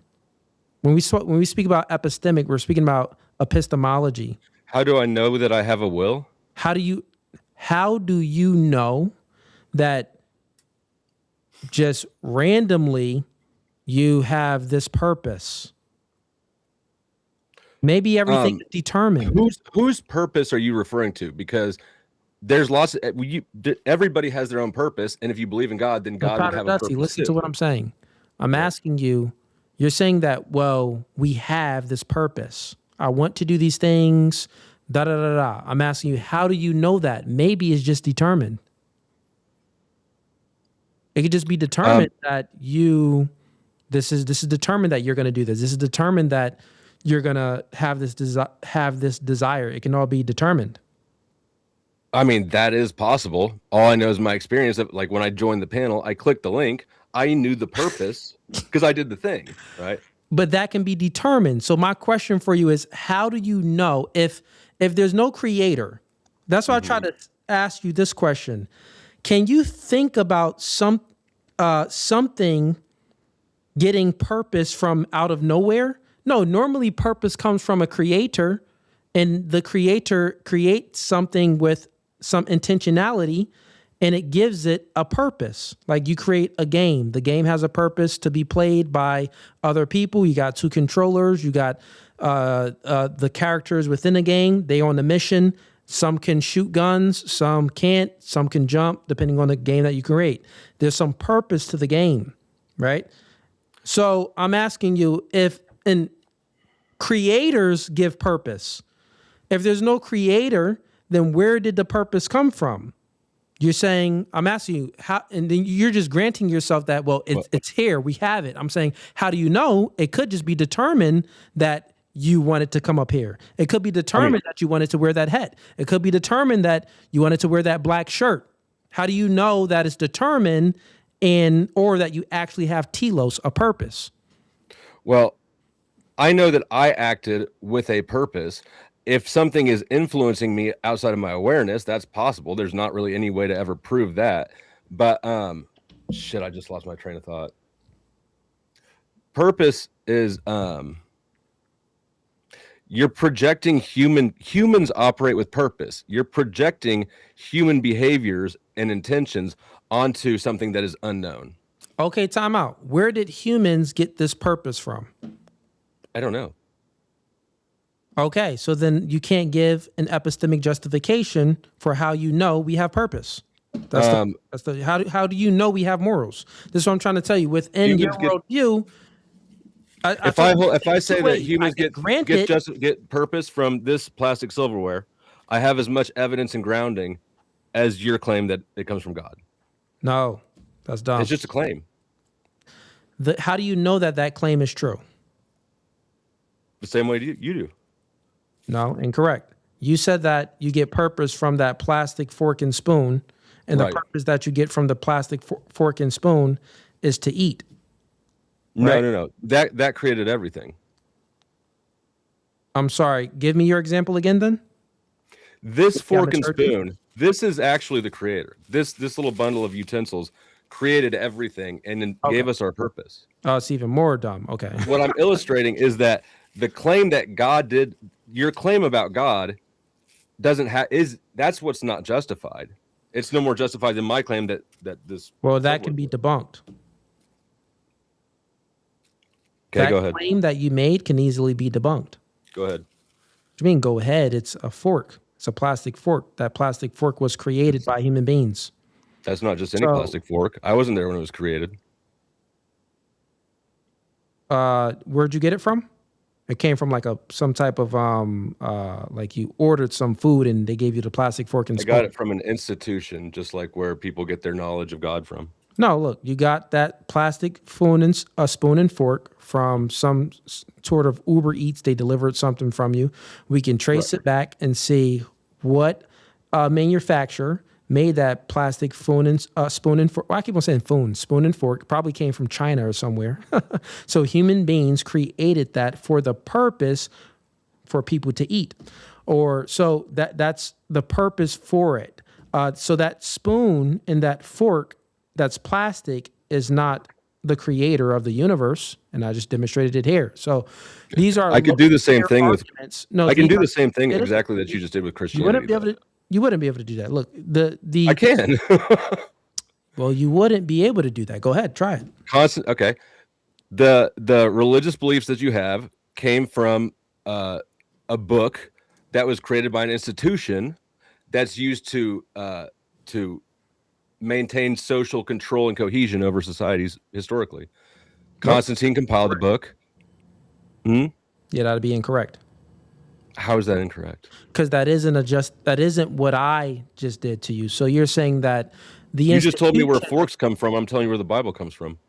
You said that the forks created everything.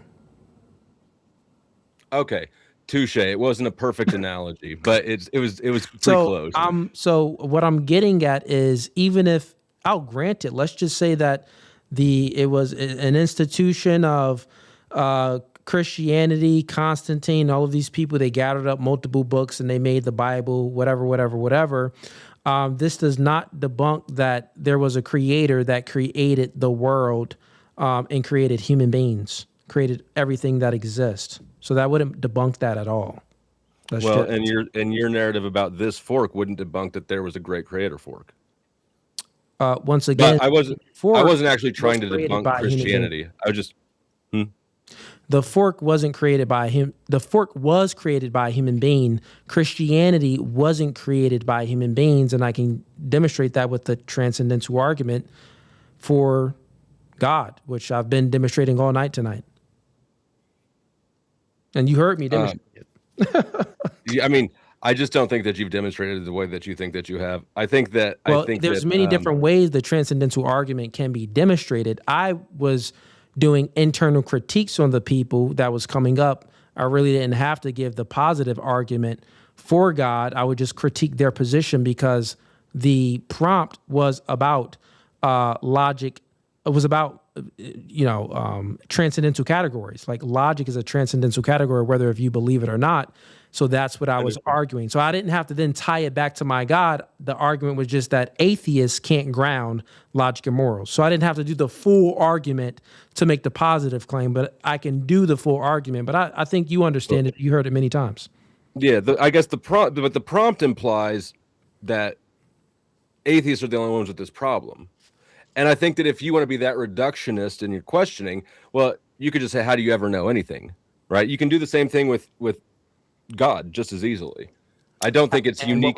I don't think that if your standard is that high for how you ground something or how you know anything, that's not unique to atheism. You're just saying that, how do you know this? How do you know that? No, I'm not saying that. What are you talking about, man? I'm just saying if you've got unreasonable levels of skepticism about everything, how do you know that you had a purpose when you click the link, right? Like at some point, the skepticism is just detached from reality. I'm asking you a deeper question. It's not even about you being a skeptic. I'm just asking you, when we're arguing, morals and stuff, morality presupposes some sort of direction, some sort of telos, some sort of purpose. So if it's the case that you cannot give an account for where purpose comes from, then it's a defeater. You can't give an account for where purpose come from. From my worldview, I can give an account for where purpose came from. God created the world. God created human beings in his image. The good is grounded in God because God is all good. And, we were created for a purpose, to procreate, to be good to one another, to be kind to one another, and all of these things. There's a purpose for us. Why do you care what God wants? There's really no purpose. Why would you care what God wants if you don't have your own internal purpose? Why would I care about what God wants? Yes. If I don't have my own internal purpose? Yeah, well, ultimately, under Christianity, human beings have free will. Mm-hmm. So since we have free will, this is another explanation on how we have our own internal desires, the things that we want to do. We can reject God. So this would be our own purpose. We are the secondary cause. So God created everything. He's the first cause, but he created human beings to be in a special way in his image so they can have causality as well. So we are the secondary cause. This is why the things that you see that happen in the world that's bad is not caused by God. This is caused by human beings doing, because we have free will. So yeah, I just proved it there. We do have our own ability of purpose as well. But what you just demonstrated is that you have to, chronologically, in our finite human experience, we have to have our own sense of purpose and desire before we can care about anyone else's, including God's. If we didn't have that innately, then we wouldn't care about what God Chat wants. asking for next, please. They like, Cooley, get someone else up. Get someone else up. Listen, man, it was good. Good conversation, Powder Dusty. I'm going to get someone else up, man. Have a blessed day. Yeah. Sorry, Chad. He is, I debated Powder Dusty mad times. I thought he was going to come like with a different argument. I know that he really doesn't want to contend with tag itself. He debated much, people that's much better than I am. Like, I believe Dyer and Jim Bob, which, they're masters in tag and masters in philosophy, especially. I would say both of them are pretty great. So, yeah, he already knew that he didn't stand a chance. But I thought he was going to come up with a new argument. That's why I had him up. During the Gray, man, you got to come up, man. I don't see all of your comments, but sometimes I catch some of them. And I know you got a totally different worldview, man, but you got to come up here and debate sometime, man. You're a member, you're in the comments, and I know you support, because you agree with other parts of, my worldview, obviously. But I know there's certain things that you disagree on. But, one of the things that's great when you're a member, you get access to come up and debate. Like, you can still be a member and disagree and debate me, bro. I've debated many members before. So don't be scared, bro. Like, actually come up and debate. All right, let's get up some of these TikTok callers. So on TikTok, folks, I was debating someone on YouTube. You couldn't see them, but you could hear them. So I hope you guys enjoyed those conversations that I had with those two folks on YouTube. Now, TikTok. Let's see who we got up here.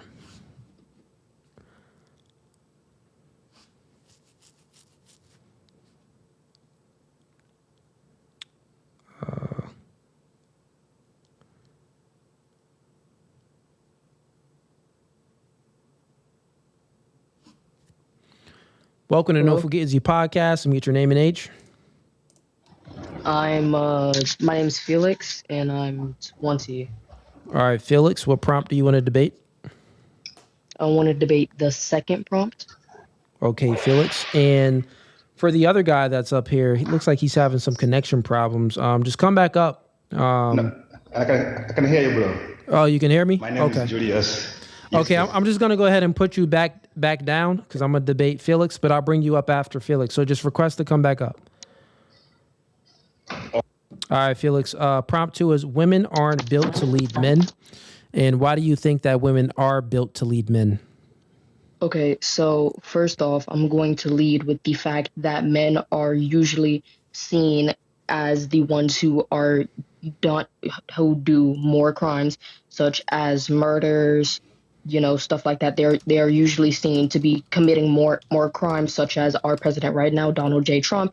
So if men are usually the ones who do crimes more, I can see that you're researching it up right now. No, I'm talking to the chat. If men are the ones who commit crimes more, then I feel like that they shouldn't be able to lead as much as women could. Okay, so your argument is men do more crimes. So since they do more crimes, then men shouldn't lead because women do less crimes. That's your argument? No. Okay. So I'm just gonna put down my argument, and that's gonna be my repeated it back. That wasn't what you said. That's my evidence. But But that's your argument. So your argument is. So prompt 2, women aren't built to lead men. You disagree, and your argument against that prompt is, well, actually, women are built to lead men because women do less crimes and men do more crimes. Is that correct? Yeah. All right, cool. So That's a silly argument. It's a dumb argument. It doesn't follow that someone is built to be in a leadership position because they do less crimes. That doesn't follow at all. So when we're speaking about leadership, is it the case that women can, even if men do more bad crimes, who are the ones that put consequences on men? Is it women or men? Men. Okay. So then it wouldn't follow that since men do more crimes and women do less crimes, women should be in a leadership position if they're not even the ones that can put consequences on the bad guys. Men are the ones that are putting consequences on the bad guys. Well, the reason that men are the ones that men stop men from doing bad things. Women don't stop men from doing bad things. So why should women lead? Can you not interrupt me? I was about to explain it, and then you interrupted me. No, I didn't interrupt you. I'm stating. I'm stating my position concisely to you. I'm saying that women cannot stop men from doing bad things. Only men can stop men from doing bad things, which refutes your point why women should lead men because they do bad things. They can't even stop men from doing bad things. So why would they lead? Oh my God. The reason that men stop. Are you going to keep interrupting me? Speak. Okay. So the reason that men stop men from doing crimes is because usually women aren't seen to be put inside of a leadership perspective. Like you were saying inside the second prompt, usually men see women as either lesser, weaker, more emotional than men. And therefore, that's why, quote unquote, women cannot lead because they are, quote unquote, emotional, weak, and lesser than men. But the fact of the matter is that the only reason that men are in charge and the reason that the reason that men stop men is because men put themselves into that position, because women have had their rights taken away. They weren't able to vote more, like I think 80 years ago. They weren't able to vote. They weren't able to talk back to their husbands. And you're proving my point, Felix. You said you're 20 years old, right? Yes. Yeah, you're proving my point with your sentences. I'll explain.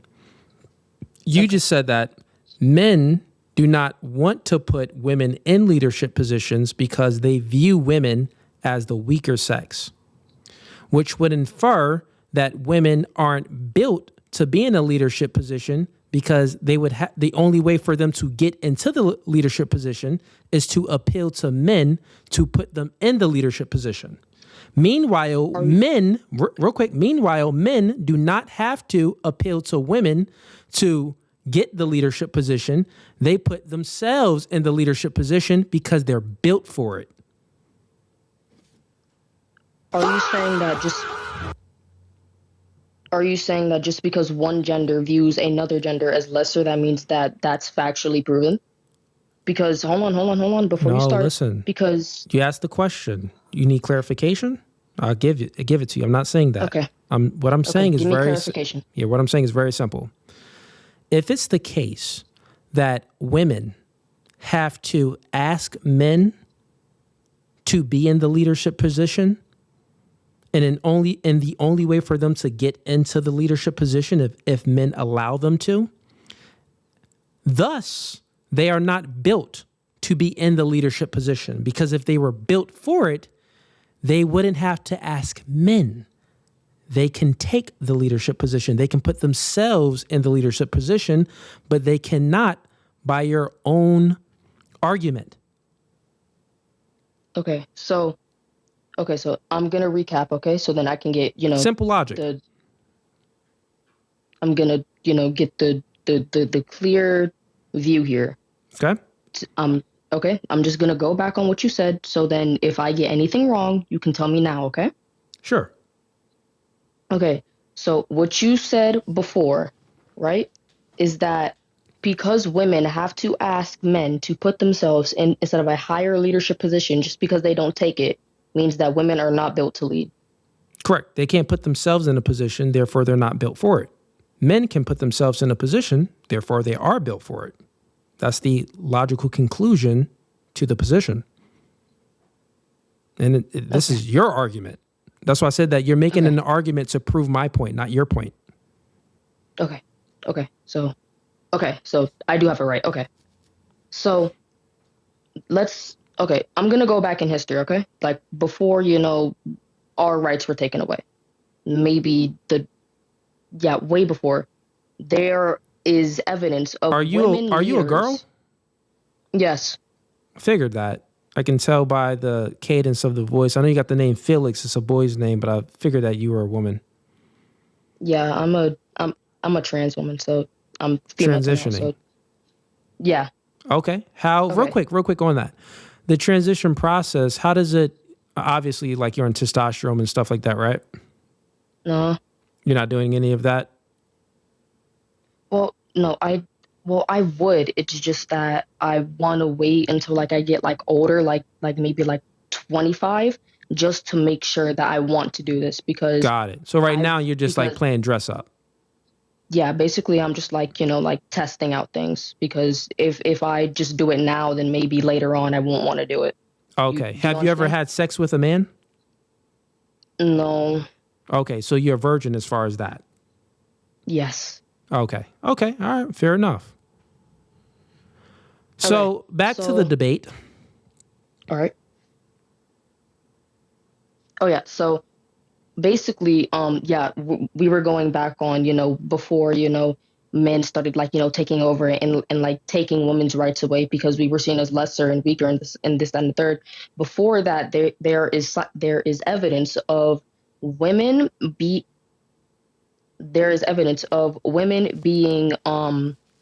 of women being leaders. Okay, so the fact that you said that women aren't built to lead men can just be crossed off because the fact that women have led men just proves that wrong. I might be wrong. Okay, if I'm wrong, you can tell me. Go ahead. So you're wrong. Now, it's not to say that there haven't been queens. There's been kingdoms with queens, and there's been studies that was done, and they showed that the queens committed started more wars than the king started during certain times. So that wouldn't conclude that even though that there's a queen, that they're better at leading. And also wouldn't conclude that even though that there's a queen, that the queen is actually leading men. In most cases, when the queen is leading back in history, right? Most of they're appealing to the generals and the right hand and other people in positions of leadership other than the queen. And also the force is still being done by men. So even though that there's one person, like currently right now, I think that there's women presidents in certain countries. I can't remember the countries that they're in, but I think there are like a few women presidents, right? Their entire enforcement arm is a collection of men. So like the police force and the military, over 90% men. And even back in the olden days, women couldn't even be in the military, be in the armed forces at all. So the enforcement was still being done by men. So that's still men leading because men are the ones that's putting consequences on the good and the bad and enforcing all the rules, the rights, and the laws. Okay. I understand you now. So the thing that you said about 95% of men being like in the military, armed forces, police, things like that. Currently it's like that. Yeah. But back in the day, it was zero. There was no chicks. Yeah, because, maybe one. Yeah, because women couldn't just go in. So you can correct me if I'm wrong here, right? Because I'm just stating what I've heard. Okay. So if you were to go and get the statistics from surgeons, female surgeons and male surgeons, you would see that the patients that male surgeons have are more likely to have negative side effects, or die than female surgeons. You can search this up. I might be wrong. I'm saying this now. But this can prove male surgeons cause more death than female surgeons. That's what is that the position? I'm not saying just death. I'm saying like more negative side effects. I might be wrong. You can correct me if I'm wrong. You can search it up. But is that I'm not going to accept that at all, but I'm going to look it up. But I do think that is wrong. I know that there are more male surgeons than there are women's surgeons. So there may be more problems due to surgeries, but that's just because that there's, and that would be like males, but that's just because that there's more male surgeons.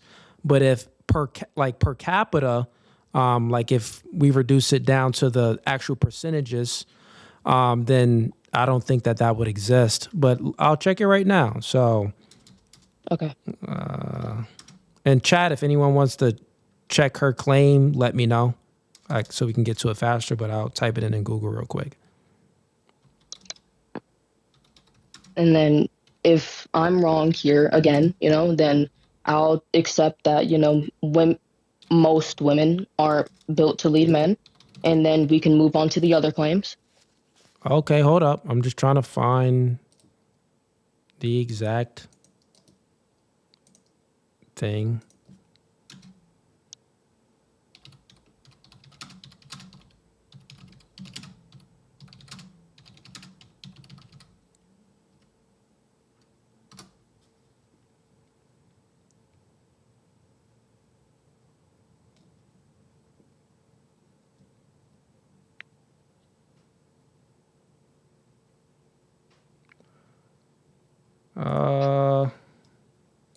Yeah, no, that's incorrect. Okay. Yeah. So you can, okay. Checking. Let me check another source here just to see. I'll just look at. I put it in the AI Google. It came up as no, but let me check. Maybe another source.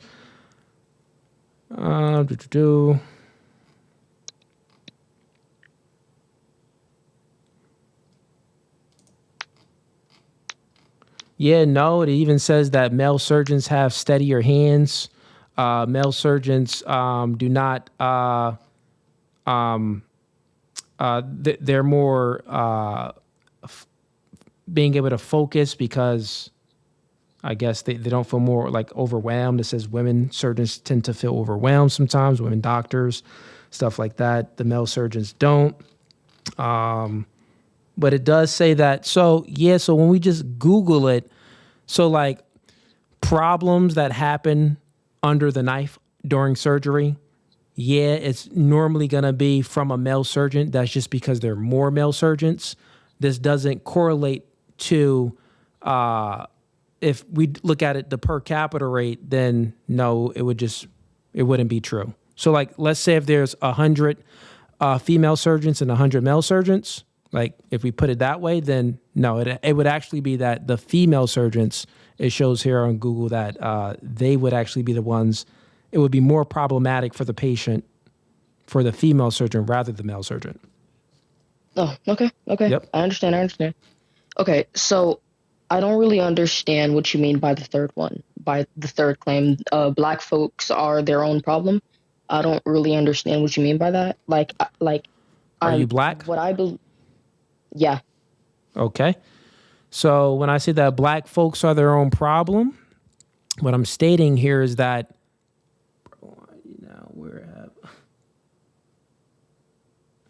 what I'm stating that is black people are their own problem because all people need to take accountability for the situation that they are at in life or the position that they're at in life. So, if it's the case that black people aren't their own problem, then someone else must be to blame.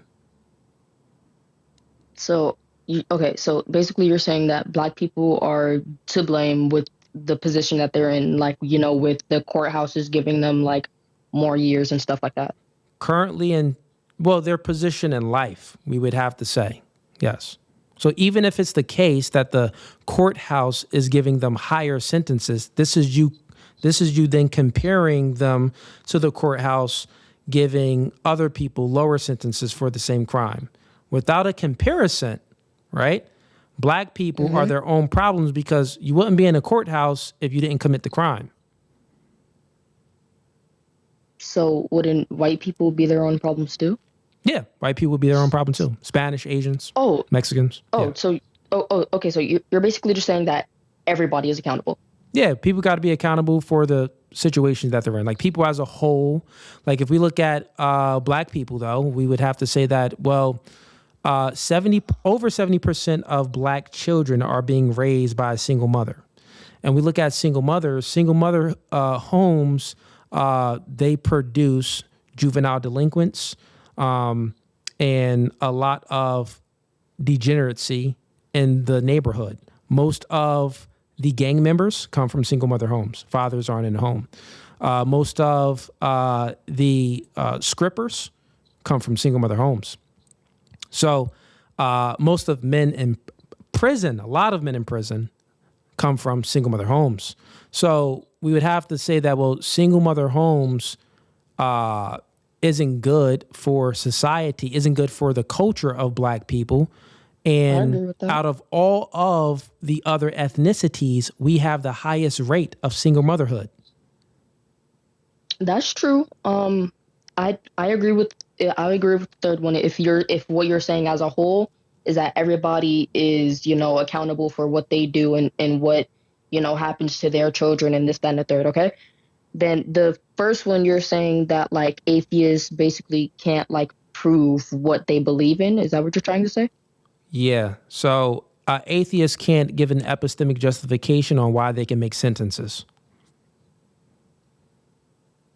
Oh, well, I'm not atheist. I'm Christian, so I don't really want to debate on that. So, okay. I'd like to say thank you for your time. Thank you for, like explaining to me and helping me, figure out like, the second prompt and the third and the first. Thank you for, as a whole, just, explaining that to me. So. Okay. Thank well, you. Listen, thanks for coming up, Felix. And hey, if you're a Christian, you should think twice about transitioning. What's that supposed to mean? That's supposed to mean God created you exactly how you are. And it's wonderful. 0 mistakes. So however you were born, you're born as a woman, a female. You shouldn't want to transition then to a man. You can never be a man anyway, but, to put on the clothes of a man, act like a man, speak like a man. I know that you said that you don't know if you're fully going to go through with the hormone blockers or testosterone and stuff like that. But I truly think that you shouldn't. And if you're a Christian, you should really, that should really be troublesome for you to still have those thoughts. Maybe you want to talk to God about that or your pastor. Oh, well, I used to go to church, but at the moment, it's just not really like coming towards me as much as it did when I was younger. So, I'm still thinking about things, but thank you for your time, of course. Fair enough. Have a blessed one. You too. Hey, let's have a moment of silence for Felix. We'll do 10 seconds, a moment of silence, prayers that this woman doesn't cut off her boobs and take some tea and tries to transition and mess up her body forever. Yeah. So moment of silence. We'll do 10 seconds. 10 seconds, a moment of silence for Felix.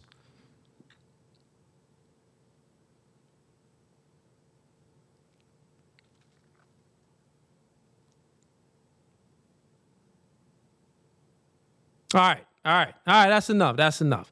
But anyways, chat, get the likes up, man. See, I'll be debating all types of people. Hopefully, she wakes up and comes to reality.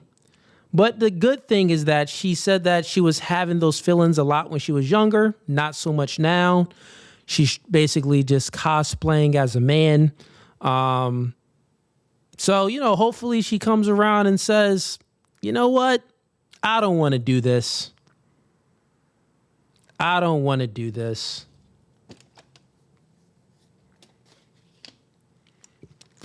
Felix, I'll tell you, as a woman, you're in a privileged position, Felix. Like if you're still in here and you can hear me, you're in a privileged position as a woman. Felix, I'll tell you a secret. As a woman, you really don't even gotta work if you don't want. These dudes will work for you. Felix, as a woman, you're in a privileged position where you have a toto.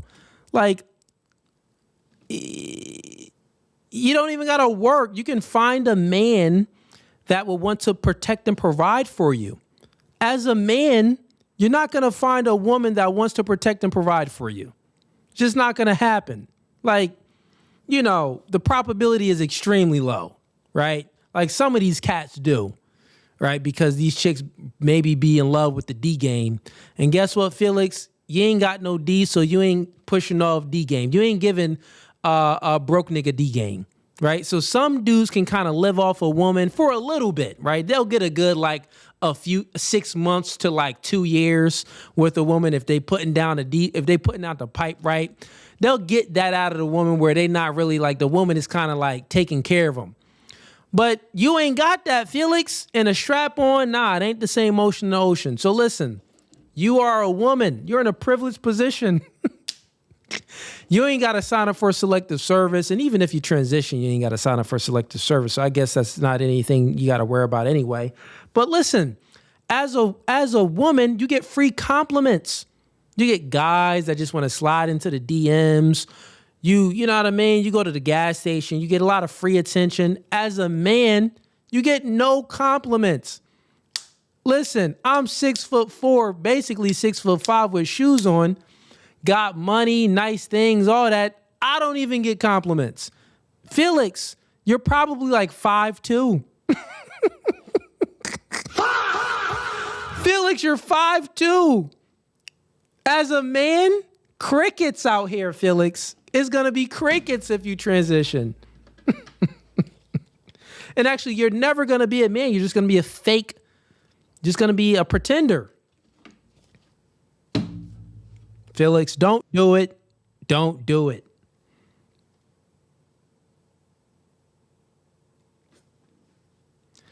Oh, yeah, OG Dog Pound. Listen, man, back in my days, listen, dog. Listen, I was one of the ones growing up.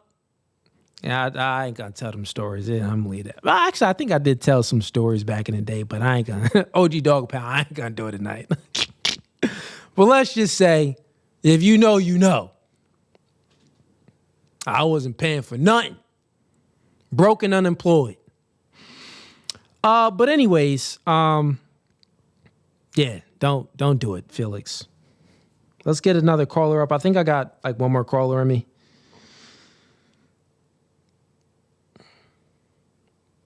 Maybe two more callers. Welcome to No Fugazee Podcast. Get your name and age. My name is Jeremy. I'm 27. Jeremy, 27. What prompt do you want to debate?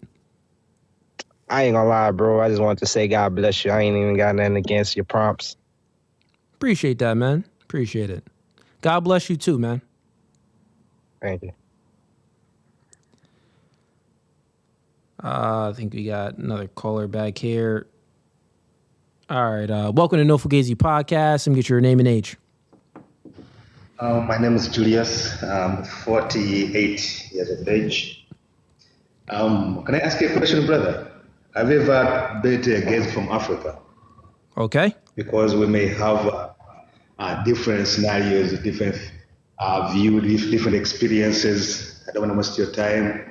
If you don't really want to know what happens down here. Wait. In my comment, really. I'm having a hard time understanding you. It's open panel debate night. What are you saying? Have you ever met a guy from Africa? Okay, you're from Africa. What do you want to debate? Now, about atheism, and also women have no power. I mean, women are not meant to lead. Yeah, you disagree? Based on On the women leading, I disagree. Wait, so you think that women are built to lead men? Yes. You're in Africa, Because bro. I'll give you my view. I'm in Africa, yes. What part of Africa? I'll give an African view. East Africa, Uganda. You from Uganda? What women are leading in Uganda? Everyone, every home is led by the women. Bro, women aren't leading men. They can be leading the children.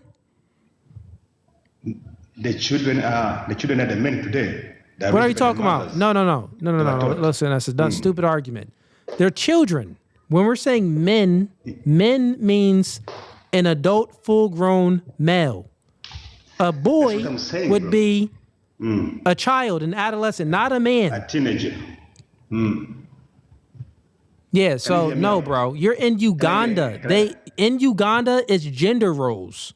Men lead, women follow in Uganda, and you don't have a choice due to the circumstances in Uganda. That's what the media says. That's what the media puts us. I'm giving you a concrete fact. Listen, bro. So can you hear me? There's gender roles in Uganda.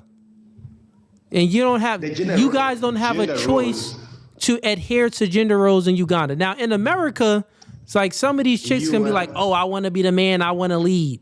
In Uganda, are those women making their own money? Are they independent from a man? Or they have to be with a man because they need a man for protection and they need a man for that second income?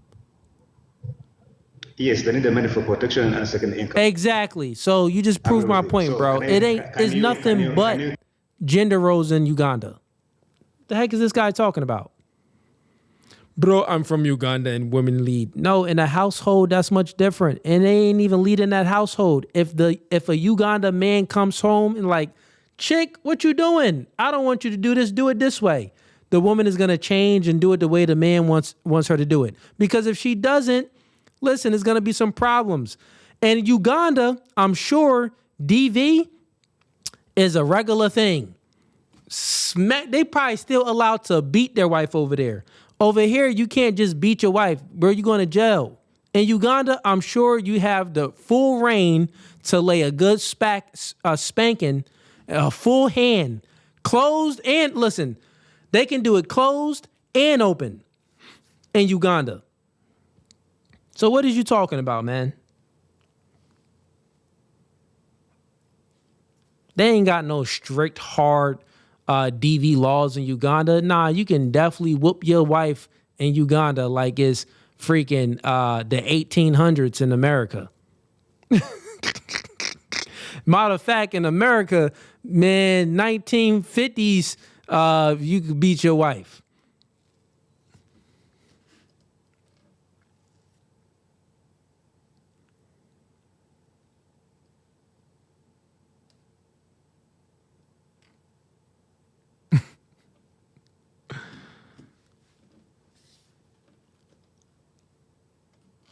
All right, chat. I'm about to wrap up. I think that's all we had anyway.